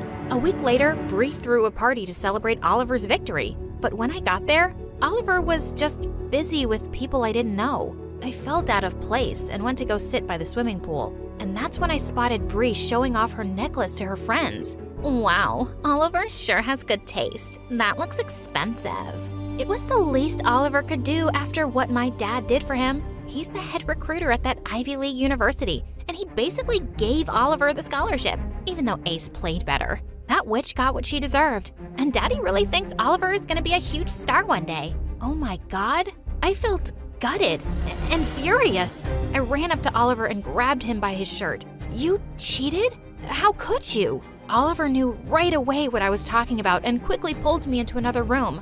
I yelled at him and he kept trying to shush me. Hey, I did what I had to do. Your dad has a decent job. My dad, he's in jail again. You know my situation. I need this, Ace. You can get it next year. Yeah, I know your situation, but that doesn't give you an excuse to stoop so low. Do you feel happy that you won by cheating? I don't even know who you are anymore. I spat in his face and left the party. Oliver and I didn't speak after that, even though he tried to talk to me and kept calling. A couple of months later, he stopped trying, and then one day, I saw him on the news. He was being called the next big thing. A few months later, I participated in a local fundraising match and led my team to victory. After I accepted the trophy, a man approached me. Hello, Miss Ace. I'm from a prestigious university, and we want you to apply for our sports scholarship. Your missing finger gives you an edge that I've never seen in any other player. No one throws a ball like that. I was excited to apply, and I got in. The opportunities my university provided me in baseball were amazing. After graduation, I got into the national women's team, and I heard how Oliver had received a huge offer from a league in Japan and had moved there. Sometime later, I met an amazing guy and fell in love for the first time. After dating for a few months, he proposed, and I said yes. One day, as I was walking into a coffee shop, I bumped into someone, and I looked up to see that it was Oliver. Oh my God, Ace. Oh, Oliver. Been a long time. I thought you moved to Japan with Bree. Yeah, I did. But things didn't go so well. Bree's with a soccer player now. She broke up with me after I had a rather serious injury. What? When did that happen? And then Oliver told me how he had an injury that left him paralyzed for a year. He had to work really hard to get back on his feet, and he was finally playing again. Oh my God. I'm so sorry, Oliver. Just then, my eyes fell on his shoes. You still have these? Why? I have a game later today, and these are my good luck charm. Look, Ace, I'm so sorry for what I did. I was selfish, I was a jerk, and I was desperate. I'm not making any excuses for my behavior, though. Please forgive me. I've really missed you. I didn't forgive him right away, but we kept in touch and slowly patched things up. The truth was, I'd really missed my best friend too, and I was happy to discover that he was still a weirdo. And when I got married a few months later, I was so glad my best friend was there by my side as my best man.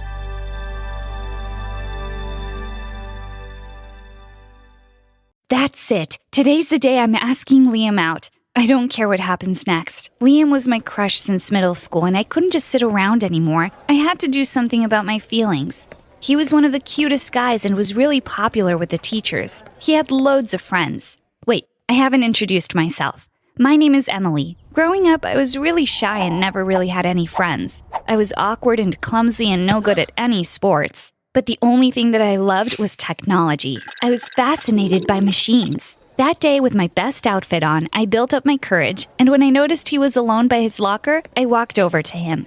"Hi, Liam," I said with a shy voice. I watched him raise an eyebrow and look at me before closing his locker. "And you are?" he asked. "Emily. We've been in the same class since middle school." "Oh," he said. "What can I help you with?" I stuttered. I wanted to ask you if maybe you wanted to go out for dinner or a movie or something." His eyes widened, and not in a good way. "Oh, well," he looked around nervously. I can't. I am very busy. Studying, football, and I gotta go." And just like that, he literally sprinted away from me. How stupid can I be? I was so foolish to think that he would go out with me. I watched him run away, and feeling totally bummed out, I started walking to my next class when I stepped on something. It was a small black notebook. I picked it up and opened it. On the first page, I saw his name. I had found Liam's secret diary. Should I run after him and give it back, or should I keep it? I had the key to finding out more about him. I could find out what kind of girl he'd like and become that girl. I quickly slipped the diary in my backpack and ran to my next class. Throughout the day, all I could think of was what I would find in that little diary. I sat by my desk when I got home. I took a deep breath, made sure the door was closed, and opened the notebook. Liam's handwriting was not how I imagined it. It was very neat. I started with the first few pages. The entry started from when he joined our school a couple of years ago. I spent hours reading through. It was not as interesting as I expected. Stories about other girls, about football, stories about family and holidays, and regular stuff like that. However, some details kept showing up that made me think there was something more to this boy. Things like, one of my toes fell out today, and I lost a screw. And I wish this was easier sometimes and things were back to normal, kept cropping up. What? It was all very confusing. I couldn't stop thinking about it for the next few days. Some of the things Liam had said about parts and screws just made me so curious, and I was coming up with all sorts of crazy theories. I needed answers to figure out Liam's big secret, and to get those, I had a spy on him. On Saturday evening, I decided to go to his house. Luckily, he lived in the same neighborhood. He was having a party that night, so I knew the house was empty except for him. Loud music was blaring from a room on the second floor, so I knew where to look. I found a gardener's ladder at the back of the house and set it up under Liam's room. I climbed up and looked through the window. There he was, standing by a mirror, unscrewing something on his left ankle. To my shock, his ankle just snapped out of place. He fixed it, walked over to his closet, and opened it. It was the craziest thing I had ever seen. There was a whole collection of lower body metal parts. Liam was a robot, at least partly. It was truly shocking. Liam's secret was bigger than I thought. I suddenly felt the ladder wobble under my weight, and before I could do anything, everything just spun out of control, and I found myself crashing onto the grass below. I cried out in pain. I looked up and saw Liam staring down at me, absolutely furious. He moved away from the window and within seconds was storming towards me. "You are such a creep. What are you doing here?" "Liam, I have your diary." I took out his notebook from my pocket. He snatched it, looking shocked and angry. "You had my diary and you read it, and now you're spying on me? Stay away from me." "Liam, I know your secret now," I said, "and honestly, I think it's pretty cool. I won't tell anyone, I swear." "Get out of my house now," Liam yelled. Defeated, I turned around and left as fast as I could. When I went to school the next day, there was a commotion. Around me, people were whispering, and what they said shocked me. "They say his legs are made of metal," a girl whispered. "Do you think it's true? They look human to me." I was really confused and shocked. Liam's secret was out. "You!" His voice was angry and deep, almost vicious. "You told everyone." My eyes widened. I tried to explain and tell him that I didn't say anything. He walked furiously towards me and said, "You don't know what you did. I hate you." He blew out and left the school. I tried to contact him. I sent many messages apologizing. I wanted him to give me a chance to explain. It wasn't fair, but he never responded. As months passed, I could not get over that incident. I felt as if somehow I had betrayed Liam. I tried going out with other guys, but I couldn't stop thinking about Liam. I was never able to be with someone for more than a week because my heart was with Liam. The end of my senior year was not easy. Liam's secret was still the juiciest bit of gossip, and I felt haunted by it. Luckily for me, college came around sooner than I thought. I decided to major in robotics to keep my passion in technology alive. I could hardly believe my eyes when, upon entering my class, the first person I saw was Liam. I thought he had disappeared for good, but there he was, still looking as handsome as ever, and it was no surprise that he majored in robotics as well. I never tried to approach him or speak to him, and he always ignored me and always asked to change groups if we were paired together for projects. Part of him believed that it was me who had exposed him. I continued to keep my distance. Being so close to Liam every day was getting difficult for me. I started seeing this guy Kevin, who was also in our class, and had asked me out a few times. He seemed rather cocky, but I thought maybe I could get myself to like him if I tried hard enough. It was selfish of me, but maybe with him I could finally get over Liam and put him out of my life for good. It was Kevin's birthday and he wanted to throw a grand party. During the party, I think he wanted to brag to his friends that he had a girlfriend and kept me wrapped around his finger all night. I was really uncomfortable but didn't know what to do.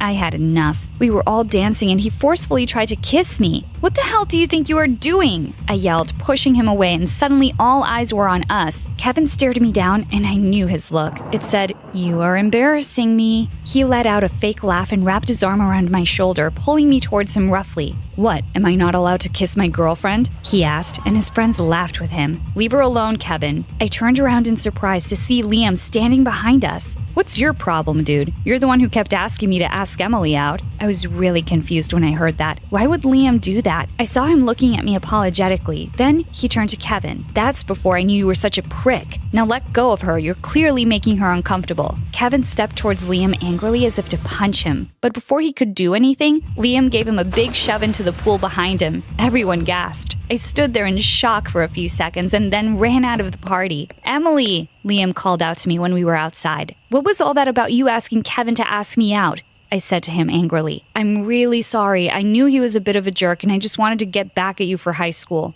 I didn't know he would behave like this, though. It wasn't even me who let your secret out in high school," I cried out with tears pouring down my cheeks. He looked at me for the first time as if he believed me. "It doesn't matter anymore. It's such a long time ago. I want to forget about that chapter in my life. I shouldn't have been so petty, Emily. I'm very sorry about Kevin, and I would really like to start over with you." I gave him a small smile, relieved that maybe he finally believed me and secretly happy that he wanted to even talk to me again. I had never stopped having feelings for him. It was difficult to face Kevin and the entire class after the party. However, I was more distracted by Liam and his sudden interest in me. I would find him staring at me during science class. I would find small notes with jokes on my desk from him, and when I read them, I realized he was looking at me, waiting for a smile or a laugh. Every football match, I would see his eyes raking the bleachers looking for me, especially with a big smile after every touchdown. Sometimes he would go out of his way to walk me to class, and sometimes get me coffee before school. As months passed, Liam and I got really close. We eventually realized we were in love with each other and finally started dating.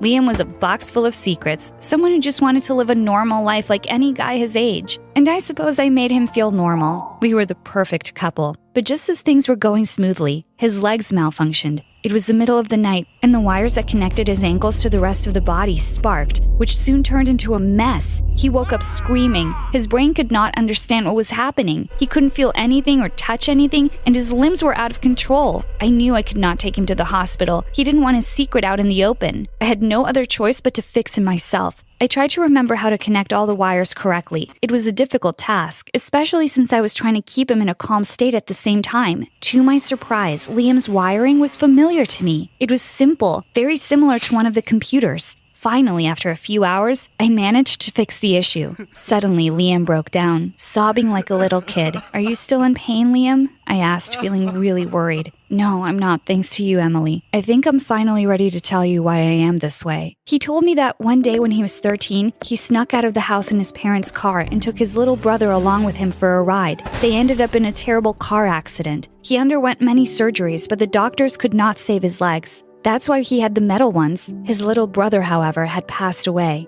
He felt so terribly guilty. It was all his fault. His parents forgave him completely because he was just a little kid himself. They all moved to a new town to try to get a fresh start and leave that terrible memory behind. But Liam had never been able to get rid of the shame. He wanted to keep his past a secret, and that's why he never wanted anyone to know about the accident or his legs. When his secret came out in school, he just had to leave. I wanted to know my crush's secrets all those years ago, but I never imagined anything so tragic. I could understand now why he had reacted the way he did back in high school. I comforted him and hugged him to sleep. His secret was safe with me. One morning, I rolled over in bed to find Liam wasn't there. I went downstairs and looked around. Suddenly, I noticed a folded paper on the table with my name on it. I opened it up and felt a wave of shock going through me as I read it. "I am going away for good. You're better off without someone like me. I will never be normal. I hope you find someone who really deserves you. Liam. How could this be happening? We had been so happy these past few days. We finally knew everything about each other. I tore up the note in despair. I had to find him and bring him back. For the next few weeks, I looked for him everywhere. I went absolutely crazy because I was madly in love with him. Liam was my life. I went to his parents' house. They had heard nothing from him in a while. I went to all of our friends. I went to every place we had ever hung out at. I was starting to lose my mind. I was wandering about the city at night like a madwoman, hoping desperately that I would bump into him in some dark alley, but it was no use. It was as if he had disappeared into thin air, leaving me completely heartbroken. One day I woke up to find a note rolled up in a newspaper on the doorstep. It was from Liam. "Emily, stop looking for me and just move on with your life. I want you to be happy." He knew that I had been looking for him. That meant he had been spying on me all this time and knew what I was up to. This gave me an idea. Later that night, as I was walking down a street a few blocks from my house, a couple of thugs started following me. I broke into a run and they followed suit. One of them grabbed my bag while the other shoved me to the ground. Just as I was about to scream for help, I saw a tall, dark shadow behind the men. "Get away from her!" Liam shouted, running towards them. They immediately dropped my bag and ran off like scared little rabbits. Liam bent down next to me and took me in his arms. "Are you hurt?" I held on to him, sobbing. "I'm fine, Liam. I knew you would come if you thought I was in trouble." "Wait, what?" he asked. I explained to him that I had staged the whole thing. I knew he was spying on me, and the only way to make him turn up was to pretend that I was in danger. Liam shook his head, half amused and half angry. "So those goons are your friends? And I was thinking they ran away like that because of how scary I look," he said. "Oh, Liam, you can't ever leave me again. I thought I was going to go insane when I couldn't find you. I don't care if you're messed up. I can help you with your leg and I can help you deal with your past. Please don't break my heart. I can't live without you." My voice cracked as I tried to control my tears. "I thought things would be better for you if I went away," Liam replied, his eyes wet. "If I have to live without you, I'd rather not live at all." Liam pulled me close. "I can't survive without your love either. I thought I could, but I realized my mistake. I need you and want you in my life. Let's go home now." We have been living together for a year now, and Liam has made no attempt to escape again. I convinced him to see a therapist, and he has been feeling much better mentally. As for his leg, I'm pretty good at fixing him up. What are you doing? I gasped in horror as my mom tore apart our kitchen. She had 5 garbage bags full of perfectly good food. I am making sure you stay nice and healthy, she responded as she turned her attention to me. It was a pathetic image. I was hugging a bag of baby carrots for dear life. She snatched them out of my hands and threw them into a bag. As she dragged the garbage bags to the curb, she told me it was for my own good. I was devastated. I couldn't believe some yoga freak had convinced her to throw away hundreds of dollars worth of food. If you think this is bad, wait till you hear what I did get to eat. Before I get into why a weird lady with hairy legs is the reason no one calls me by my old name anymore, take the time to like this video and subscribe to the channel. If you do, you'll have 10 years of good health. Trust me, I know a little something about health. I know that parents just want you to be healthy, but my mom takes it to a new extreme. See, my mom always prided herself on being a health nut. I never ate processed sugar or even meat. I grew up on all organic and vegan foods. I remember this one time she tried to throw a birthday party for me, and she made a cake out of tofu, salad dressing, and carrots. One of the kids literally threw up. Things didn't get any better as I got older either. One time, she packed me an organic lunch, and it smelled so bad, they evacuated the class. The principal thought it was a gas leak. It was actually just my smelly cabbage casserole. But her fitness obsession wasn't the only freaky thing about her. You would not believe the crazy things she did to stay up with the latest trends. She literally embarrassed herself and me on national television. I didn't legally change my name for no reason. She went through phases faster than a middle school girl. One day, she'd be dressed all preppy and sporty. The next, she was going out looking like a goth. One time, when I was 6, I went to a friend's place for a sleepover. And when I came home, I didn't recognize my own mom. I cried so hard because I thought my mom had left me. I used to think that her worst phase was the time her friend convinced her to join a cult. She actually shaved her head and painted her skin green. But boy, was I wrong. That wasn't a patch on what I'm going to tell you next. The worst thing was that the person behind my misery wasn't a creep with green skin. This time, it was a seemingly harmless lady with a sweet smile. So I really didn't see it coming. Even worse, I may have brought them together. I was an aspiring singer and actress, and I often performed at the community center and local theater. My mom met her at one of my performances and immediately became her best friend. she was calm and relaxed. I was actually pretty relieved about my mom meeting someone who was actually normal. So I encouraged Mom to invite her over to dinner one night. Oh, how I cursed my stars for that moment. Because when her friend came over, Mom put out a nice spread of salads using vegetables from her own garden. She was certain she'd impress her friend. But her yogi friend stuck up her nose and gagged with disgust. "I thought you were healthy," she sneered. I practically choked on the bean sprout I popped in my mouth. She went on to list all the dangers of food and talked about how the government can track you through carrots and that there are magic spells in nuts. My mom nearly died of embarrassment. I burst out laughing. I thought she was kidding at first. I asked her if she didn't eat food, then what did she eat? Apparently, she had been waiting for someone to ask because she whipped out a suitcase full of tablets. She explained that she was the CEO of a special company that sold the only safe things to eat on the market. I told her she was insane. But guess who bought it all? Yep, my mom. Seriously? I know you're friends and all, but $1,000? I asked. I told my mom it was a scam, but she was super positive that this was the food of the future. In fact, she even got so paranoid about government tracking that she made me wear a hat made of tinfoil that, you guessed it, was sold to her by her yogi friend. I figured it would blow over in a few days, like her last few phases. But I was very, very wrong. The next evening, when we sat down for a meal, she poured those stupid tablets on my plate. I asked her to make me a sandwich, and you would have thought I'd slapped her. She glared at me and refused to give me anything else. She said there was no way on earth she could do me such harm. In fact, she said she would throw away all our food. For the next month, I lived off of granola bars and vegetables I stole from the garden. I even ordered one of those snack boxes and hid all the chips in my room. I would literally drool whenever I saw a commercial for McDonald's or Pizza Hut on the TV. My mom, though, she seemed perfectly content eating those stupid tablets. One day, I'd had enough and decided to have a real meal. One of my biggest crushes, Bruce, had asked me out on a date the day before, and I texted him that I was ready to be picked up immediately. I let my mom know I was going out and ran out the door before she could say anything. I hopped in his car and told him I wanted to go anywhere. I was starving. My phone was blowing up with tons of warnings about staying away from food and how I forgot my special hat. It was so annoying that I shut off my phone so she wouldn't wreck my evening. But to be honest, I managed to ruin my day all by myself. He kept trying to make deep conversation and connect with me. Unfortunately, my body had a mind of its own. See, every time it was my turn to talk, my stomach would growl. I tried shifting in my seat to make it look like it was just the chair squeaking, but it was obvious that sound was coming from me. I just hoped he didn't think I was farting on our first date. I was so embarrassed. And to make matters worse, he seemed embarrassed for me. He was going to take me to the movies, but when he saw how much my stomach was growling, he asked if I wanted some real food. I never nodded so hard in my life. He took me to a pizza place all my classmates hung out at. Due to my mom's obsession with healthy food, I'd never eaten pizza before, and I couldn't be more excited. I mean, I didn't know if I was more excited to see Bruce or the pizza he took me out for. By the time our food came out, I was drooling. I literally had a puddle on my new top. It was actually pretty embarrassing when Bruce asked me if I'd spilled water on my shirt. But my evening was about to get even worse. Just as I was about to bite into the juiciest slice of pizza I'd ever seen, someone slapped it out of my hand.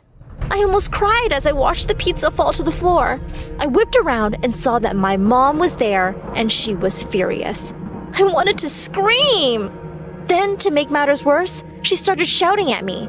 She went on this long rant about how crazy and idiotic I was to eat food after I'd heard about the spells in the tracker.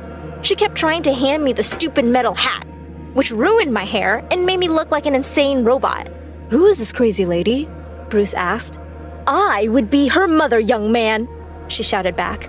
I wanted to crawl under the table, and that's exactly what I did. My hiding was rather short-lived as my mother dragged me out from under the table and pulled me back to her car. I had a feeling I wasn't going to get asked on a second date. To be honest, I was sadder about leaving the pizza behind. After that, Mom strengthened her iron fist. As I ran out of snacks, I grew hungrier by the day. This was bad news all around. See, if I get too hungry, I get hangry. I get mad and moody and snap at everything. I just wanted to eat real food. My mom saw I was upset and decided to surprise me with the news that I'd been called back for an audition I was particularly hyped about. I was glad, but at this point, I'd be happier if I got an apple. What I wouldn't do for a nice, juicy apple. To my utter disgust, my mom even brought her stupid yogi friend to watch in the audience. My mom said it was for support, but I could see her friend was looking to sell her dumb products to anyone she ran into. Today is not about that though, I told myself. Today is about me. I was excited, but something felt off. I told my mom I was starving, and she just gave me a new round of tablets. They looked a little different from the ones I'd taken before, but I was too tired to even question it. Unfortunately, when it was my time to walk up and perform, I wasn't as prepared as I wanted to be. As I walked on the stage waving to the camera, I lost my balance from dizziness and tripped. If falling wasn't bad enough, I literally crashed into the musicians and even broke a guitar. Everyone started booing me. I stood up to try to show them my skills and make up for my blunder, but my stars had something else in store for me. I projectile vomited all over the crowd. I ran backstage without even seeing, as if I could now. I wanted this day to end, but judging by the numbers of cameras pointing at me, I wasn't forgetting this day anytime soon. I also was not talking to my mom anytime soon. This was totally her fault. I ran out of the hall. Thankfully, Mom was nowhere to be seen. I decided to go and get myself something to eat from the McDonald's across the street. It was trashy, but I deserved a burger right about now. When I walked through the door, I shrieked. It was my mom. She was sitting by herself at a corner table and had a hamburger half jammed into her mouth. I couldn't believe it. I ran straight over to her. So the pill diet isn't good enough for you, but it's good enough to ruin my life? Horrified, my mom asked why I wasn't on stage. She obviously hadn't even bothered to watch me. Instead of supporting me, she was cheating on the diet she forced on me. She said she could explain, and it was just a one-time moment of weakness. But no way was I buying that story. I was so disgusted. I decided I would rather starve than talk to her. But that's when I remembered. I was on the other side of town, and I was starving. I realized that my last hope was the only person I never wanted to face again. My stomach grumbled, and I knew I didn't have a choice. I made the call. Bruce came surprisingly fast. Turns out, he had come to watch me. Instead of laughing or making fun of me, though, he was super sweet. He even stopped and got me a milkshake so we could hang out. He then brought me to my empty house, where I packed up all my stuff and went to live with Bruce. I was done with whatever crazy things my mom had going on. I even filled out paperwork to legally change my name, so I would never have to be associated with that embarrassment who puked all over the stage. Bruce took me out on a date to take my mind off of everything. We decided to check out this fancy place that opened up on the other side of town. When we walked in, I saw someone fall out of the chair and break a glass. I ran over to help. And who did I see? None other than my mom. Again? One time weakness my butt. She had seen me walk in and was hiding from me. That's when I saw what she had on her plate. A steak! Was this what she always did? This time, I wasn't going to ignore her. I was furious. She was such a hypocrite. She begged and pleaded to explain why she did what she did. She said that when she was my age, she struggled with body image issues and had lost a big break because she had binged on junk food and gotten deathly sick right before an audition. Quite ironic, I thought, given that I'd ended up doing the same trying to starve myself. She said she thought that if she raised me on a strict diet to stay lean and thin, I would be successful and not miss my chance just because of bad eating habits. There was just one small problem.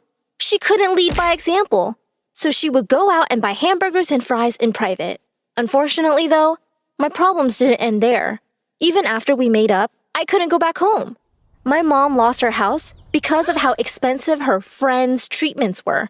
Between tablets and crazy privacy devices, she was over $300K in debt.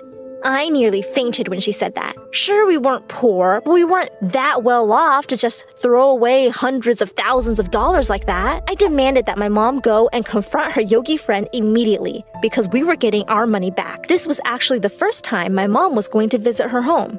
I imagined the smelly hippie living in a trailer park or a tent in someone's backyard. This lady was living like a queen. She had a huge mansion covered with gold statues and a giant fountain. When we knocked on the door, a butler answered. We asked if it was the right place, and he said it certainly was. Only problem was that just a few hours ago, the police had taken her away. The police? We were in shock.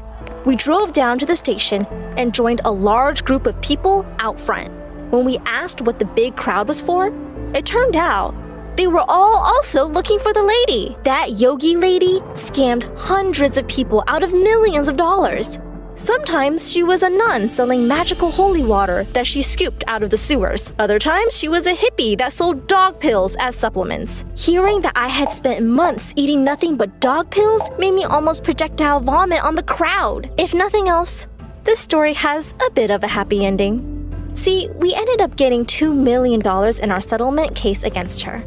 It was more than enough for my mom to get a new house and me to start my career as an actress. I'm grown up and moved out now, but I do meet my mom for a weekly dinner.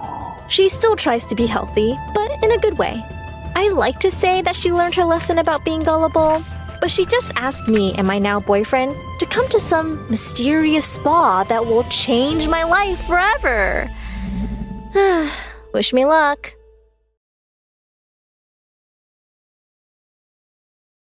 Go, run. I ran up the basement stairs with Ryan right behind me. We sprinted out the door, and I paused to catch my breath. My teeth were chattering. Here. But then he hobbled out of his house. Get back here. We gotta go.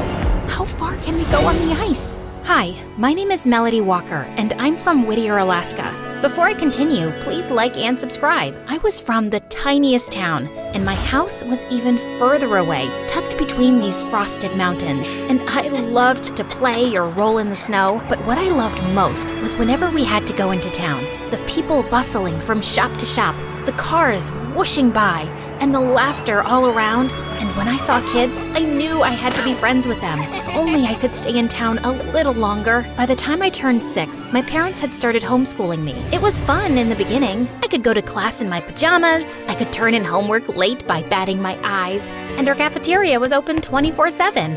If I ate 2 cookies and then I'm gonna eat 2 more cookies? That's too many cookies.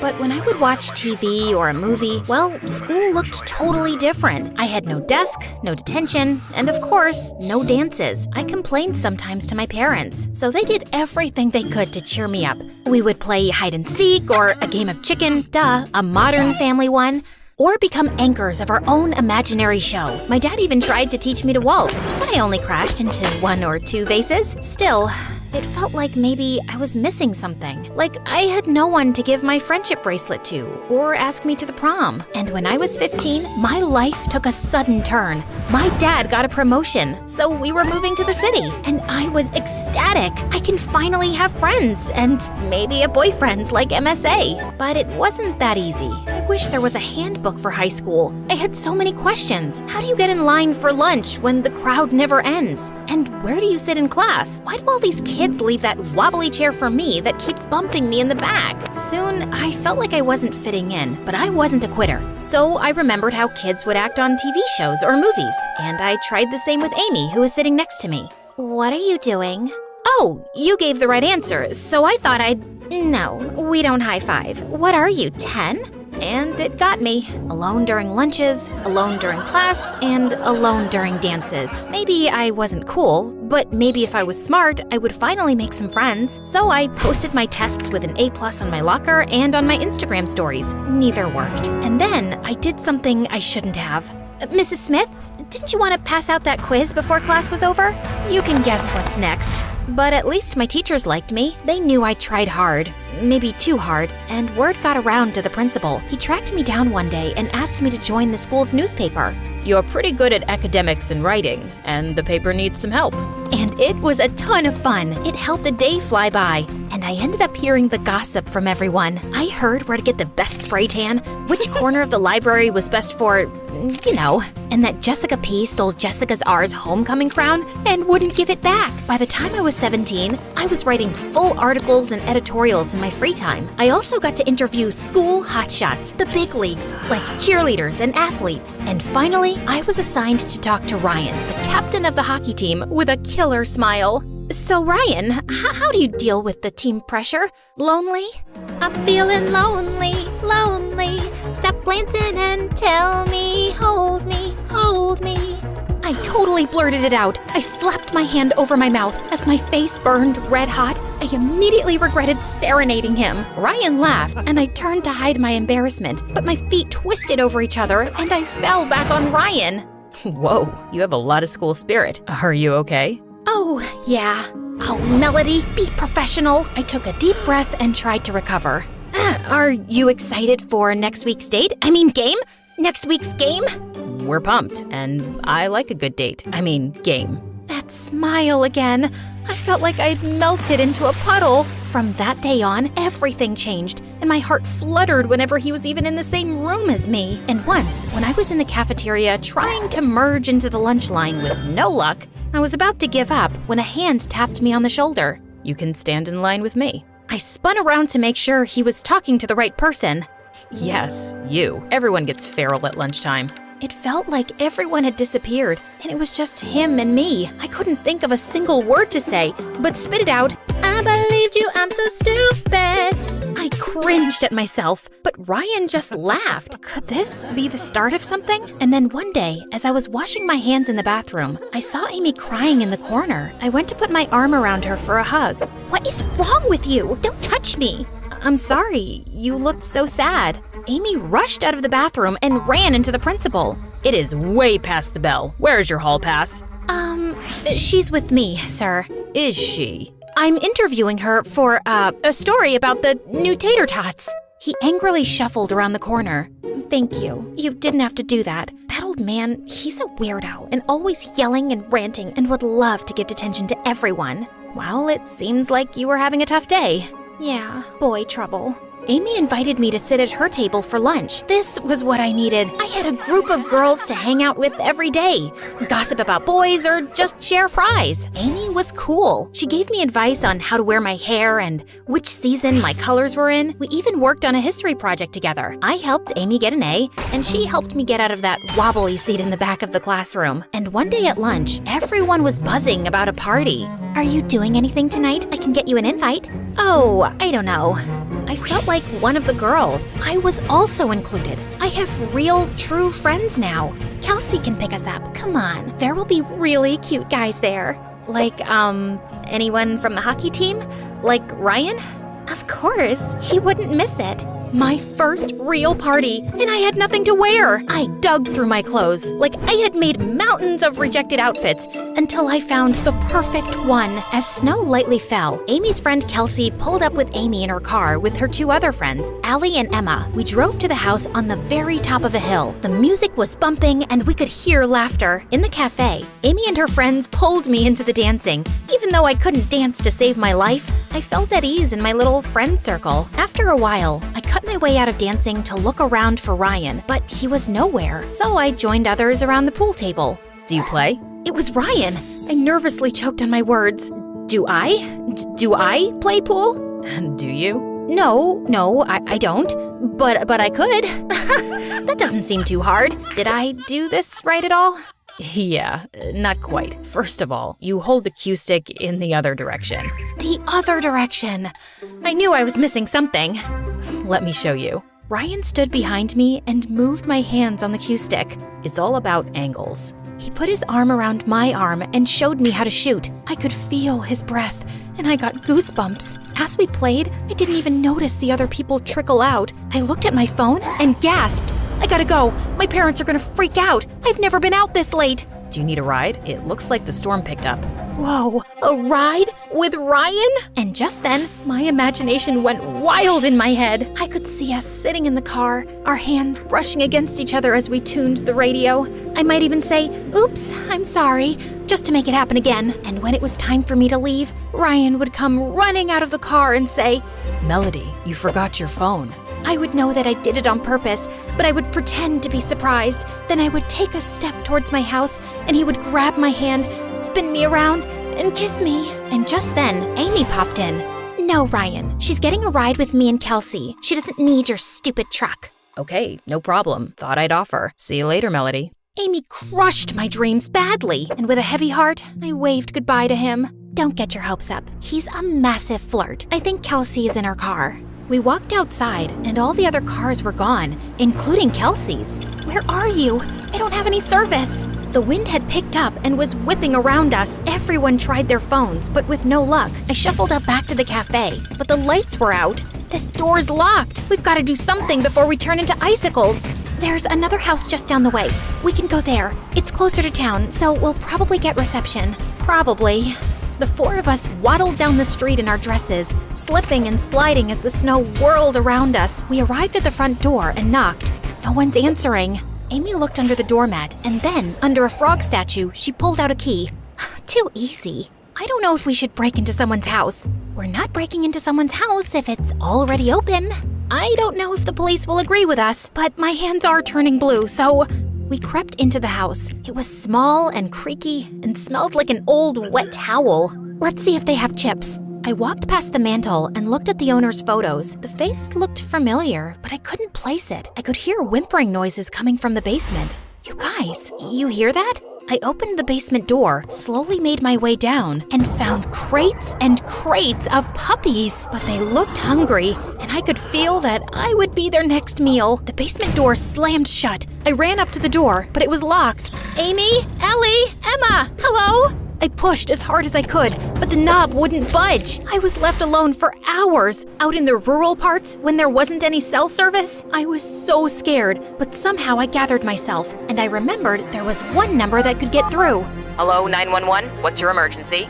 I'm locked in a basement, and I can't get out. A door slammed, and I knew the owner of the house must be back. A bad feeling crept into my stomach. Whoever keeps dogs like this in their basement must be dangerous and crazy. I needed to get out of here pronto. What is your address?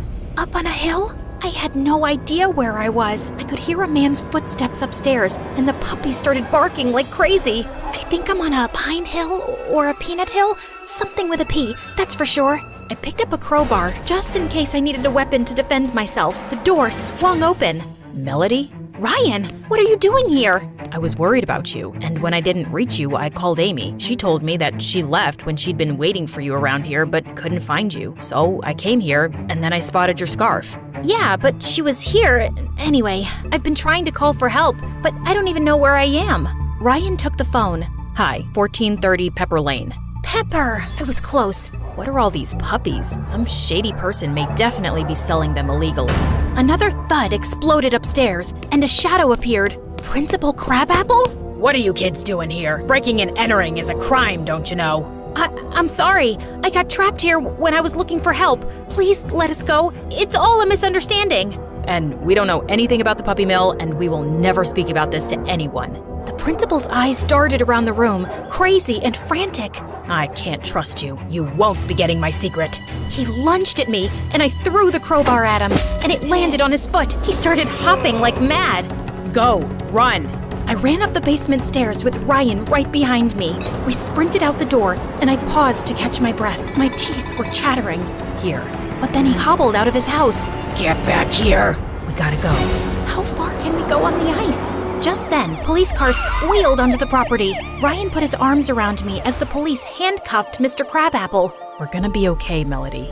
Everything was fine, and the police did their investigation. And at school, Amy avoided me like the plague for a week, then finally came to apologize for what happened. You could have gotten me into real trouble by telling the police about me, but you didn't.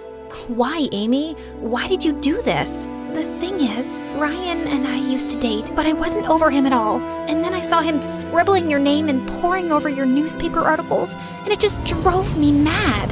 So, you took me there on purpose? No, I had no idea about that eerie house, but I could have helped you out of the basement when I left you there on purpose, so that you would know that it wasn't your place to just take him. I thought it wasn't over between us, but it is, and I realized he only likes you a lot. I wish you would forgive me and we could still be friends. I have forgiven you, but I'm not sure about being friends again. Well, I volunteered at the shelter to help place every last puppy. I also wrote a gripping story for the newspaper about our ex-principal. It was the talk of the town, and I got famous too, only because I stayed true to who I was, even if it made me different from everyone else. Oh, and me and Ryan, we're still going strong. I can beat him at pool now, and we recently went out on a date with our cutie.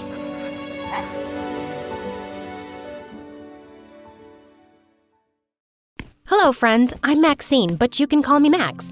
Please like and subscribe before I continue with my story. I was born prematurely to a single mom who lived in a beautiful farm. Since I was so weak and fragile, Mom treated me as if I was made of glass. Literally, Mom was constantly worried about me, from what I should do to what I should wear. She'd always give me organic food to eat. I had to drink green-colored smoothies in the morning to boost my immunity system and whatnot. It didn't end there. She'd always make sure that before going out, even for a walk in the park, I had on tons of sunscreen and was wearing knee pads and a helmet. But I always did the opposite. I loved to run and hang upside down on the monkey bars. Hey, Mom, come on. Let's try this together. It's so much fun. Oh, God, no way. Calm down, honey, please. Don't get me worried. Oh, Max, you don't have to make snow angels, honey. It's so cold. Oh, no. Why did you take off the training wheels? It's dangerous.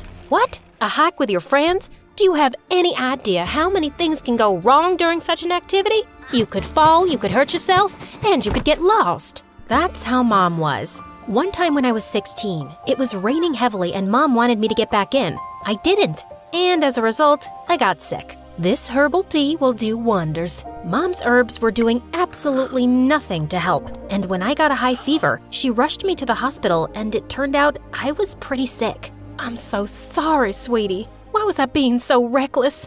I should have brought you to the doctor earlier. Don't worry, Mom. I'll get better. I had to stay in the hospital for 2 days, and it was then that I became fascinated with everything doctors did, except for the needles. Mom, I want to have the exact same lab coat. It looks so cool. I'll be a doctor when I grow up. Once I graduated high school, I told my mom that I wanted to go to New York to prepare for the entry test of the best medical school in the country, and I wanted to apply. Mom was jumping with joy, and the next day, I saw her going to the grocery store on a bicycle. What's that, Mom? Where's your car? Oh, honey, I wanted to, buy a new model. You sold it! Mom! Oh, honey, you are all that matters to me in the world. You know I always wanted to become a doctor, but you know how you were born so early, and I was always worried about raising you and keeping you well. I am so happy to see you fulfill your dream. I know you're gonna make me proud. I didn't think twice about selling the car to cover your studying expenses. I'll always do all I can to help you. Once I was in New York, I was living in a hostel with a crazy roommate who was also a student at the same university I was applying to. I'm Mia. Welcome to my crazy world. Oh gosh, she was really crazy. That girl was always busy talking, laughing aloud, and lazing around. But she was also sweet and kind, and we both totally hit it off. Come on, get dressed. You must come to this concert with me. We'll have a blast. What? I've never been to a concert before. I'm not sure I'm very comfortable going there, Mia. What do you mean you've never been to a concert? Have you been living under a rock? No, but my mom didn't really like the idea of me being in such a crowded, closed place. And? Is your mom here now? Let's go out, let's have some fun! This is an experience that you shouldn't miss. After going with Mia for that concert, something inside me just changed. I saw life, people, parties, and many more things. I felt like I'd been living in a prison during the years I lived with my mom. This was freedom. My mom didn't let me do any of these things. Hey Mia, let's go to this yacht party. It sounds like so much fun. Yeah, most of my friends are going, so it's gonna be amazing. Mia, please take me with you to the concert. But you don't even like this band. Still, I want to go out and have fun. But everything changed just a day before the test. I spent the day studying and at my wit's end. And that's when Mia suggested I take a break and go to a party with her. What? No, I have to finish up the physiology section and then get to botany and then... Girl, if you pass this entry exam, then you'll have to go to college for 4 years, and then you'll have to do your residency in your 30s, and the list of things you'll have to do will go on and on and on, and suddenly you'll find yourself in your 50s and haven't enjoyed yourself. Believe me when I say, life is short. Let's go and have fun. Well, this sounds almost convincing. You know what? I'm coming. Mia sure knew how to have fun, and then we did the most amazing thing together. We crashed a party. I promise it'll be fun. Dr. Peyton throws the best parties. She's known for that around here. Dr. Peyton? That name sounds familiar. Wait a second. She's gonna be one of my professors when the academic year starts. Are you out of your mind? You want me to crash my future professor's party? Why not? Should I explain to you again that you only live once? What if we got caught? Come on, who would notice two girls in a crowded party? It's her daughter's birthday party, so a lot of her friends will be there. We'll go unnoticed, I promise. The place was amazing, but right when I was stuffing my face with food, a lady came and looked at me up and down. May I know who you're with? Yes, Dr. Peyton invited us. Oh dear, I don't think I have invited any clumsy intruders to my party. I know all of my daughter's friends, and definitely you're not one of them. Oh my God, my cheeks were burning red at that point. That was so embarrassing. Right then, Mia held my hand and whispered to me, "Run!" But Dr. Peyton started to follow us because she wanted to know who we were. When we got caught outside, I tripped on a rock and was about to fall, but a guy who was standing there caught me in his arms. Hey, whoa, easy there. Are you all right? Yeah, I mean, there's this crazy lady chasing us, but yeah, I'm good. Come on, Max, we need to go, now! That witch was hot on our trail, so I ran off with Mia. Well, the night was crazy and we had so much fun, but when I woke up the next morning, the first thing I did was scream. I slept in and missed my entry test. No, this can't be happening. No, stupid me. This is all you're doing. Me? Excuse me? You were the one who wanted to run around Times Square in the middle of the night? She had a point, but what was I gonna tell my mom? I couldn't break her heart. Plus, I was so sure she'd want me to return to the farm if I told her the truth. I couldn't go back. I didn't want to. So I did what I had to. I lied. Yes, Mom, it's so good. I am so excited. I love the city, I love the college, and the teachers here are so nice. Thanks for everything, Mom. I didn't like lying to Mom so much, so in the coming weeks, I stopped taking her calls. But that totally backfired when one day, Mom was at my door. Oh no, you look so tired. I missed you a lot. Oh wow, what's in this jar? My baby works so hard, so these are protein bars to make her mind sharp. Gosh, Mom, you never forget to bring these. Thank you so much. The next day, I took Mom out to a nearby mall, and just as she picked out a dress, someone else grabbed it too. Hey, excuse me. I grabbed it first. Nope, Oh, if it isn't Brittany. Weren't you the girl who had a baby right after high school? It's definitely you. Are you still living at your dad's farm? As my mom and the woman talked, I learned she was in my mom's school, and it seemed they weren't very fond of each other. My mom later told me that this woman used to bully her when they were in high school, but there was something much more problematic with the woman. She looked a bit too familiar, and then it hit me. It was the woman whose party I had crashed with Mia, Dr. Peyton, and the moment her eyes met mine, she smirked. Oh, here she is. So Brittany, your daughter is going to a medical college? Yes, you heard me right. You're not the only one from Mississippi who could get into a college. My daughter here is making the family proud. Oh, I see. Dear, do you mind telling me your batch number? Oh, you might have forgotten. So, what's your anatomy professor's name?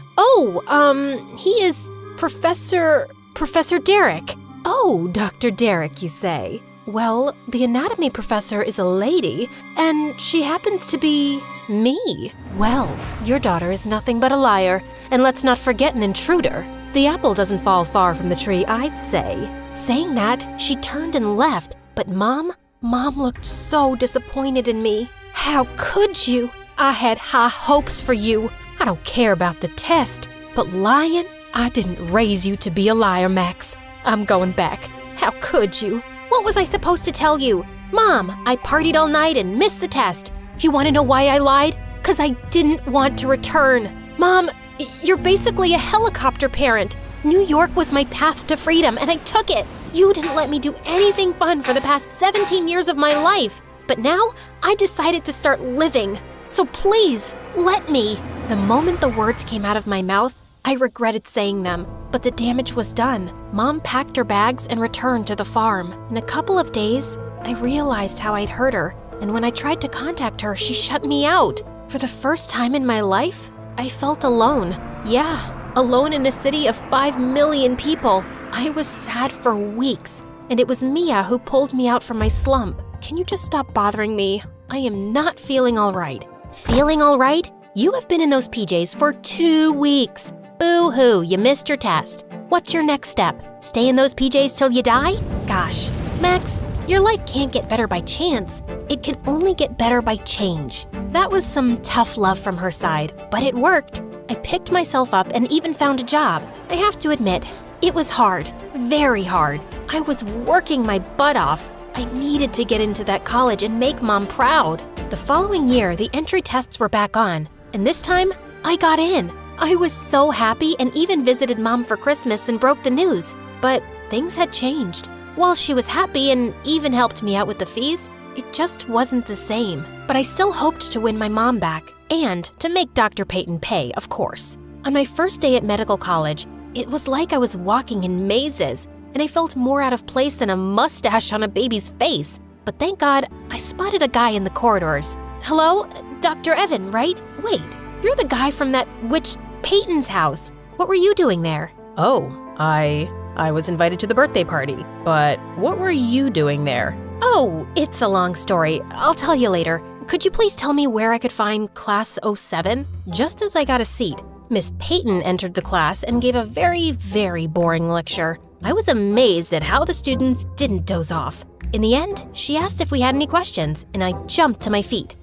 Yeah. I wanted to know about the hormone that causes hatred. Oxytocin. Oh, you! Just leave the class already. Why? I passed the entrance exam and I'm an official student here. I'm not going anywhere. Leave the class right now or I'll have you expelled for disorderly conduct. Ugh, I so hated her. After that day, I loved getting on her nerves every now and again. Hey, I wanted her to suffer even if it was for a little bit. But I also didn't want to get suspended. Besides her, all my professors were amazing, and I was actually loving college. Perhaps a little too much since I would run into Evan every now and then. Soon we started hanging out, and it turned out Evan was a pretty nice guy. Even Mia liked him when they both met. Oh my God, you totally look like McDreamy. Did anyone ever tell you this? No wonder Max is always talking about you when she gets home. Really? Explains why I always have hiccups. Mia? Can you please just get us some juice or tea or maybe coffee? Oh gosh, this was so embarrassing. Nah, just so you know, I'm always telling my friends about you too. Guess we're pretty alike after all. Well, time passed and I sort of got over my anger at Dr. Peyton. I was so focused on my goal that I didn't care about her anymore. I sailed through my semesters and was in my final year when one day I got a call from my neighbor back home. It turned out Mom had been sick for some time and was in the hospital. Even though I had an exam the next day, I took a flight to meet her. Seeing Mom so fragile, it broke my heart. I sat next to Mom the entire night. Mom, how are you feeling? Max, what are you doing here? You have an exam today. But how did you know? We don't talk that often. Your friend Mia is such a sweetheart. I call her every now and then to ask how you're doing because I want to give you your space. I know I worry a lot, but I can't help it. I am so sorry for breaking your trust, lying to you, and no, honey, it's not your fault. People need to make their own mistakes to learn from them. I was taking that from you, and I shouldn't have. Mom, I love you so much. Saying that, I hugged her. I stayed with Mom for a week until she was home. Meanwhile, I had informed the college about her health, and I knew I'd get things sorted once I was back. But when I returned, I got the shock of a lifetime. Dr. Peyton had recently been made head of the department, and she refused to let me retake the exam. But why? I have the right to take this exam. You can't do this to me. Oh, I sure can. And I'm doing it. I don't know how you were able to enter this college, but make no mistake, you're not graduating on my watch. You were probably out somewhere, crashing someone's party, and then you had the audacity to pretend that your mom was sick so that we'd let you retake the exam whenever you felt like it. Irresponsible. Maybe it's time to go back to that farm of yours. Please leave now and close the door on your way out. That woman was a certified witch. I didn't know what to do, so I told Evan everything. Later that day, I decided to confront Miss Peyton one last time, but I stopped in my tracks when I heard Evan's voice coming from her office. Mom, you need to cut that out. You can't just waste her hard work. That lying piece of... She doesn't even deserve to be a doctor. And why are you standing up for her? Don't tell me she trapped you, wrapped around a farm girl's finger.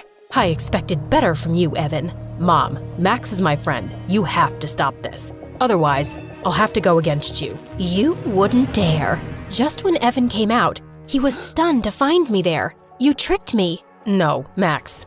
Please, let me explain. Look, I wanted to tell you who I was, but seeing how much you hated my mom, I couldn't. I was afraid to lose you. I don't care. A lie is a lie. I didn't want to see Evan again, but he never stopped trying. But in the following days, I realized how Mom must have felt when I lied to her and how I was being a hypocrite by not forgiving Evan. One day, as I was in my room, there was a knock on the door and it was Evan. Mia had let him in. Wait, before you kick me out, just listen to me. I told the dean about your case, and you can still finish your degree. You actually went against her? Why are you helping me? Isn't it obvious? I like you. Thanks to Evan, I was able to retake the exam and passed with flying colors. As for Dr. Peyton, I could tell the world what she wanted to do to me just because she and my mom were rivals in high school. But I decided to move forward because I didn't want to be a miserable person like her. On my graduation day, I invited Mom, and the moment I saw her, I ran to her. You came! I am so happy you're here. I wouldn't miss this for the world. I'm so happy for you, honey. When Dr. Peyton handed me the degree, my smile was so wide, and I knew how much it annoyed her, but who cares? Well, after graduation, interning, and residency, I finally got a job at a hospital, and today is my first day. Wish me good luck.